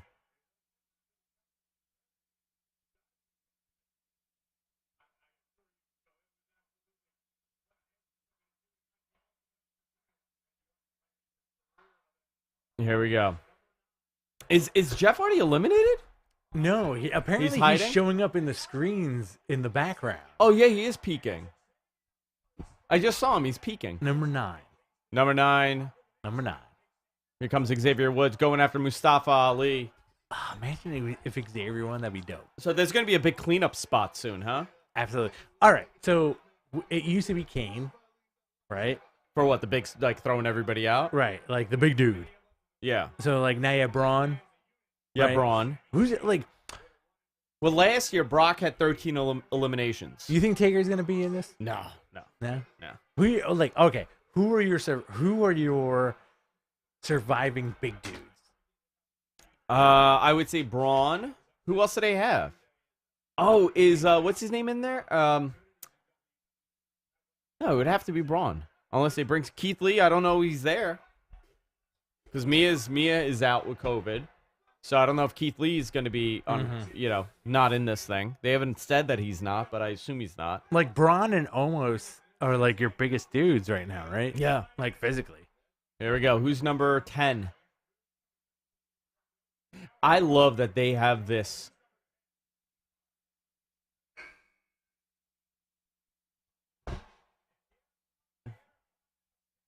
Oh, Big E. I forgot that that's his theme. Love it.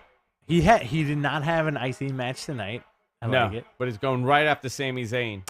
Big E is the Big E's like the smallest big dude on the roster, if that makes any sense. You know what? I got to tell you. Like he's Carlito needs to stay on, right? Yeah, dude. He needs to stay on. Straight up, man. Kofi's got to be like the next entrant. Oh, bring them all in and clean up house. Oh, what's going on right now? Yeah. Testament to Woods.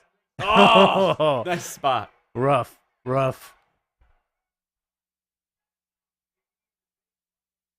Woods is strong right there. This is Big E's 8th Rumble. He's been there forever. Yeah, dude.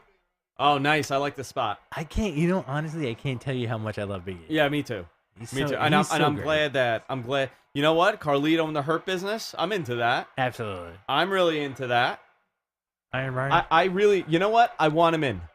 If he's not wrestling tomorrow, there's a problem. Straight up. If he's not either on SmackDown or Raw, there's a problem. Again, Carlito stole John Cena's 2006 body. Yeah. And just showed up. Yeah, this is the most jacked Carlito. No, I think it was bigger at one point. Not on WWE TV. No. Like after he left. There's no wellness test for Carlito right now. Kofi's injured apparently. Here comes John Morrison. You know what? Honestly, you're over him. I'm sorry, guys. I don't give a fuck about John Morrison. No, I don't. I don't care. Did you ever care? I did. At one point, like when folks were saying like he's the second coming of Shawn Michaels, and then like there were honestly when he was in the company the first one. Honestly, the first one there were a few Raws where I was like, oh, this dude's got it. Like he's doing cool, like fucking parkour shit. Right on. Yeah. But honestly, I feel like the dude's carniness. You think he's corny? Yeah, I think also, that spot. Remember, it was a special spot that he did. Yeah. Like you didn't see people do that. Now you have so many of them. There's a lot of these guys that could do those spots. For real. But I do think they ruined his return. I think they should have had him go in a singles run and do something interesting. Yeah. Rather than teaming him up with The Miz. But I think a lot of that had to do with COVID also, Again, it's not a knock on the guy's talent or personality. It's just the booking. Or it's the perception of like, I don't give a poop about John Morrison. Wow, good job. Big E's looking great. Big E is strong style. Yeah. I like. You know what? He may be in the final 4. I think he needs a time. All right, who do we got right now? All right, what number is this? Number 12, 11?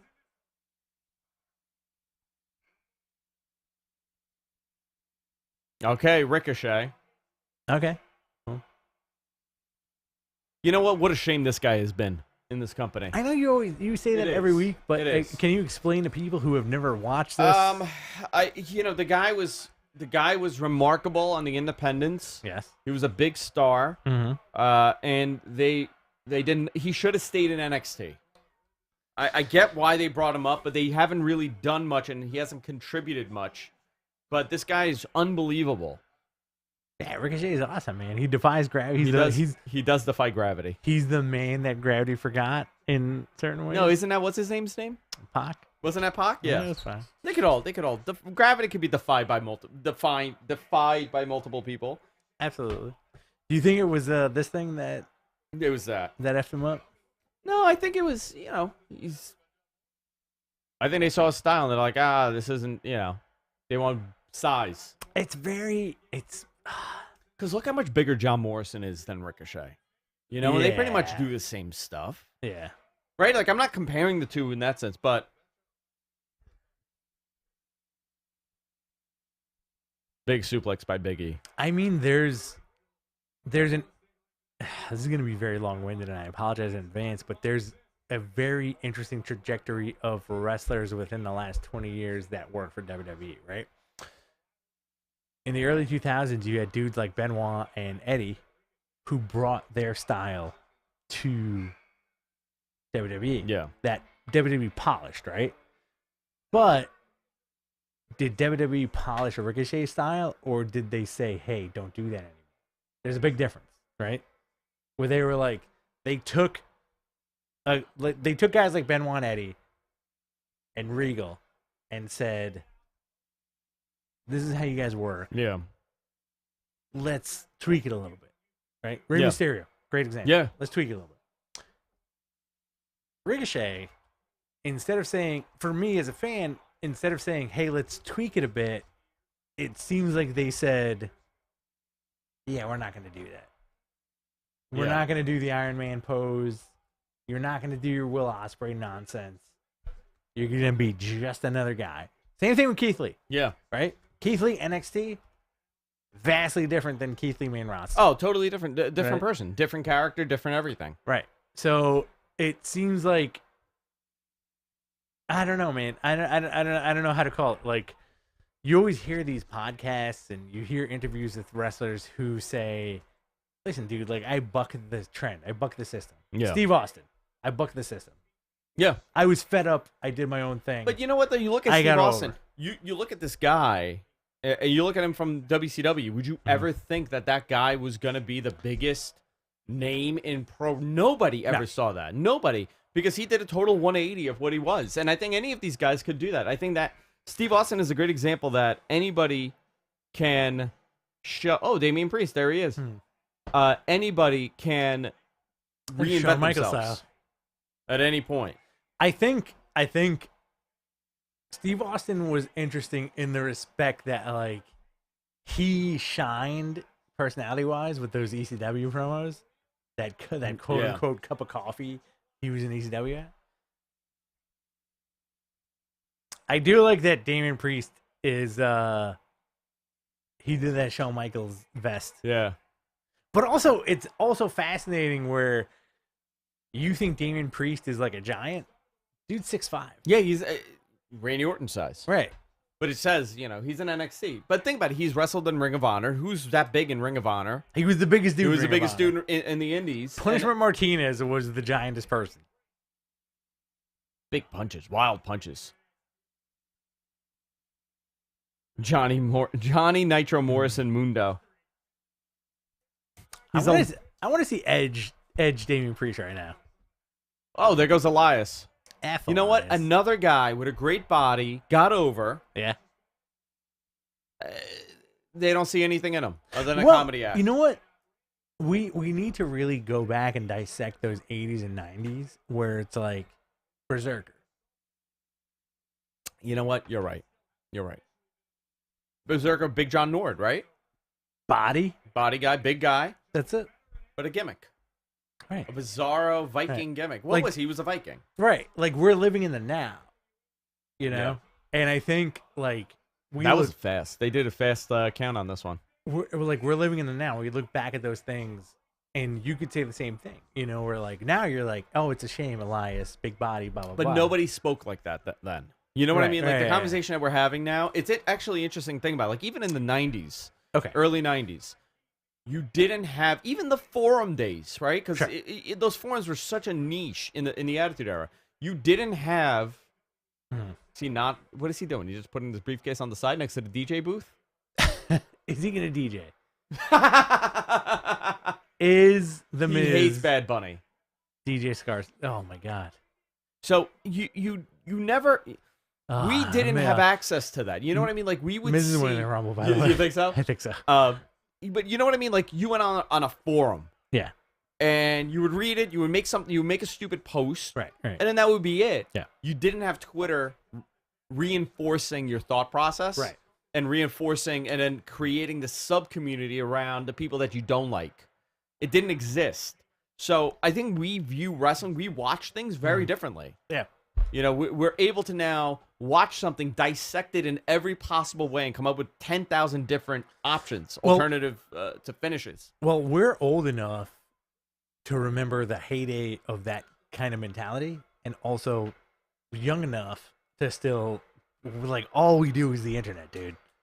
You know? So, like, we're kind of like we're in between both worlds. Where there's Bad Bunny. He's entering. Bad Bunny. Is he showing up? Hello, come on, Poppy. It's okay. He's from the year 2032. It's okay, Bad Bunny, 2032. I think we're at that cusp of we appreciate that old school stuff, but like we're also new school. Like we're like all we do is the internet, you know? Can I ask you? You know what you hit did? Me, hit me. Did you ever watch a Shaft movie, the new one, like from 2000? Well, the first one or the one with his son, like the one from like 2 years ago. I watched both. There was one from 2 years ago. I'm talking about the one with Samuel L. Jackson. Yeah. Okay. Do you remember the heel? Remember the heel? Yeah. You just did the heel's voice for Bad Bunny. No. the Al Pacino. You like golf? Tiger Woods. It's okay. You like golf? It's okay, baby. Bad Bunny's hurt. Poor Bad Bunny. If I was a drag queen, my drag queen name would be Gal Pacino. Gal Pacino? Mm-hmm. I like it. And you would just do the voice? Yeah.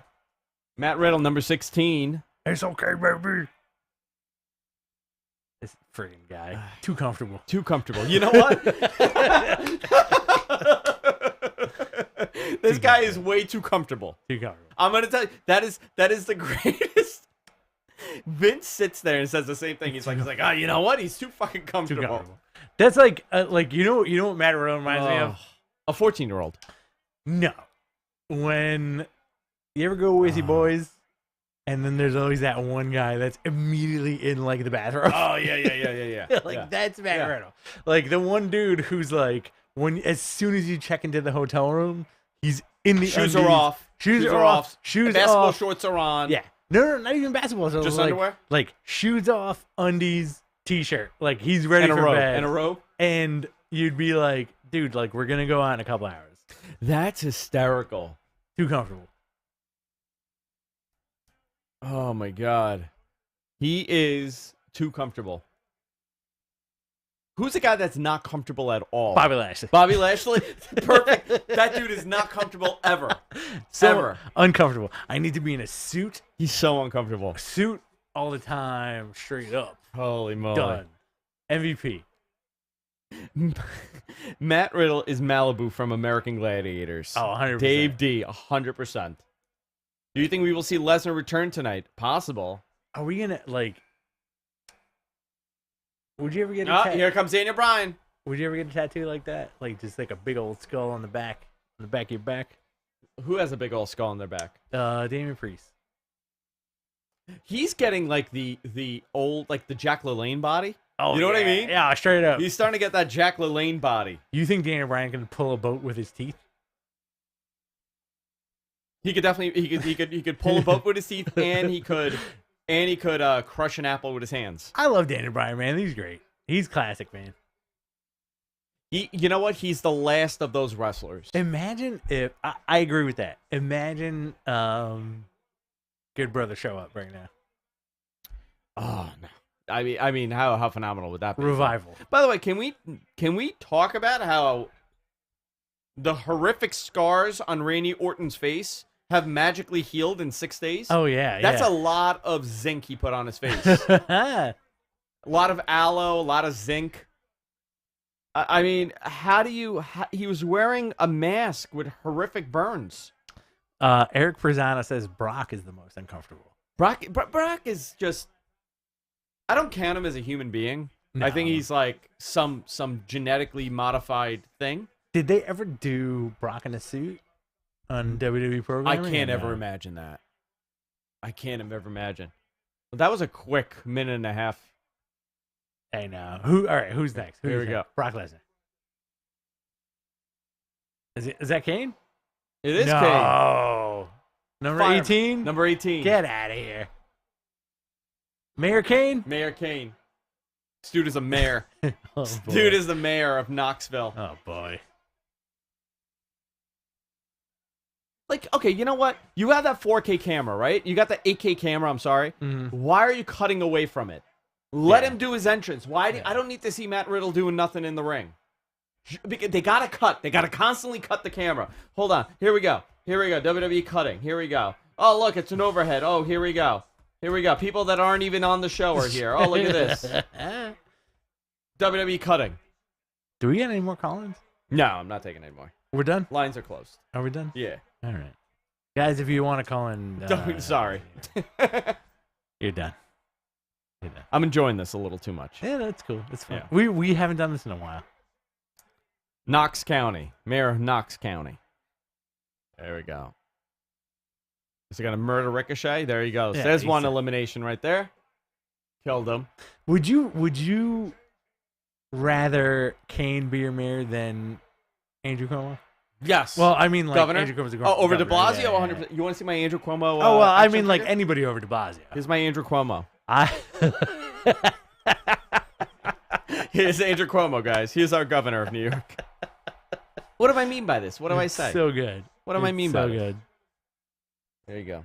We got the hug, baby. Oh, we got it. He's going to try to throw him off. There he goes. Ugh. All right. Daniel Bryan is going to be bottom 4. Bottom Guaranteed. 4, yeah. Kane is going to get eliminated Ooh, look, big boys. by Braun Strowman. And Kane has shrunk over the years. He's got that mayor gut. What the hell's he doing to him? What the hell was that? He tried to throw a... He's doing the... He's an archer? Yeah, he's like... I don't know how that came about.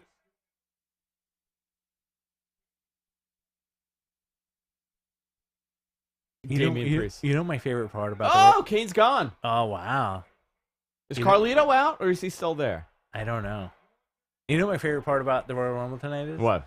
That I'm going to order fried chicken on the way home and eat That's it. the best. It's going to be amazing. If I could do a backflip, I would. So we got Nakamura, Edge, Dirty Matt Riddle, Damian Priest, Daniel Bryan, Big E. I guess Carlito got knocked out. I think we were joking around too much. Oh, here comes. Look, watch. They're going to show the whole entrance now on the ramp. Where's Shin? No cutting away. Where is Shin? Where's our friend Shin? Where is our friend Shin? He wants Baron Corbin to win like nobody's business. Justin Wang, YouTube sensation, writes, Matt Riddle is awesome, but he needs to put on some goddamn shoes. I agree with him. Well, people said that about Rusev until he broke his ankle, and then they were like, "Listen, buddy, you got it." I think it's barefoot until you break your shit. So, you want a fun fact? Please. Kane has now been in the Rumble in the 90s, 2000s, 2010s, and 2020s. Wow. He joins Edge as the only person to do that, and joins Jim Duggan and Shawn Michaels as others that have done 4-decade Rumbles. Wow. Knock is done. I'm very upset. Nakamura's out. That's great. That's a crazy factoid. By Baron Corbin, so I guess that's the feud going forward. I have drank so much coffee tonight. It's bananas. Kane is now the 8th oldest participant. Who was the oldest Rumble participant? Roddy Piper, 2008. Wow. And he wasn't even that old, probably, Who's right? this? Oh, Otis. Sweet.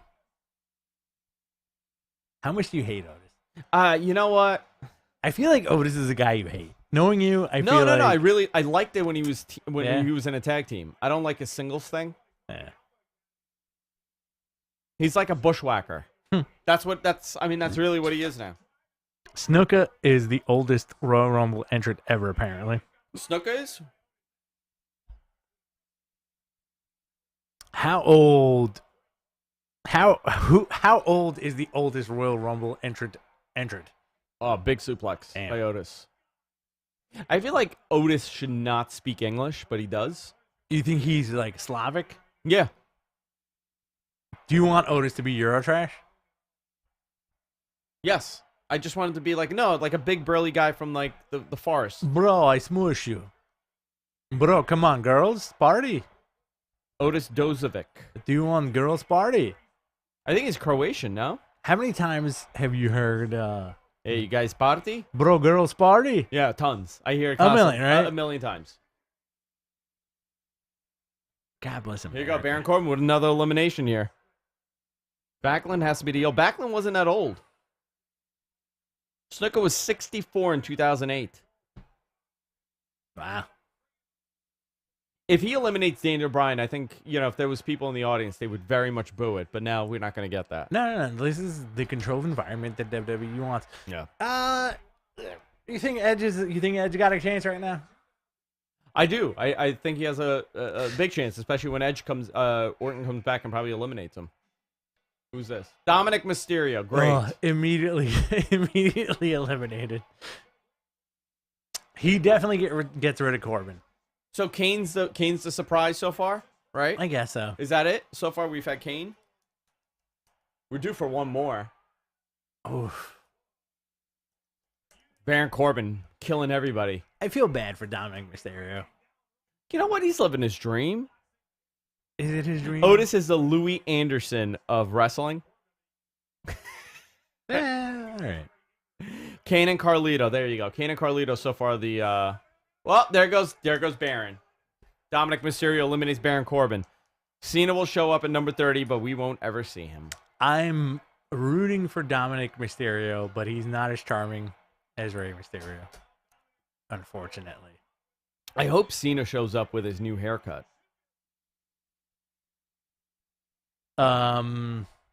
He's from the future. What if he throws out Daniel Bryan? Ooh. Cena throws out Daniel Bryan. He's like, yeah, we're not brother-in-laws anymore. I'd like that. Well, they're not. They're not. They never were, but they kind of were.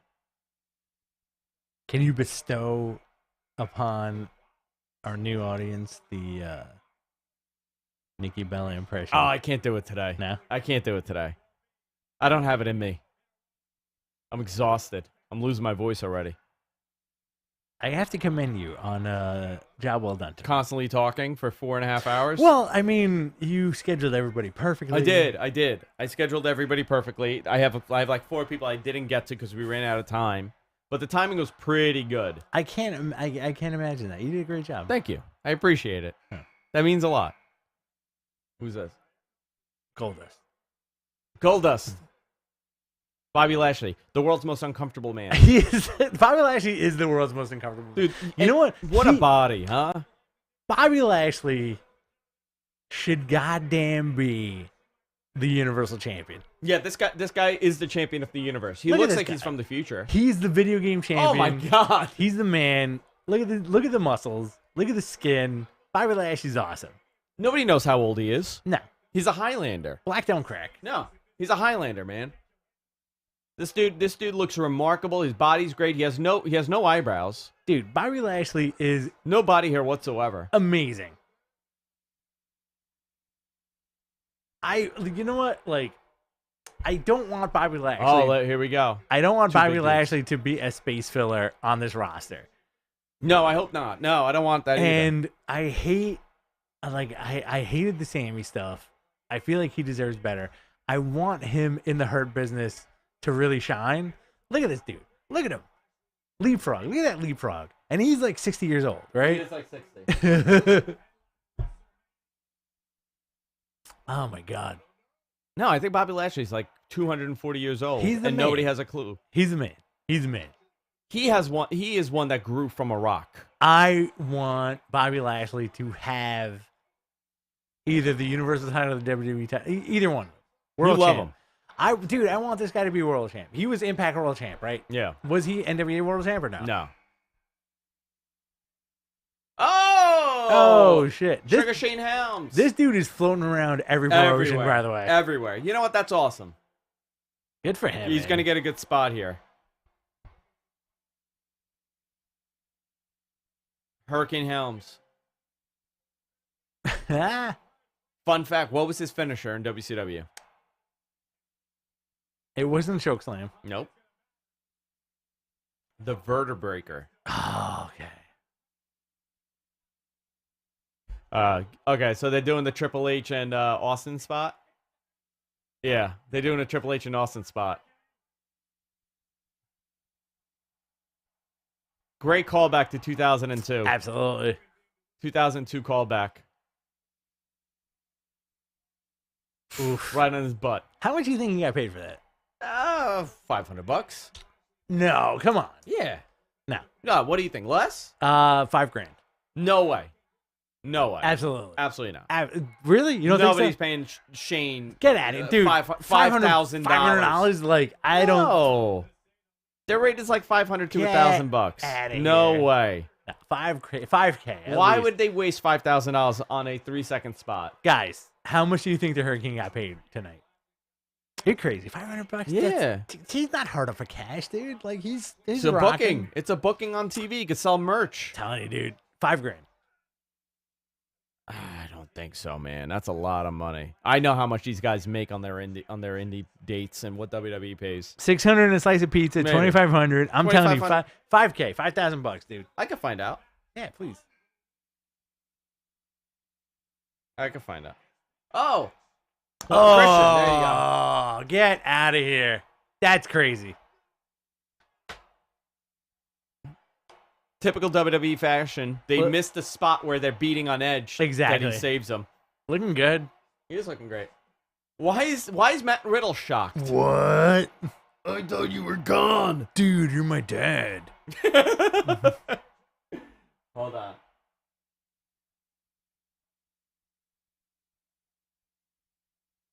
Dude. Why is Bobby Lashley like so horny to beat up Christian right now? Wait, he just eliminated himself. Did he get up on the apron? He didn't get into the ring. All right, No, but 2 feet on the apron. Let's get this energy up. Oh, he's trying to kill him. There he goes. Bobby Lashley's gone. Bobby Lashley's done. Great. What number are we at right now? 20 something. 22? No, later. Up. Unprettier. All right. Hey, is Christian going to wrestle more? Trivia question. What was the Unprettier called before it was called the Unprettier? Somebody in the chat room would know this. I love Christian. But are we going to get him back on TV? That's nice. That's a nice moment. I think Edge is going to kill him now. That's a really nice moment. I love that. Or Christian's going to go to eliminate him. Hey, why does he want to be part of this? What's up, dudes? Come on. Ugh. You don't like Matt Riddle, do you? You know what? They've made him into everybody else. I know why you don't like Matt Riddle. Why? Because he reminds you of every female Bayside bartender that has ever served you a drink. Matt Riddle is every chick bartender on Long Island. Yeah. Listen, I said it. I'm sorry. It's true. Hold on. MG Geek, you there? Hey, sweet. Yo, you hear me? Yo, I do. Mr. Gonzo. Hey. What's going How are on, you dude? guys? How you doing, man? You got pants on or All what? right, AJ Styles here. I barely have pants on. Right on, man. Oh, this is cool. AJ Styles and Christian, they wrestled in TNA. They have a very similar Colors. pants right now. One is brighter than the other one, that's all. So remember, AJ Styles got hurt last year in the Rumble and had to eliminate himself way quicker. Him and Edge were supposed to still go at it for a while. How do you feel about Matt Riddle, Mr. Gonzo? I like him, and I don't mind the no shoes. I think it's very throwback. I like it. I mean, it goes back to the Von Erichs, and Von Erichs. I get it. No, listen, I get it. I get it, but I feel you like don't want him he's to get injured, right? Well, is that what you're thinking about?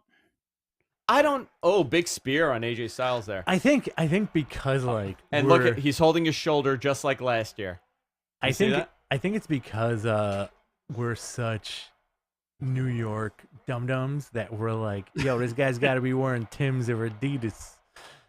I feel like they've he just became like everybody else. Yeah. You know, that was the.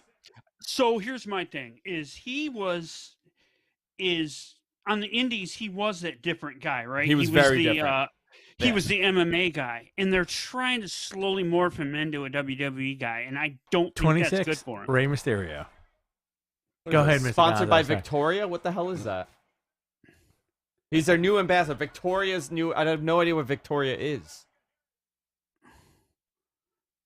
No, but but here's the thing, though. Oh. MG Geek, when you saw Matt Riddle on the Indies, compared to now, compared to what we have today on TV, totally different guy.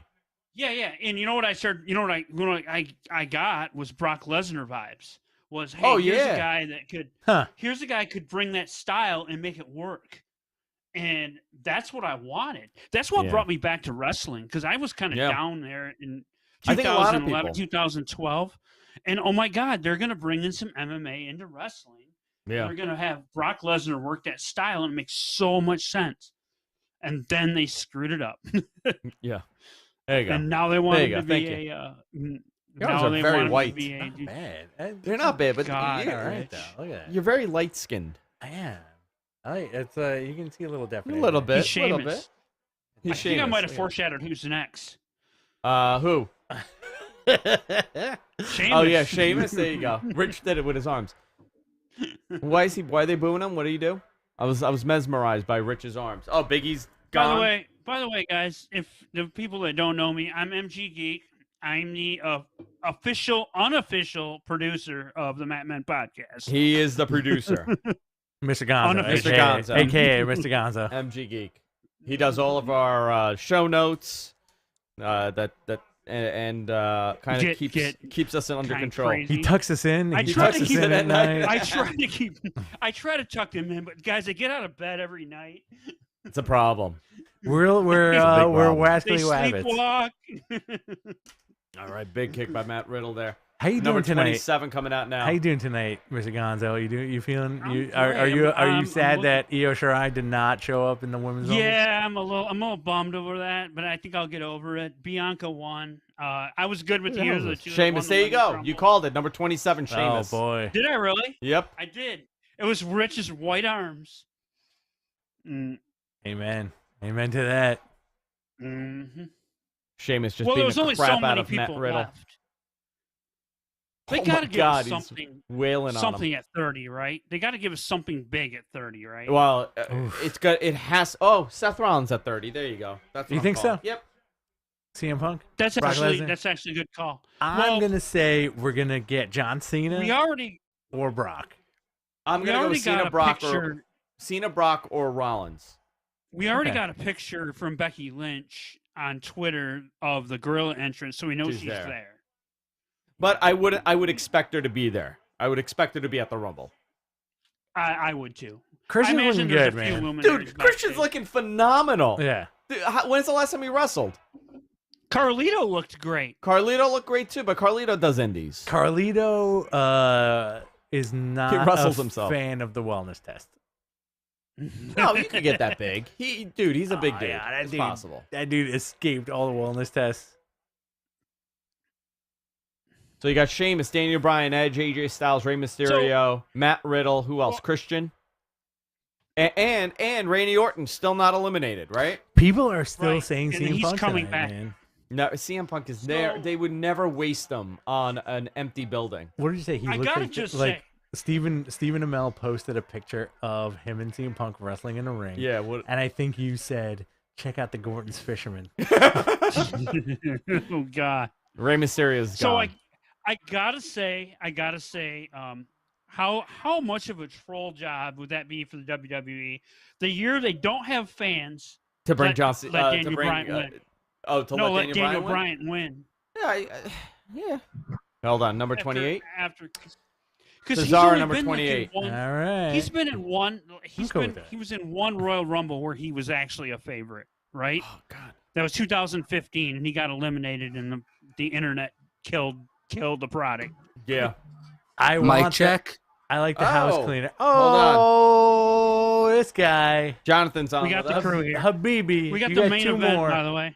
You got 2 more until you're done with the Habibi stuff. Hold on. So Cesaro up, and everyone? Sheamus, former tag partners, right? Here they go. That's all right. They were the bar. So here's my question, right? We got 2. I'm presenting this to the chat room. Hit it. Give me your last 2 guys. Give me your legitimate, real last 2 guys. Not Vince McMahon in a do-rag, not Tom Brady, which are great picks. Edge and Not AJ Heath Styles. Slater. Edge and AJ Styles or No. Not the last 2 in the ring. The last 2 to come out. John Cena. John Cena and who else? Give me your other one. Seth. Seth? Okay. Yeah, yeah. Cena and Seth. Okay. John Cena and Seth. Wait, Braun is still available, right? That is true. Braun's he's gonna still- be Braun's next. still I gotta bet. come out. I bet you he's gonna be 29. Oh, my ears. Braun's gonna He's be covering his 30. ears. fuck Braun Strowman, man. I hate that dude. Yeah, fucking stinks. He stole your car? Nah, that guy fucking sucks, dude. I want to like that guy. All right, here we go. Number 29. Braun. 29. Wow. Yeah, it's got Braun and Seth, I can guess. Here's Seth. Goldust. It's Goldust.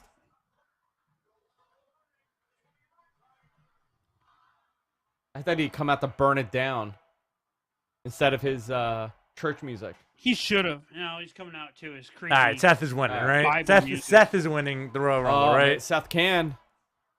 That would be a great. Him and Roman would be an awesome.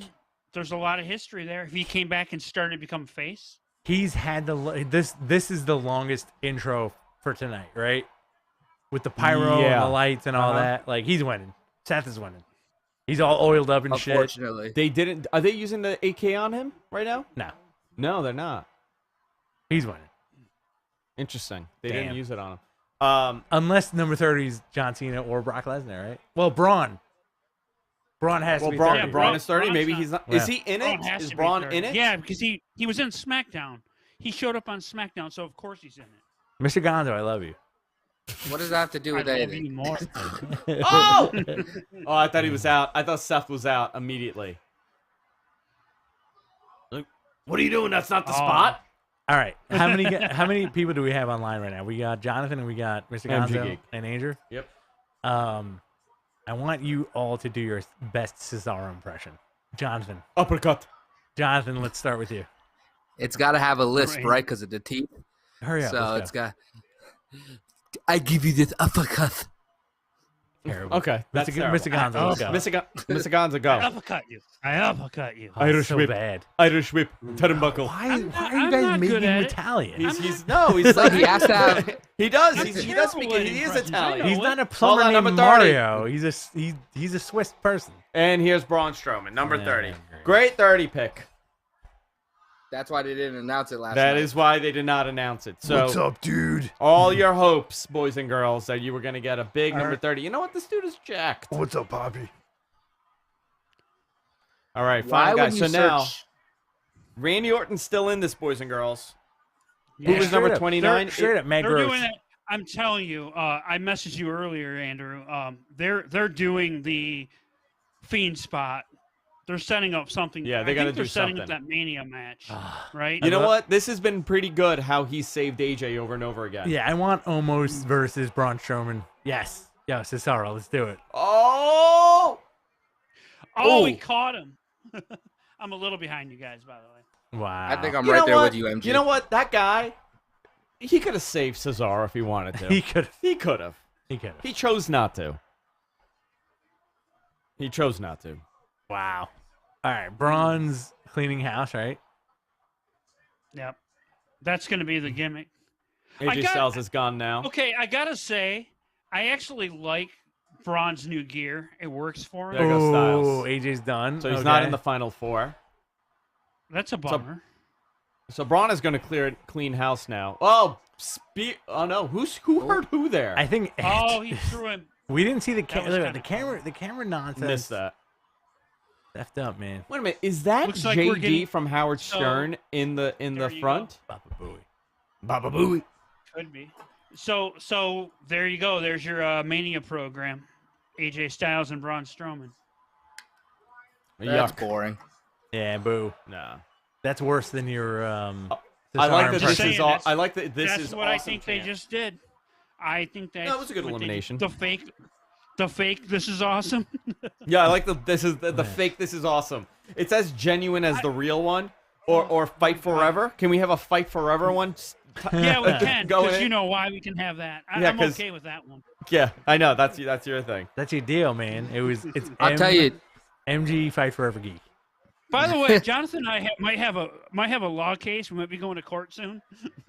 Oh yeah. Oh, this is cool. Hold on. Are you guys suing each other? No, They're just no. We might be able to sue GCW.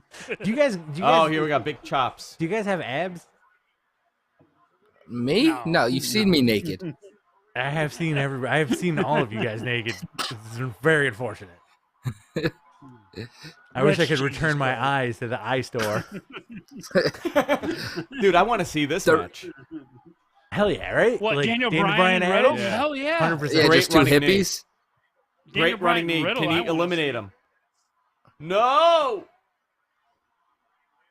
I wonder how many screw ups that the camera has not caught. You know what I mean? Oh, a million. Like right now in this, because really there's Yeah. no audience, so you could do whatever you want if the camera's not there. Christian, I think, is the most pleasant surprise of tonight's Rumble, right?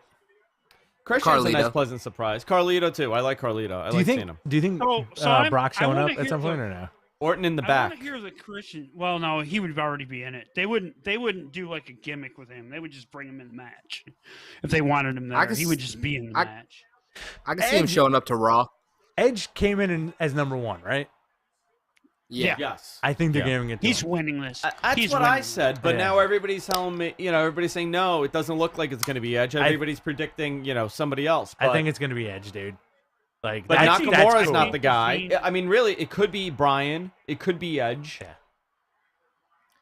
I'll tell Rollins you what, though. is still out there. It's very possible Rollins wins this. It's not going to be Look at Brian this. or Oh my God. Riddle, even though this is dope as fuck. Like, it's not going to happen. Riddle and These guys Bryan in a wrestling match. Yeah. My old school wrestling fandom is having a hard on. Yeah, no, this is fun to watch right now. Brandon in our chat room goes, guys, my pick of Durag Vince is not looking good. I'll tell you what, though, from running the Twitter account tonight, the response has not been well. To the show? Yeah. You being a bad boy? I'm not being a bad boy. You mean the Rumble show, the actual pay-per-view? Oh, I thought you meant the pay-per-view, not your show. I thought you meant the response to, like, your tweeting. No, my tweets, your analytics are all the way up. Your hope so. analytics took a blue chew. Oh, yeah. Too bad they don't sponsor us anymore, man. We got outbonered. Hold on. No. There goes Daniel Bryan. Daniel Bryan's gone. Seth Rollins eliminates Daniel Bryan. Here comes Matt Riddle behind Seth Rollins. Going for a suplex. Blocked by Seth Rollins. Seth standing there saying, what the hell's wrong with you? Why would you try to do that to me? Big forearms by Seth Rollins. Why would you try to do that to me? Why would you try to do that to me? Big chop by Seth Rollins onto Matthew Riddle. I'm not a fan of the glove on Seth. The one Matt glove? Riddle. Yeah. Maybe You he know has why like that came fungi about, right? finger. No, you know how that came about, right? What? How? He had that broken finger. He had to wear Yes. a glove 1 week, and he incorporated it into his gimmick. Whoa! He almost went up Ooh. and over. Skin in the cat. Why would you go to the outside, you dumb? Big Matt idiot. Riddle looks like he's having a Stupid, blast, by the stupid way. man. And now you're dead. You know what? You deserve that. curb You're an stomp. idiot. The whole point of this match is not to go to the outside. And what does he do? He goes as close to being eliminated as possible. So what do we My got? God, Braun Strowman is gigantic. Edge and Christian, Oh. Braun Final Strowman, four. and Seth Rollins. You know what? This is No, not the and final Randy four Orton. I thought. And No, Randy it Orton. Who you would ever Yeah, see this is this Final for? Five. This is it. Who's left? Who's the fifth one? Orton. Randy Orton. Yeah. I have They're not a- telling you. I have a sinking they're feeling that it's leaving going to be that Braun out. Strowman. I think Vince, My stomach hurts. Vince looked at Braun Strowman and was like, "You're the guy. No, it's not him. You're my guy." You just toss him like a sack of shit. There he goes. Oh, Here he all goes. right. Christian wins the Royal Oh my Rumble. God. Braun's about to. Oh, Christian, the man with two names. Freight I love train. that shot. Isn't it great? Okay. Isn't it great? Yeah, it looks So like good. the behind the scenes of an X-rated film. This is our reaction shot. It's a reaction shot. We get very excited here. Excitable. We're very excitable.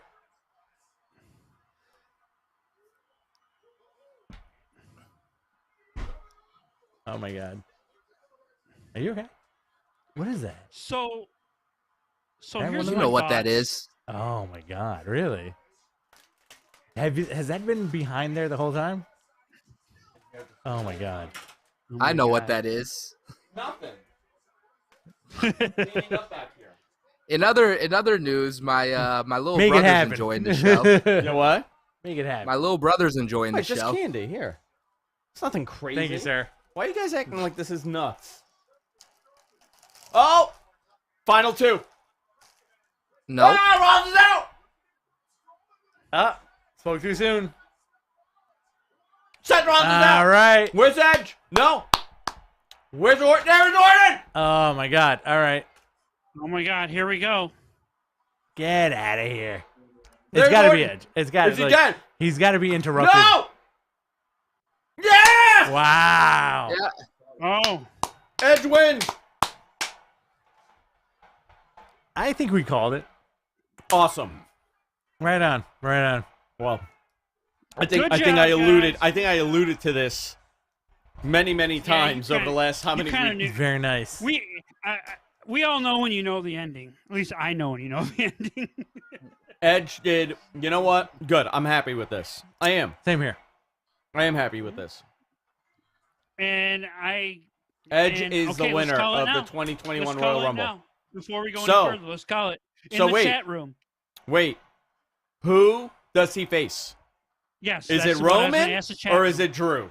Oh. Brew. That's a good question, dude. I think it's Roman. I think it's going to be Drew. You think it's Chat going to be room? Drew? We got one. It has we to be want one vote Roman. for It's Drew? the spear versus spear.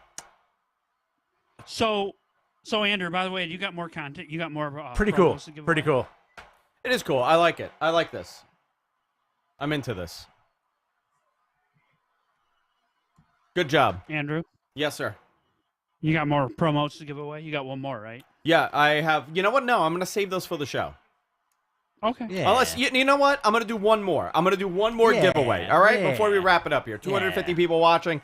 If you want a 1-month subscription to the Wrestling Observer F4W online website, this is all you got to do. Post a number 1 through 10 in the chat room. All right? 1 through 10. That's all you got to do. And I'm going to randomize this pick. Let me see it. And I'm going to do it right now. Randomize. Here we go. Okay. Oh. First You know what? person. First person that wrote it. Oh. Got it. Eric. Eric Frisano. You got it, You dude. got it. Eric, send me an email, guysfromqueens@gmail.com. You rocked it, bud. And you rocked it. Yeah, excellent. So here's the deal. Good job, He Poppy. was like number 9. Here's the deal, guys. Very much enjoy this with you guys. Do us a favor. Follow us on Twitter, Matt Men Podcast on Twitter. You can follow us here on YouTube. Somebody posts a link in the chat. YouTube.com/Matt Men Podcast. You can follow us there. Subscribe to us. You know what? I had a lot of fun watching this with you guys. Yep. I always say doing these watch-alongs with you guys makes it a lot better. Makes it a lot more fun. Pete says, great show, guys. Thanks for entertaining me. Pete, thank you for hanging out with us. Now we're giving, this is that just big WrestleMania moment. Now, who does he face? That's the big question. And I think the program should be Roman. Unless, you know what, Rich? Maybe you're all right. Maybe he does do Drew. And Daniel Bryan challenges Roman. Well, there is the unresolved Randy Orton thing. So maybe Randy Orton somehow gets Triple threat. Yeah. a belt Maybe. Something. at some point, Somebody. But good for Edge, man. Dude's looking gnarly. No Fiend spot. Yeah. He didn't Crazy. point to the sign neither. No, he did. I think he did. Right on. Did You have fun tonight? I had a lot of fun. Guys, did you have fun watching this? This was our first time on here. I had a lot of fun. Thank you. Do you guys want to do a post show? You want to do one quick? Let's do like a 15-minute post show. I'm going to go use the restroom real quick. You go use that. Goodbye. All right. So listen, guys, we're gonna do a quick show. I'm gonna Are record we this gonna and do then it on? Are we gonna do it fuck on it. here? Or are we Let's gonna do it go on back here. to- Let's do it on here. Okay. Let's do it. All right. You guys ready? You want me to wait for you, Rich, or you want me to start? You want to come in? Start? All right. All right, let's do this, boys and girls. So we're going to do a Mat Men. All right, in 3, 2, this is how we do it. You want to see how seamlessly fast we just get right into it and do a show. 3, 2, and 1. Hey, everybody, welcome to Mat Men, your source for all things professional wrestling. I'm Andrew Zarian. I'm joined by Rich Stambolian that's leaving the studio right now. We just watched, God knows, 4 hours of wrestling. Actually, more than that, right? Because we started the show at 6 o'clock here on F4WOnline's YouTube account. For people watching this, we're doing this right after the watch along, and I thought it would be a good way to introduce the F4W audience that's watching live, about 200 and something people, to what we do on Mat Men when we're normally doing a show and not just hanging out and acting like idiots. Also with me, we got Jonathan on the line, and we got MG Geek on the line. Say hello, guys. Hello, hello, hello. MG Geek here. Jonathan Howdy, leave? everybody. Jonathan left. It's okay. Maybe he'll come back. But, there is, this was an interesting show. There was a lot of stuff that happened here today. We took a bunch of phone calls. My God, Brian Alvarez called in. Jim Valley, it was great to hear from him. Can I just say that the highlight of this whole damn watch along was Jim Valley. Yeah, you know what? Hearing Jim's voice you were being tearing up, and I was like hurting too. Yeah, I was like, and I got to tell you why. He was so was genuine. awesome. He was so genuine about his appreciation of the audience and everything else that's going on. It was great. So, can Brian you hear me? and Dave yeah, there you're back. Okay. There you go. All right. So we're gonna do a very quick recap of everything we saw here tonight. I want to get your opinion. There's about 200 something people in the chat room here on F4W. I want to get your opinion. Thumbs up or thumbs down?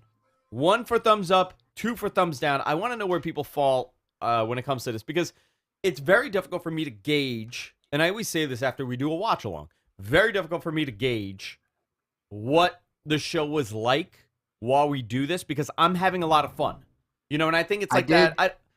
Listen, Jonathan, you were working also, right? You were doing a bunch of stuff. Yeah. MG Geek was also working. So we don't really, I'm going to tell you guys how I felt about these matches, but there's a very good chance tomorrow when we do a show, or next week, Thursday when we're doing a show, we're going to kind of regroup a little bit and have a different take on this. But I always like to do these quick right after the show because it's a very genuine feeling, and the reaction that I have right now is based on having a great time, right? Obviously, there was a lot of stuff that I didn't really like. Rich is back in here. So Hello. Why don't we run through this card? Sure. I also ahead, put up a poll right away on Twitter with letter grades, so I got those results after 300 votes. Awesome. Hey, guys, before I continue, I want to remind everybody, I think a lot of you guys know what Wrestling Travels is. Wrestling Travels Wrestle Kingdom 16 packages for 2022 are now available following their groundbreaking trip in 2020, which I'm very disappointed I missed. 2 package date options are now available, which include round-trip airfare, 8-night hotel stay near the Tokyo Dome, tickets to Wrestle Kingdom 16, airport transportation, guided tours, special guest appearances, exclusive merch, and more. Plus, now including tickets for an exclusive Q&A with the Wrestling Observer's Dave Meltzer.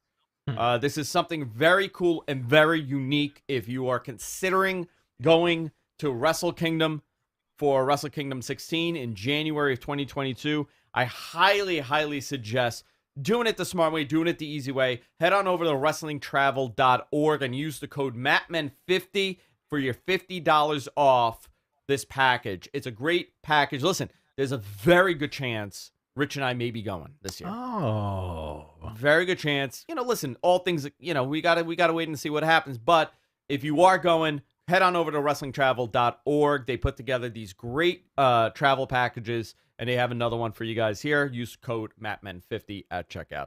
So let's run through this card really quick. I know Rich has to go home because we're in the middle of a snowstorm here. Oh, boy. Actually, Rich, yeah. it's getting bad out there. I know. It is getting bad out there. So we'll be very let's do quick 5 here. minutes? Yeah. When you need to leave, you leave. I want to do about 5-10 minutes if that's cool. Sure. Yeah. All right. Let's do this. Let's run through this card really quickly, and I want to get the chat room's impression of this. The kickoff show began with WWE Women's Tag Team Championship on the line. Asuka and Charlotte versus Nia Jax and Shayna Baszler. It was a quick opening match. We had Denise on while we were doing this, so we were talking to her about, all the different outcomes. And Asuka and Charlotte have lost the tag titles to Nia Jax and Shayna Baszler.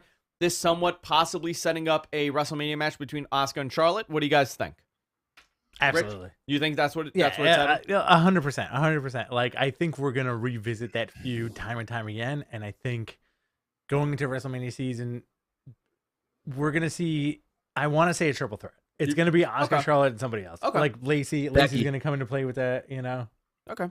Maybe Lacey. Oh yeah, I forgot Lacey's. It's Lacey and Charlotte. So maybe not. Maybe I would say. I think it would be Charlotte, Lacey, and then Becky challenges Asuka for the title she never lost. If Becky comes back. Yeah. Right? Yeah, possibly. Listen, there's a couple of months of WrestleMania. You don't want to rush these things. She just had a kid. I know, listen, I have 2 kids. I know how difficult it is to kind of get back into it. But she's a superhuman and she's a total athlete, so it's possible. More importantly, one thing I need to bring in is Asuka and Charlotte are singles wrestlers. They needed to get out. They needed to drop those titles. I don't know why they had them in the first place. It was such a stopgap that they did. So I'm glad they. For who? Asuka and Charlotte? Yeah, just they're single stars, man. They don't need to be in the Kabuki Warriors was an outfit. It was one man. It was one group. But I hate when they throw 2 singles people together to go after a title. Yeah. Only to start a feud. So very interesting. Yeah, they probably are going that way for that match, which will be awesome. Yeah. Let's go through the other. By the way, I got 2 emails here from people that very much enjoyed this. So thank you. Very cool. Quickly, let's do Sasha Banks and Carmella. Okay. Right? I thought it was pretty good, actually. It was good. It was fine. I got to see this. This is where the problem is because I had so many guests. Right, you had a lot going on during this match. And I was trying to pay attention a little more, and I can tell you they did a lot in this match. Yeah, it wasn't. You're right. It wasn't great, but it told a pretty good story. And I think Sasha's the best technical wrestler for the women. I mean, I could be wrong. I probably get bashed on that, but I think she's very good as a technical wrestler. Yeah. You know how I know it was a decently good match, even though I was running all this stuff over here? Mm-hmm. My dad, who's 45 years old, was popping at everything. I like that your dad is my age. I know, right? He's like around my age. It's nuts. That's wild. Especially fine. I'm gonna have to rewatch that match. I really do. The next match was Drew McIntyre and Bill Goldberg. This match was very quick. I think bell to bell was 2 minutes and 32 seconds? 2 minutes and 32 seconds. Yep. I timed it for us all just to get your guys' bet right. So here's my question. What was the point of Bill Goldberg? Was it to, I mean, here's where I see it, right? Bringing that audience. You brought him in. He obviously wasn't trained, right? He didn't have enough time to prep. That's why he was wearing the shorts. Well, he's trained. He is trained, but he didn't have his body wasn't in the physical shape that he wants it to be. I'm not knocking him, but you could tell by the shorts that he was wearing that he didn't feel comfortable. Mm-hmm. Why do this match now? Why have this match on when there was no lead to anything else? You could have had Drew with anybody else. Do you want to hear my theory? Yeah. Give me a filler. He's got 2 matches left on his current deal, right? Yeah. You think so? Okay. They're just getting rid of him. They're just getting out of the way. They're just moving on. They know he's a star. They're using it up. But here's the thing, right? Here's my question to you, and here's how I see this. Mm-hmm. You got to use it up, right? I get it. You got the 2 dates. You got to use it up with that theory. Why wouldn't you use him on TV in a match? His first TV match in whatever, X amount of years. Okay. Since 2004. Why wouldn't you put him on USA or Fox, have him do the match there to draw a rating that actually means something? Huh? What's his contract say? I doubt we don't know what we don't I think know it's just if they went that granular with it, right? Yeah, but you know what? Put a title match on TV. Say this is a blockbuster match, main event for Raw or SmackDown, wherever you're gonna put him. And kind of gain something from it. Promote the hell out of it like AEW did, you mean? Yeah. Promote it. But Drew beating him, I get that he's the guy now, but I don't think it did anything. Him beating Kenny Goldberg in 2.5 Omega won the minutes. title on television. Yeah, but why not do it? You had a 54-year-old dude challenge for the WWE title, and a 47-year-old is winning the Rumble. Listen, I'm gonna hold on to that because I get it, but I do want to say that I have Edge being number one and going the distance was their answer to the whole you got a 47-year-old that won it, right? That's how they're gonna argue that, and it was done by design. So he didn't come in at 30 and he just threw people over like a Brock Lesnar. Yeah, but like Edge is a young Bill Goldberg coming in and facing for the championship and it meaning nothing is just strange to me. It's bizarre, but it's also wrestling, so you have to expect it to be bizarre in general. No, I get it. I get it. Yeah. Listen, I whatever. It was what it was, and I'm glad that it was a 2.5 minute match. You got to see Spears, you got to see this, and then they shook hands, and that was it. They won. We're also like you have to think about it this way. That's where Sean. it's Why like, is hey, Sean showing up? Hey, Hey, guy. Hey, man, I don't want to be on your podcast. We have to think about it this way. Like wrestling in the modern day is almost built like a effing bizarro Marvel movie, where it's like you didn't really give a crap about it in terms of storyline when it started. Yeah, but now. But it all makes sense in the end, right? People are really into that. But here's the thing. I hope it makes sense. I hope they had an idea, have an idea for Bill Goldberg that makes sense. Yeah. Not saying that I enjoy watching him have a match, but if you are doing something like this, where you're bringing him out, why not have it lead to something else? But look at title histories and major feuds from like way back when. Like now we expect stuff to make sense. Before it was just matches. Yeah. It's kind of weird. Like we want stuff so catered and curated that we want Bill Goldberg to make sense. Whereas like if this happened like 20 years ago, you kind of wouldn't really like think much of it. Yeah, I'm curious about it. But I'll run through this here. Hang on. Please. Let's see what else we have. Following this match, we had the Universal. No, we had we also had Bad Bunny. I forgot during the women's match. Bad Bunny and then women's. We had Oh yeah, Bad Bunny and then the women's. So we had the Universal title match. After actually no, your order's wrong here. Sorry. We had the women's Rumble match with Bad Bunny. Bad Bunny followed it, but the women's Rumble match. They had a lot of surprises. You had Victoria in there, which I liked. You had Jillian Hall that showed up. What did you guys think of the winner? Do you think Bianca Belair should have won that match? I loved it. I thought they did a good job. I put on Twitter that when's the last time you saw someone genuinely crying after winning the Rumble? And I couldn't remember one. A lot of people were saying not Edge, but Drew last year. Yeah. But it was a heartfelt moment. Like I started tearing up over here. No, dude, I thought it was great, and she had a great performance, and it was well deserved. I liked it. Who do you think she challenged? Can we talk first about the fact that they made two new stars? They got Rhea Ripley in there too. Rhea Ripley and Bianca Belair. We got two new stars now in the women's division. I think Bianca. We needed it. I think Rhea was a star. I think a lot of either one of them winning, I would have enjoyed. So Rhea's going to Raw, right? You think Rhea's going to Raw? I don't know, but is this her call up? I mean, this is it for her. Well, they've had her off NXT TV for like almost a month now. They did that. They did that big match with Raquel Gonzalez, and she went through the table, and she was supposedly injured, and that felt like the end of it. And so I'm thinking she's going to be on Raw starting maybe tomorrow night. Okay, and I think Bianca challenges Sasha because she doesn't get to pick, right? She's on SmackDown, so she has to challenge that champion, right? No, they can pick whatever they want, but I have a feeling the match is her and Sasha. That might end up being one of the best women's matches you've ever seen. Very well could be. Little show plug here. If you are watching this live, I posted a link in the chat, youtube.com/MattMenPodcast. You can go there, hit the subscribe button. We're live every Thursday on MattMen, youtube.com/MattMenPodcast, along with everything. Oh, there you go, Rich. You're back. Hello. And we're available everywhere podcasts are available. I want to go through this really quickly. Now and then you had Bad Bunny perform with Booker T. That was fun. It was okay, whatever. And now the Universal. Okay.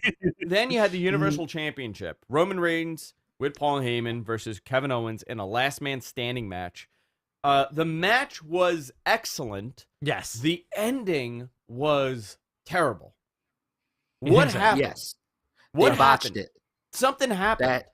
That handcuff was supposed to come off a lot quicker. Okay.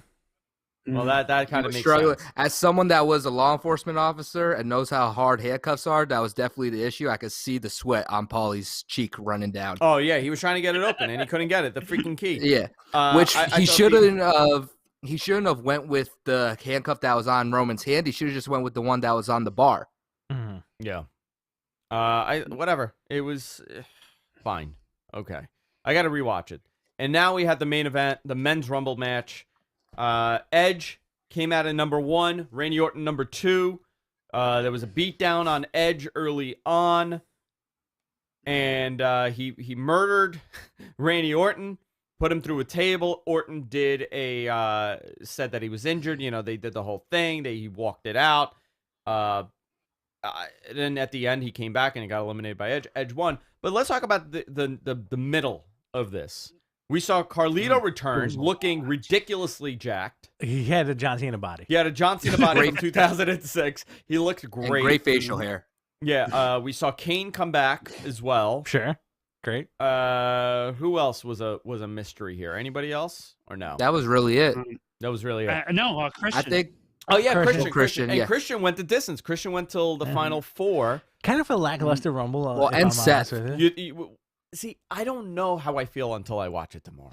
Okay, I'll agree with you. I'll agree with you. But I get it.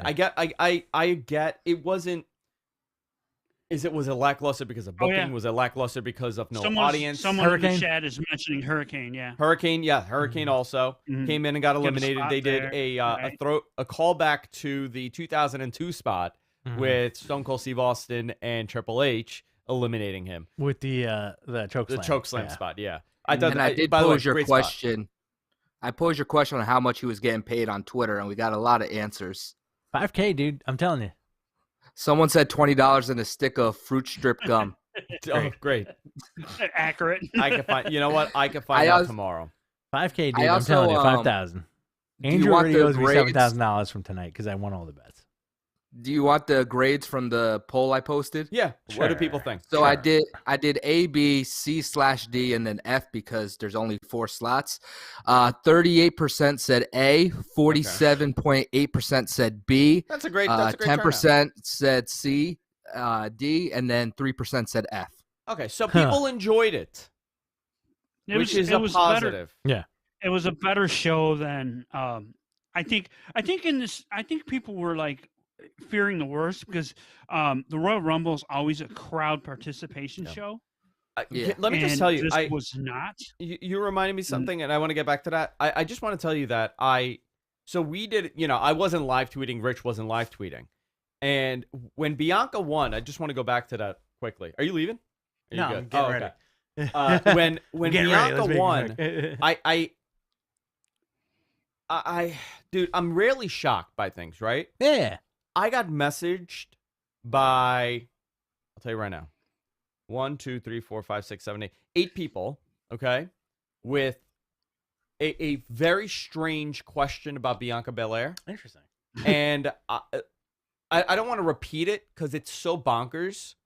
And the amount of terrible comments I've seen about her winning are insane. Very upsetting. You know what? I'm rarely shocked on how people act because it's the internet. I'm actually very surprised by the comments that I'm getting. Somebody messaged me just now and asked if it's true that a transsexual, I'm reading this, a transsexual won the Women's Rumble. So stupid. Okay? People are so stupid. And if if a black guy is gonna win the men's rumble. This is a legitimate question that somebody just messaged me. Listen. And I wrote, this is what I wrote. I said, "Are you effing crazy?" And they wrote, "Sorry." So why would you even bring? So I thought this was a one-off. I want to comment on this. Yeah. This is endless. Yeah. People are so effing dumb. And I was on the Twitter and I saw a lot of hate from the Bianca Belair winning it, which I was shocked by. You know what? A lot of people are dum-dums. And listen, this is entertainment. Yeah. This is pro wrestling. Shocked. I think People you need to take a step back. People wear Speaking their of- underwear and Unbelievable. beat each other up. But That's you know true. what? No, this is the internet, right? This is how it is. And, Yeah, and, but and listen. I'm blown away. I'm sometimes blown away I by the comments. Well, you know why? Because like you don't have that in your heart. Yeah. You know, you don't have that thing that's like that weird, like frivolous, reckless abandon to make such a vile commentary about somebody, you know? Yeah. I think that's terrible. I really do. I think that's so awful, like the stuff that people say about Bianca Belair. It's terrible. Rhea Ripley gets it too. Yeah. You know, Yeah. Tony Storm gets it. Tony Storm gets it too. Like It Io just- Shirai gets and that it. is like the worst. That's like the subculture of the worst, right? Exactly. Subculture I- of the worst of the worst. Can I turn this around real quick and tell Yeah, you who shoot. the real winner is? Who? You're The winning. real winner of the night is New York City radio tomorrow when Hell Peter yeah, Rosenberg baby. gets Peter on Rosenberg, the yeah. morning and the afternoon radio as the 24/7 Yeah. champion. I can't wait to tune in. I'm tuning I into every show. really don't want to hear him talk about it. Andrew's favorite. He's a dork, dude. Andrew's favorite I person. can't on the believe My podcast. he favorite won that. person. He's got to Yeah. lose that back like tomorrow, right? Like, Yeah. don't know. They're going to actually probably do a spot on ESPN. Whoever's in or the something. studio. Whoever's in the studio is Oh. going to take it from him. Yeah. Is it going to be you? It's going to be. I'm going to show up there. All right. What else? So we have now the men's rumble. What Right. did you guys think of the overall structure of this? Rich? Of the men's rumble? Yeah. Honestly, like I pictured as we were watching it, I imagined a crowd being there, and if there was a crowd there, I think it would have been on point. I feel like this rumble was structured as if it was geared towards a crowd pop, like that Christian moment, Yeah. Edge, Dana Bryan, like all that stuff. But it fell short, obviously, because there was no crowd. I did like Edge winning it. Would I have liked to see Edge win in front of a crowd? 100%, 110%? Absolutely. Listen, I think this was all they had. They have no other Right. option, right? They didn't have the option to do it in front of an audience. Maybe they did, but they chose not to. But the reality is this is where we're at right now. And I felt like where do we now they got to get everything going for WrestleMania, Mhm. right? That's I the think end goal. I think it would have been in front of a crowd if the Super Bowl wasn't in that stadium. Okay. No, it's not in that stadium. Didn't No, R-Truth no, win it's it in, back? Tampa. No, R-Truth won it back, by the way. He won that Did he? title back. Yeah. Oh, did he? Yeah. He won it back. Mhm. So So, listen, I don't think think so. at the end of the day, it was fine. You know, the poll says a lot. A lot of people really enjoyed it. A lot of people thought it was a mediocre. It was an okay show. I gotta rewatch it. It's really hard to gauge it when you're doing a show and you're talking to people and you're hanging out and you're doing Yeah, stuff. yeah. So I'm curious what I'm going to think tomorrow when I rewatch it. But there were a lot of good spots. I think the Edge story was a good story from beginning to end. You know, he goes in at number 1, he leaves the winner. Now you got a bunch of programs set up. Him and Seth Rollins, I want to see, right? Yeah. Him and Seth, I want to That see. seems like a given, yeah. I wonder if Christian's gonna do more stuff. I assume he's gonna have some sort of tag match with Edge eventually, leading up to his match. That'd But- be That fantastic. actually Would love that. that actually feels like they could make that go for a minute, right? That having those two that prolongs both of them, so they can be on TV more. Yeah. If that's where they're going. Yeah. Because I got to interject here. Yeah. Aaron Banks with a sweet $10. Been down since day one ish. Enjoy your guys' content. Really enjoyed the show. I could have done without the 24/7 stuff in the Women's Rumble. Firm handshakes to all involved. Oh, wonderful. In the awesome. match. Thank you for Firm the $10. handshake. We don't do firm Handshake to you handshakes guys, here. bud. Firm. Yeah, MG Geek gives you a limp fish. But That's it. no, I Rosenberg know, still has this the is like- title. Yeah.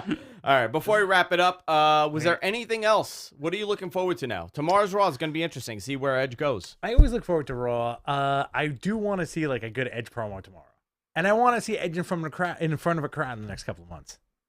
Edge? Yeah. Okay. Sounds good. Well, at What are least you he'll have looking forward to? Mania in front of a crowd. Well, Mania is going to be in front of a crowd, so we'll see what happens there. But quick recap. We've been doing this since 6 o'clock, so it's been a long night. Really long night. But we'll be back Thursday live. Show will be posted Thursday, and then we're going to maybe do a bonus thing this week. I got an idea. I'm going to do a bonus thing this week. Let's do it. All right. Follow Rich, BTC Rich on Twitter, at Andrew Zarian for me on Twitter, Mattman Podcast on Twitter, MG And Geek. TikTok. Yes, and TikTok. MG Geek, thank you for all your help. Jonathan, thank you You're for welcome. all your help today. At Two Fight Forever. Yes, do your plug. Yeah, so at 2 Fight Forever on Twitter for the number 2 Fight Forever for the MG Geek. Is that it? I got a question for you. Yeah, thank you. What makes Edge R-rated? Well, you tried. He had sex with Lita in the ring. Yeah, in the ring, right? Didn't he have the? Wasn't that when he became rated R? The sexcapade? Yeah. Or was Sexcapades? it like the sexcapade or like the live The sex live show? sex Yeah, show. the live sex sex show. show is what it was called. Yeah. Right on, There guys. it is. All right, guys, that's it. We'll see y'all next time. Take care. Excellent. Yeah.